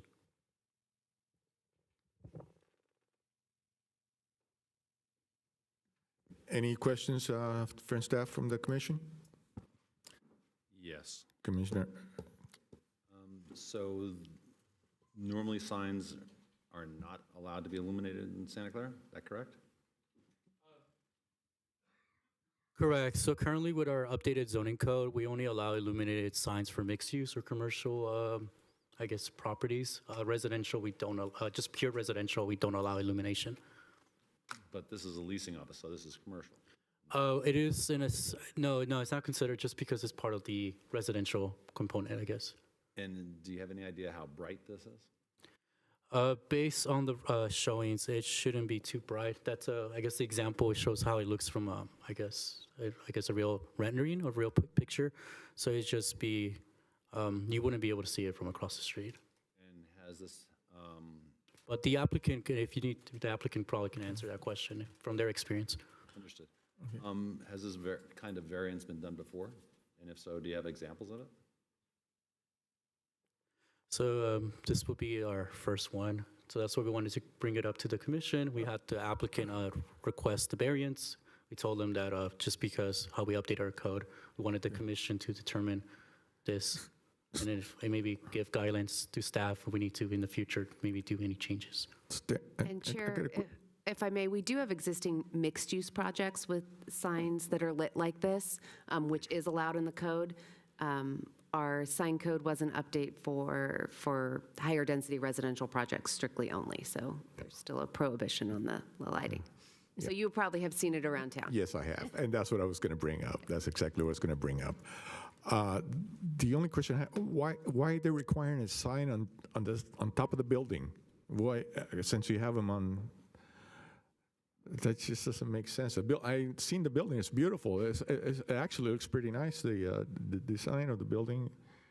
And I think they're already taking names for the affordable housing. They already started, taking applications for that. So it looks pretty nice. On the side, that's what I want to know. Yeah, I think it's just, at least for staff, I can say that the applicant probably can answer that question if they're, I think they have. One of the things you had mentioned before in the beginning is you said that this was, the purpose of this was to make it easier to locate. Is that correct? Right. That's correct. That's what they, I guess the request for the variance, that's what they wrote. Yeah.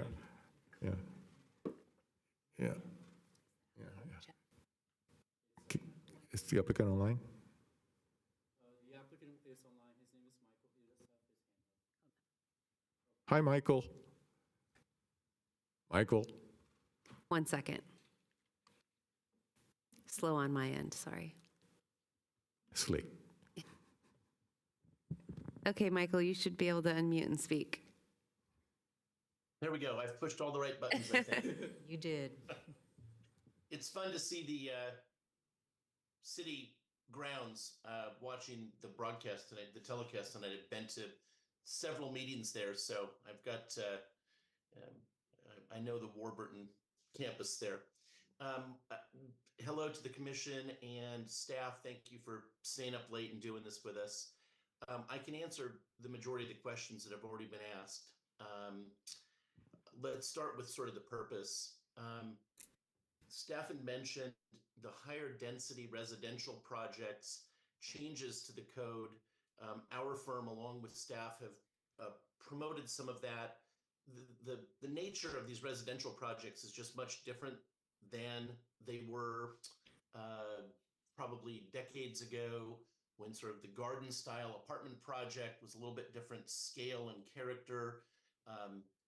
Projects weren't always mixed use. Most projects are. This one, and I'll touch on the mixed use issue in just a minute with the leasing office, but things were a little different. So the sign code around residential projects was just extremely limited. I think it was conceived as something very different.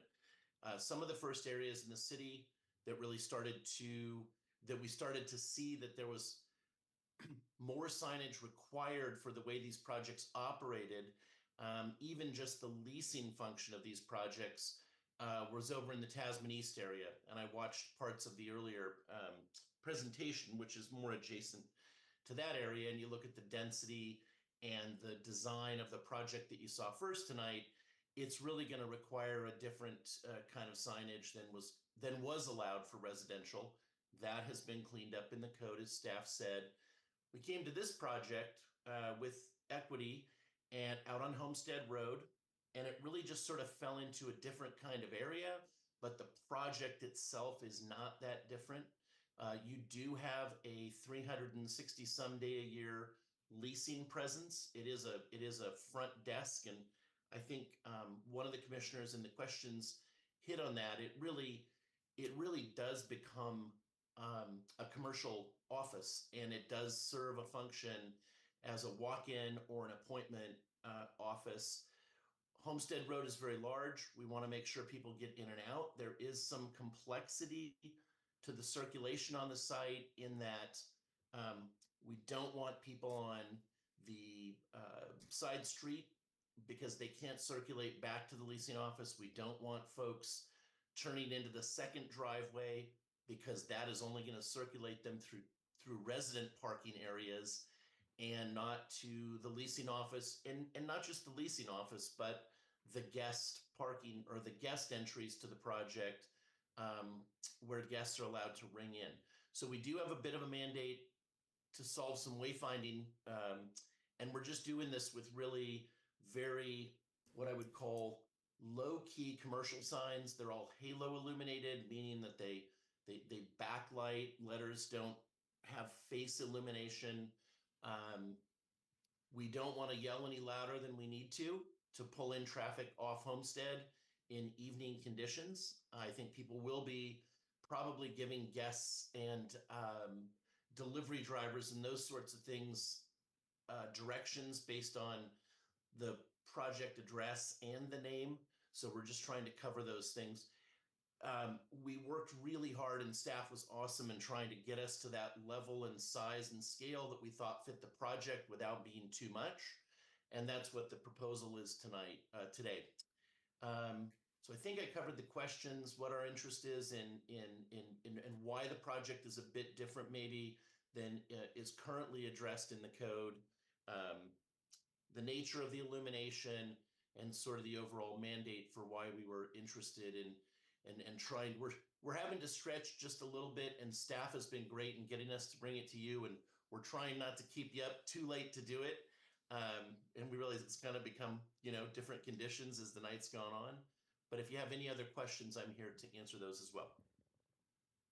Any other questions from Commissioner? Thank you, Chair. So I have just one question. It seems the illumination is one part, but the other part that I don't know it has been fully explained. Most of the variations or the variance that you're asking for is somewhat minor, right? A 40 square foot size max wants to become 48. A max 6 foot size wants to become a 7.5.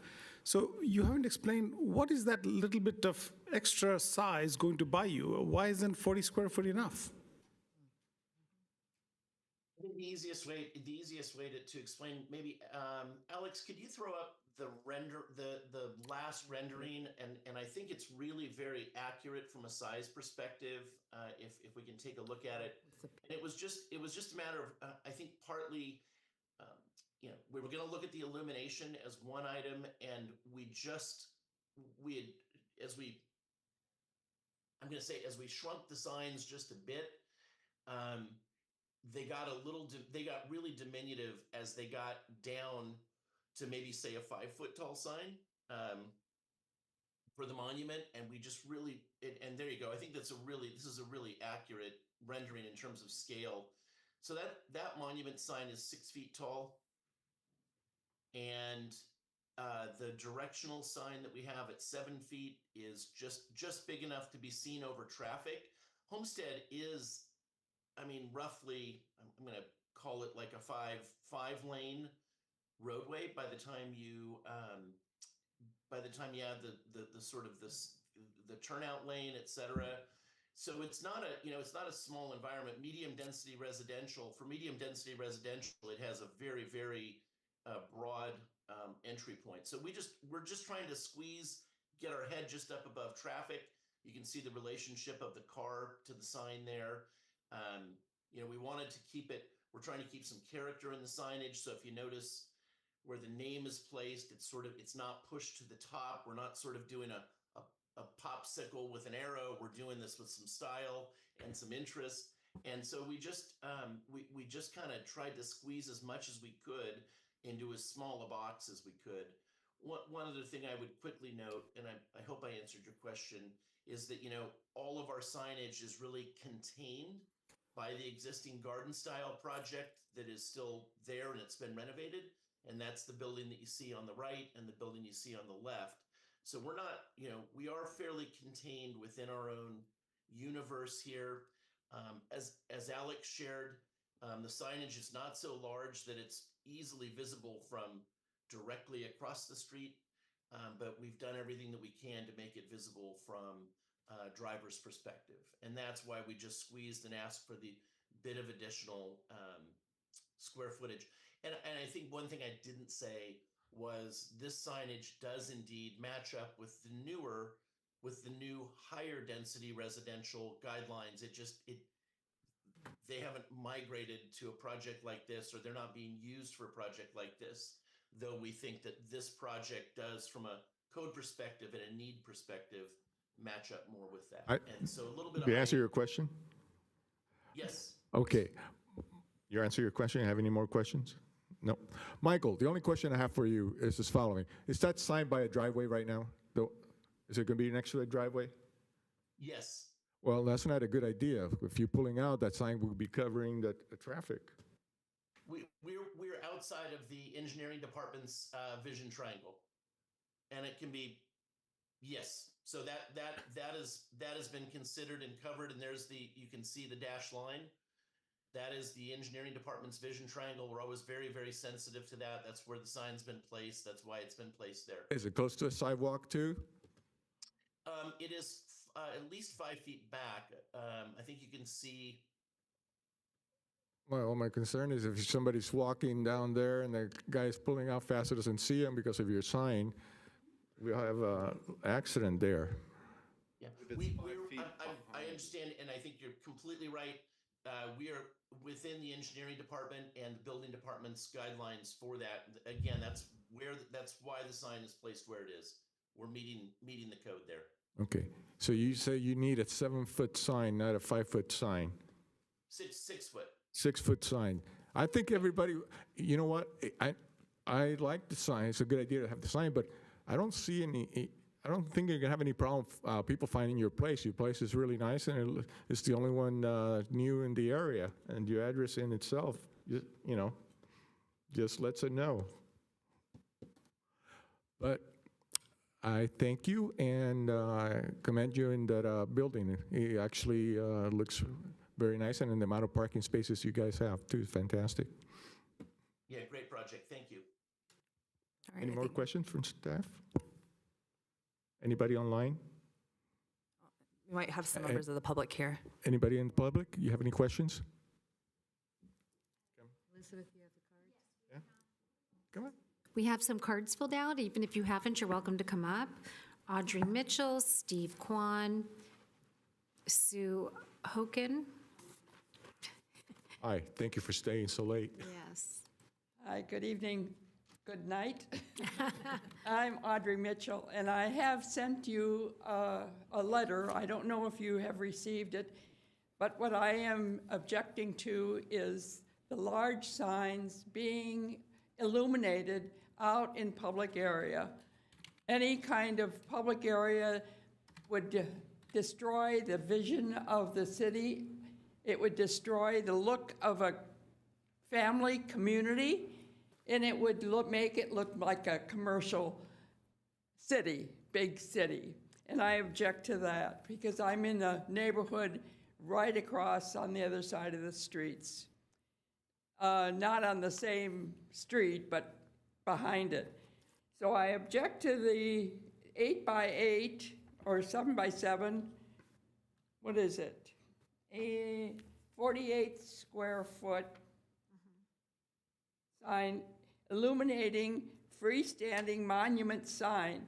Now, I don't know what the real purpose of that sign is, but I suspect it might be something to do with locating where your apartment is for visitors. I don't know, but that's about the only thing I could think of. And I don't believe that that is a good idea of putting that in a big sign with all those apartment buildings. I go into the grocery store, or into the market, I'm going to be over, and I try to find out this big sign. Where is my store?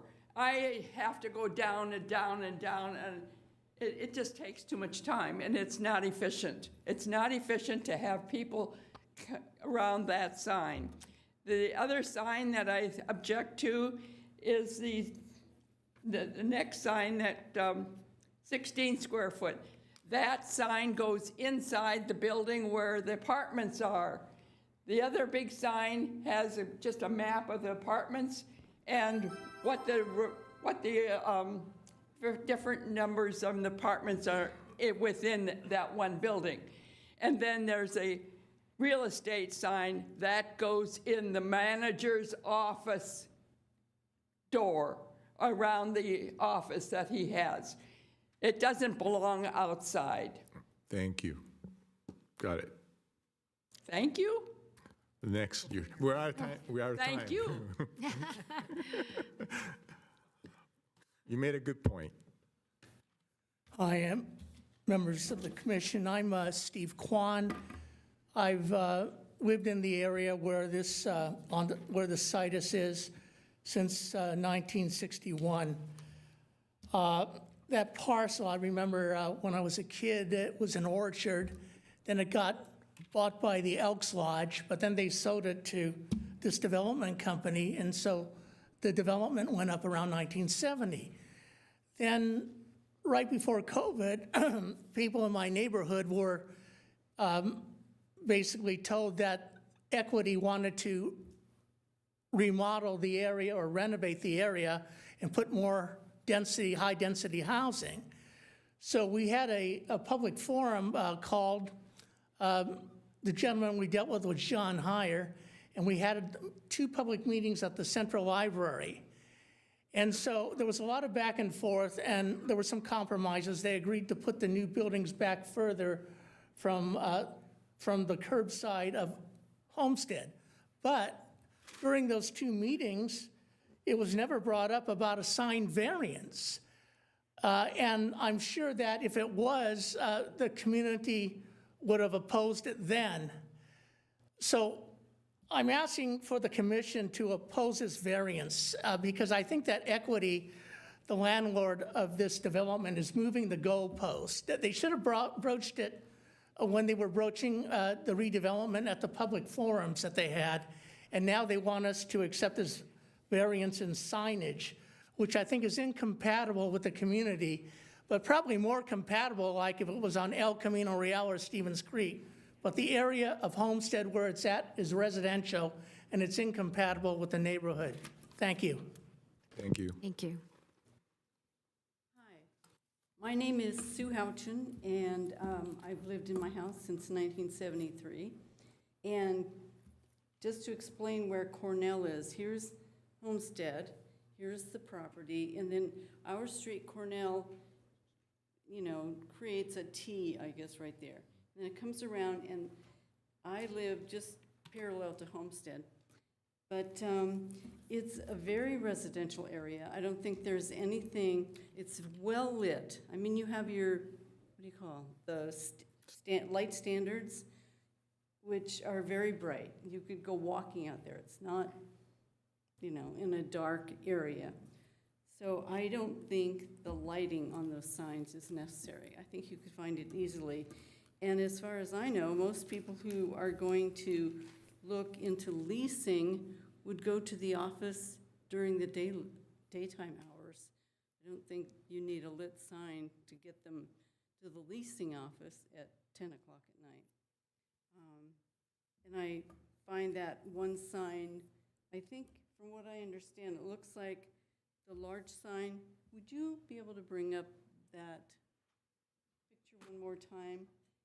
I want to see, I think that was the sign with just the new title. It used to be Laguna Clara, now it's a different one. There you go. Okay, so the one, okay, would that be the one? That's- Can you tell me which one that would be? That's the sign they're talking about right there. Once you see, Oh, okay. can you see it? So that's the one that's on Homestead. That would be on Homestead.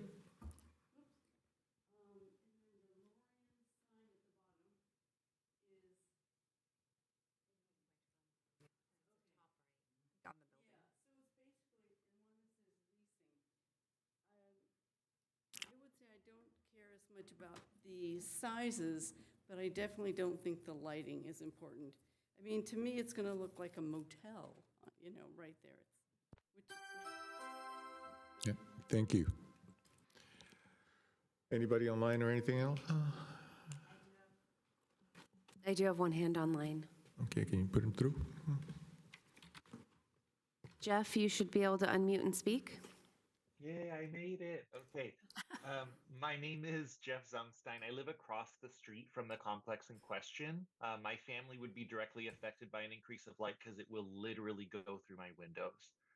Some of my concerns that I wrote down have already been raised, so I'm sorry if I repeat. But my basic question is, why does this property require a variance? What's the actual need? I've lived in this area on Homestead for over 7 years, and I'm not aware of any nearby complexes that break the code. Most of their signs are illuminated by external lights on the ground. In addition, is there any kind of brightness limit that they have to abide by? The proposal only mentions size and style, so that's a major concern for us. And I suspect that size and brightness of signs is correlated, which is probably why our code is the way that it is. The purpose of large illuminated signs is to be eye-catching in the moment, which makes sense for a fast food restaurant or a hotel on the highway.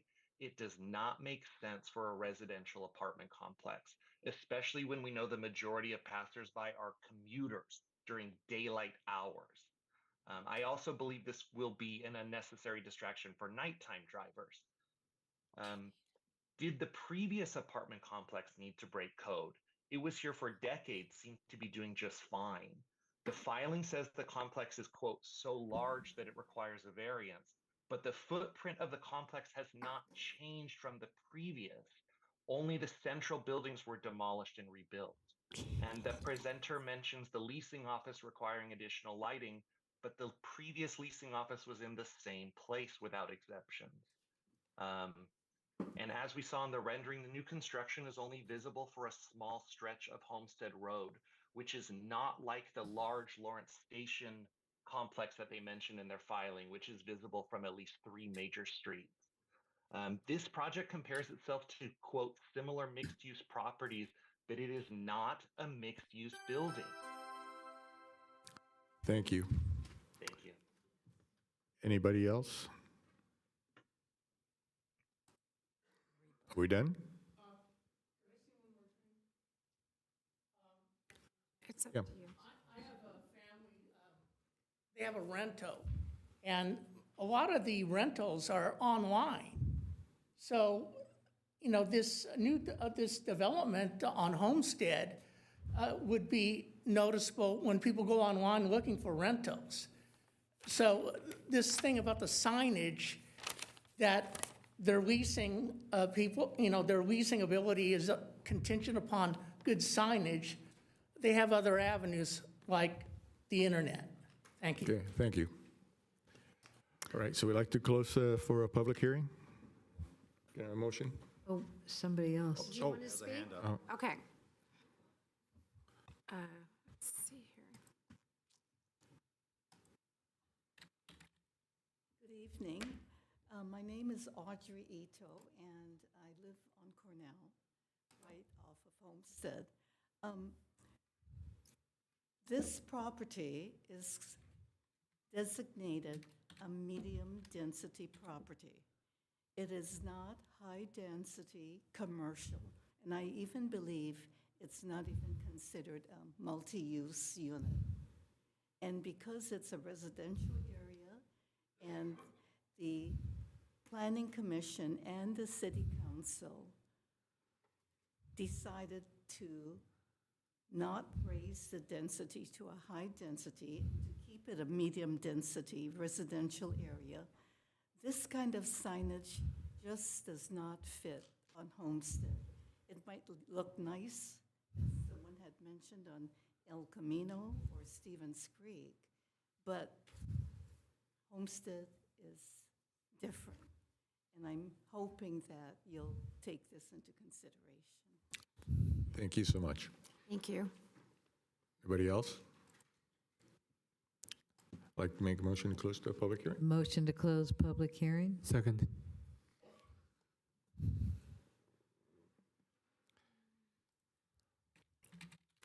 was made by Commissioner Biagini and second by Commissioner Hong. Thank you. Thank you. Go ahead and cast your vote, please.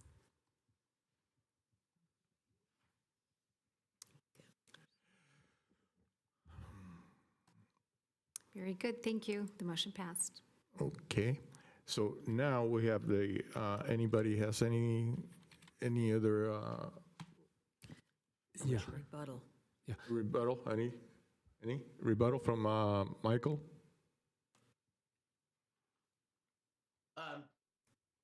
Let's see, we're going, so we're at Robert's rule. You've got the motion approved. I would just say this. We are the only piece of this that's really requiring a variance because the city's sign code does allow for the illuminated ground signs. So if, and Alex, I want you to tell me if I'm wrong. We're just stretching the 8 additional square feet out of one ground sign and the illumination on the upper sign. So we really, the ask is not for everything that you see here because up to a certain size, this is allowed, the illumination's allowed. And Alex, you straighten me out if I'm misspeaking. This was just a little bit of a stretch based on the new scale, which I understand the footprint and respect that the footprint of the project is the same, but we are talking about a higher density here in the middle. We're talking about a little bit different way that projects are now leased and featured to attract renters. And we're talking about getting guest traffic and emergency vehicles and delivery drivers, which is a whole new phenomenon, into a single driveway for 700 plus units, right? Or pardon me, about 500 units, if I'm not mistaken. 256 originally and 254 new units. I think I'm close there. So I can share with the public that we have designed the illumination to be shielded, and that's what all the images are that are in the package. It is not direct bright lighting. It is all shielded and creates silhouettes of the letters at night. We really work hard to make sure that things don't have glare. There will be timers on everything. These signs go off at a certain point in the evening. So I think it's going to be less of a distraction, and I would really hope more of an assistance in evening hours for getting those different groups of people into the driveway safely off of Homestead.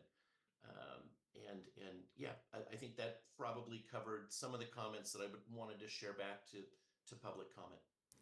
Okay, got a question for you, Michael. What time you said you have a timer on the light on the signs. What time do you have? From when to when? Yeah, we're required to have a timer, and a lot of times the ownership will set that time frame. I don't know what is planned currently for parking lot lighting and building lighting to be reduced to a minimum for energy efficiency, but that's typically when the signs go off. I can work towards setting that with ownership so that we know that the power goes off at a certain time. Like I said, Title 24, California's Energy Code, does require that signage be switched off for a portion of the evening. It's a little unclear as to what time exactly that's supposed to be. Okay. But we can talk about that. Thank you, Michael. And I just wanted to clarify, thank you, Michael, just for the commissioners and for, I guess, it's recorded. Currently, our zoning code for residential signage does not allow illumination at all. Okay. Yeah. You asked a question. So I'd like to make a motion that can that sign be 5 feet instead of the 7 feet? I think is nothing in the area. Even there's another couple apartment buildings on the street. They'll have their signs there, and that. It can be 6 feet. Yeah. Chair, can I ask a question? Sure, go ahead. Thank you. So, I'm struggling here with the need. So first of all, the size, it wasn't exactly clear to me what's the difference between a 48 versus a 40. But now I'm trying to ask, if the applicant had said that I am at a 70% occupancy, and it has been like that for a long time, and it's because people can't even find me, or there is delivery people are telling me there's a problem, right?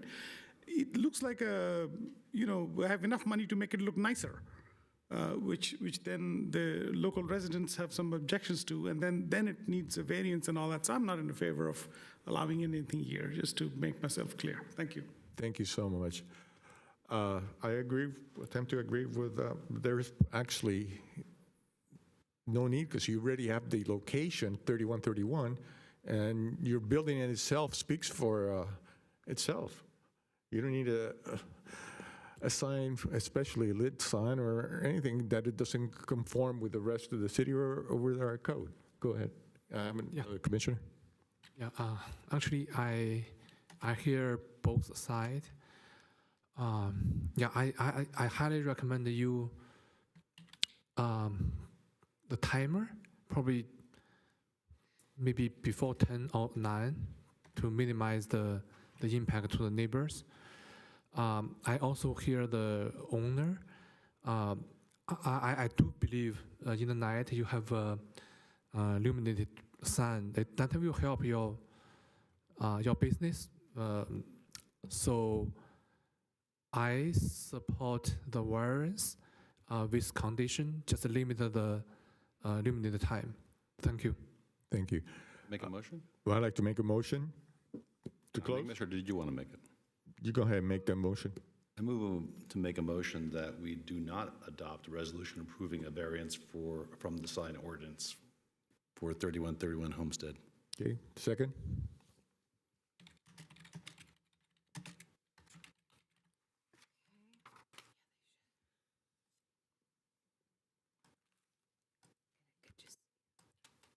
Motion by We should Commissioner Eric, we should second just by- make some quick findings on the reasons that you're denying. What? The reasons that you're denying the variance. Yeah, the reason somebody denied it because it doesn't conform to what the city has. It's a rule for lit signs and the size of the signs too.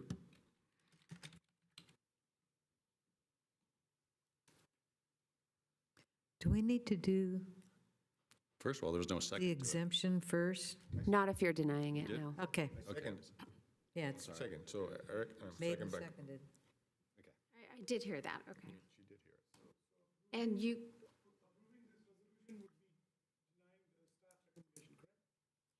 the motion is to not approve the variance, based upon the size of the signs, and what else did you say? And the lit. And the Illumination lighting? of the sign. And the lighting? in Yeah, even with the city's, city's original idea of, keeping down the signage and, it is a neighborhood more than it is a commercial street right there. it's not a McDonald's. Okay, go ahead and cast your vote to deny the variance.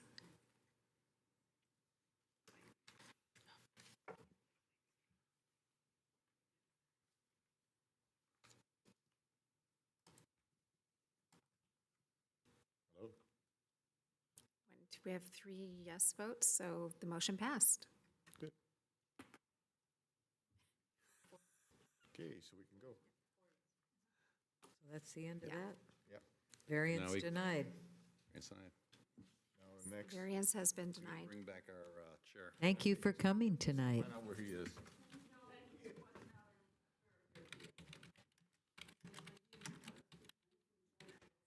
I'm sorry? Jersey also. Where?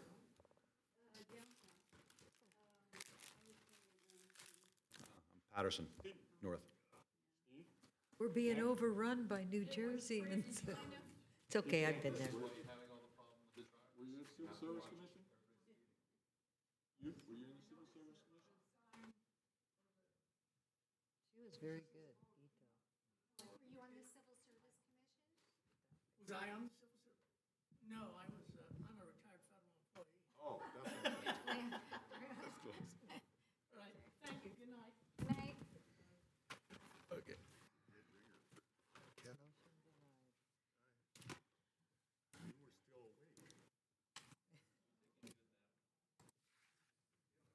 Okay, we might get out of here by midnight.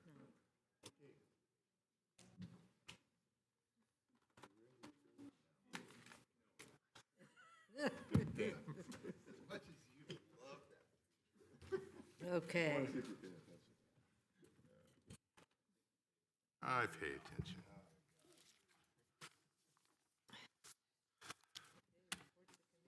Yeah. Do we need to let the applicant know they have 7 days to appeal? Chair?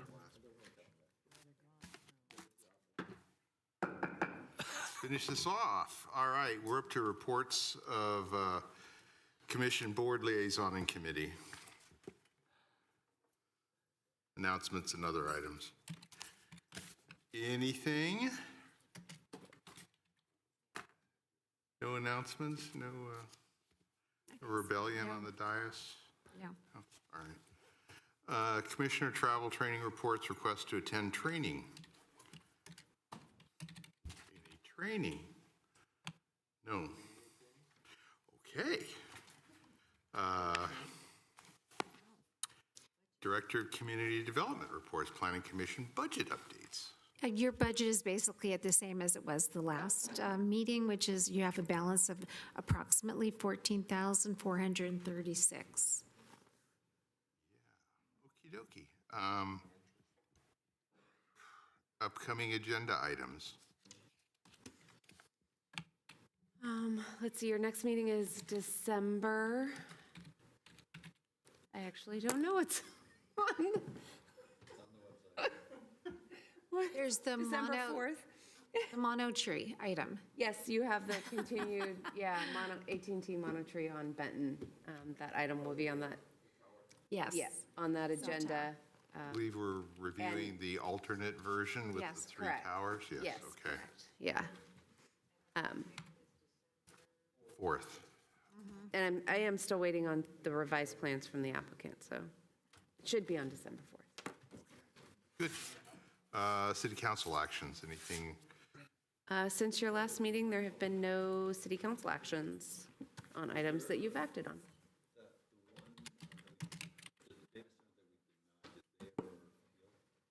They did appeal, yes. It does not have a council date yet. And when does that appeal actually appear before city council? Do you have? I don't have the date yet, no. It has to be within 120 days, so it's probably going to be the first meeting in January. So let me read the next page. I move to adjourn. Second. Stuck it in there. Alex? Very good job. Okay, thank you. All righty, thank you very much. Great job, Alex. Yep. Thank you so much. I know, it's early.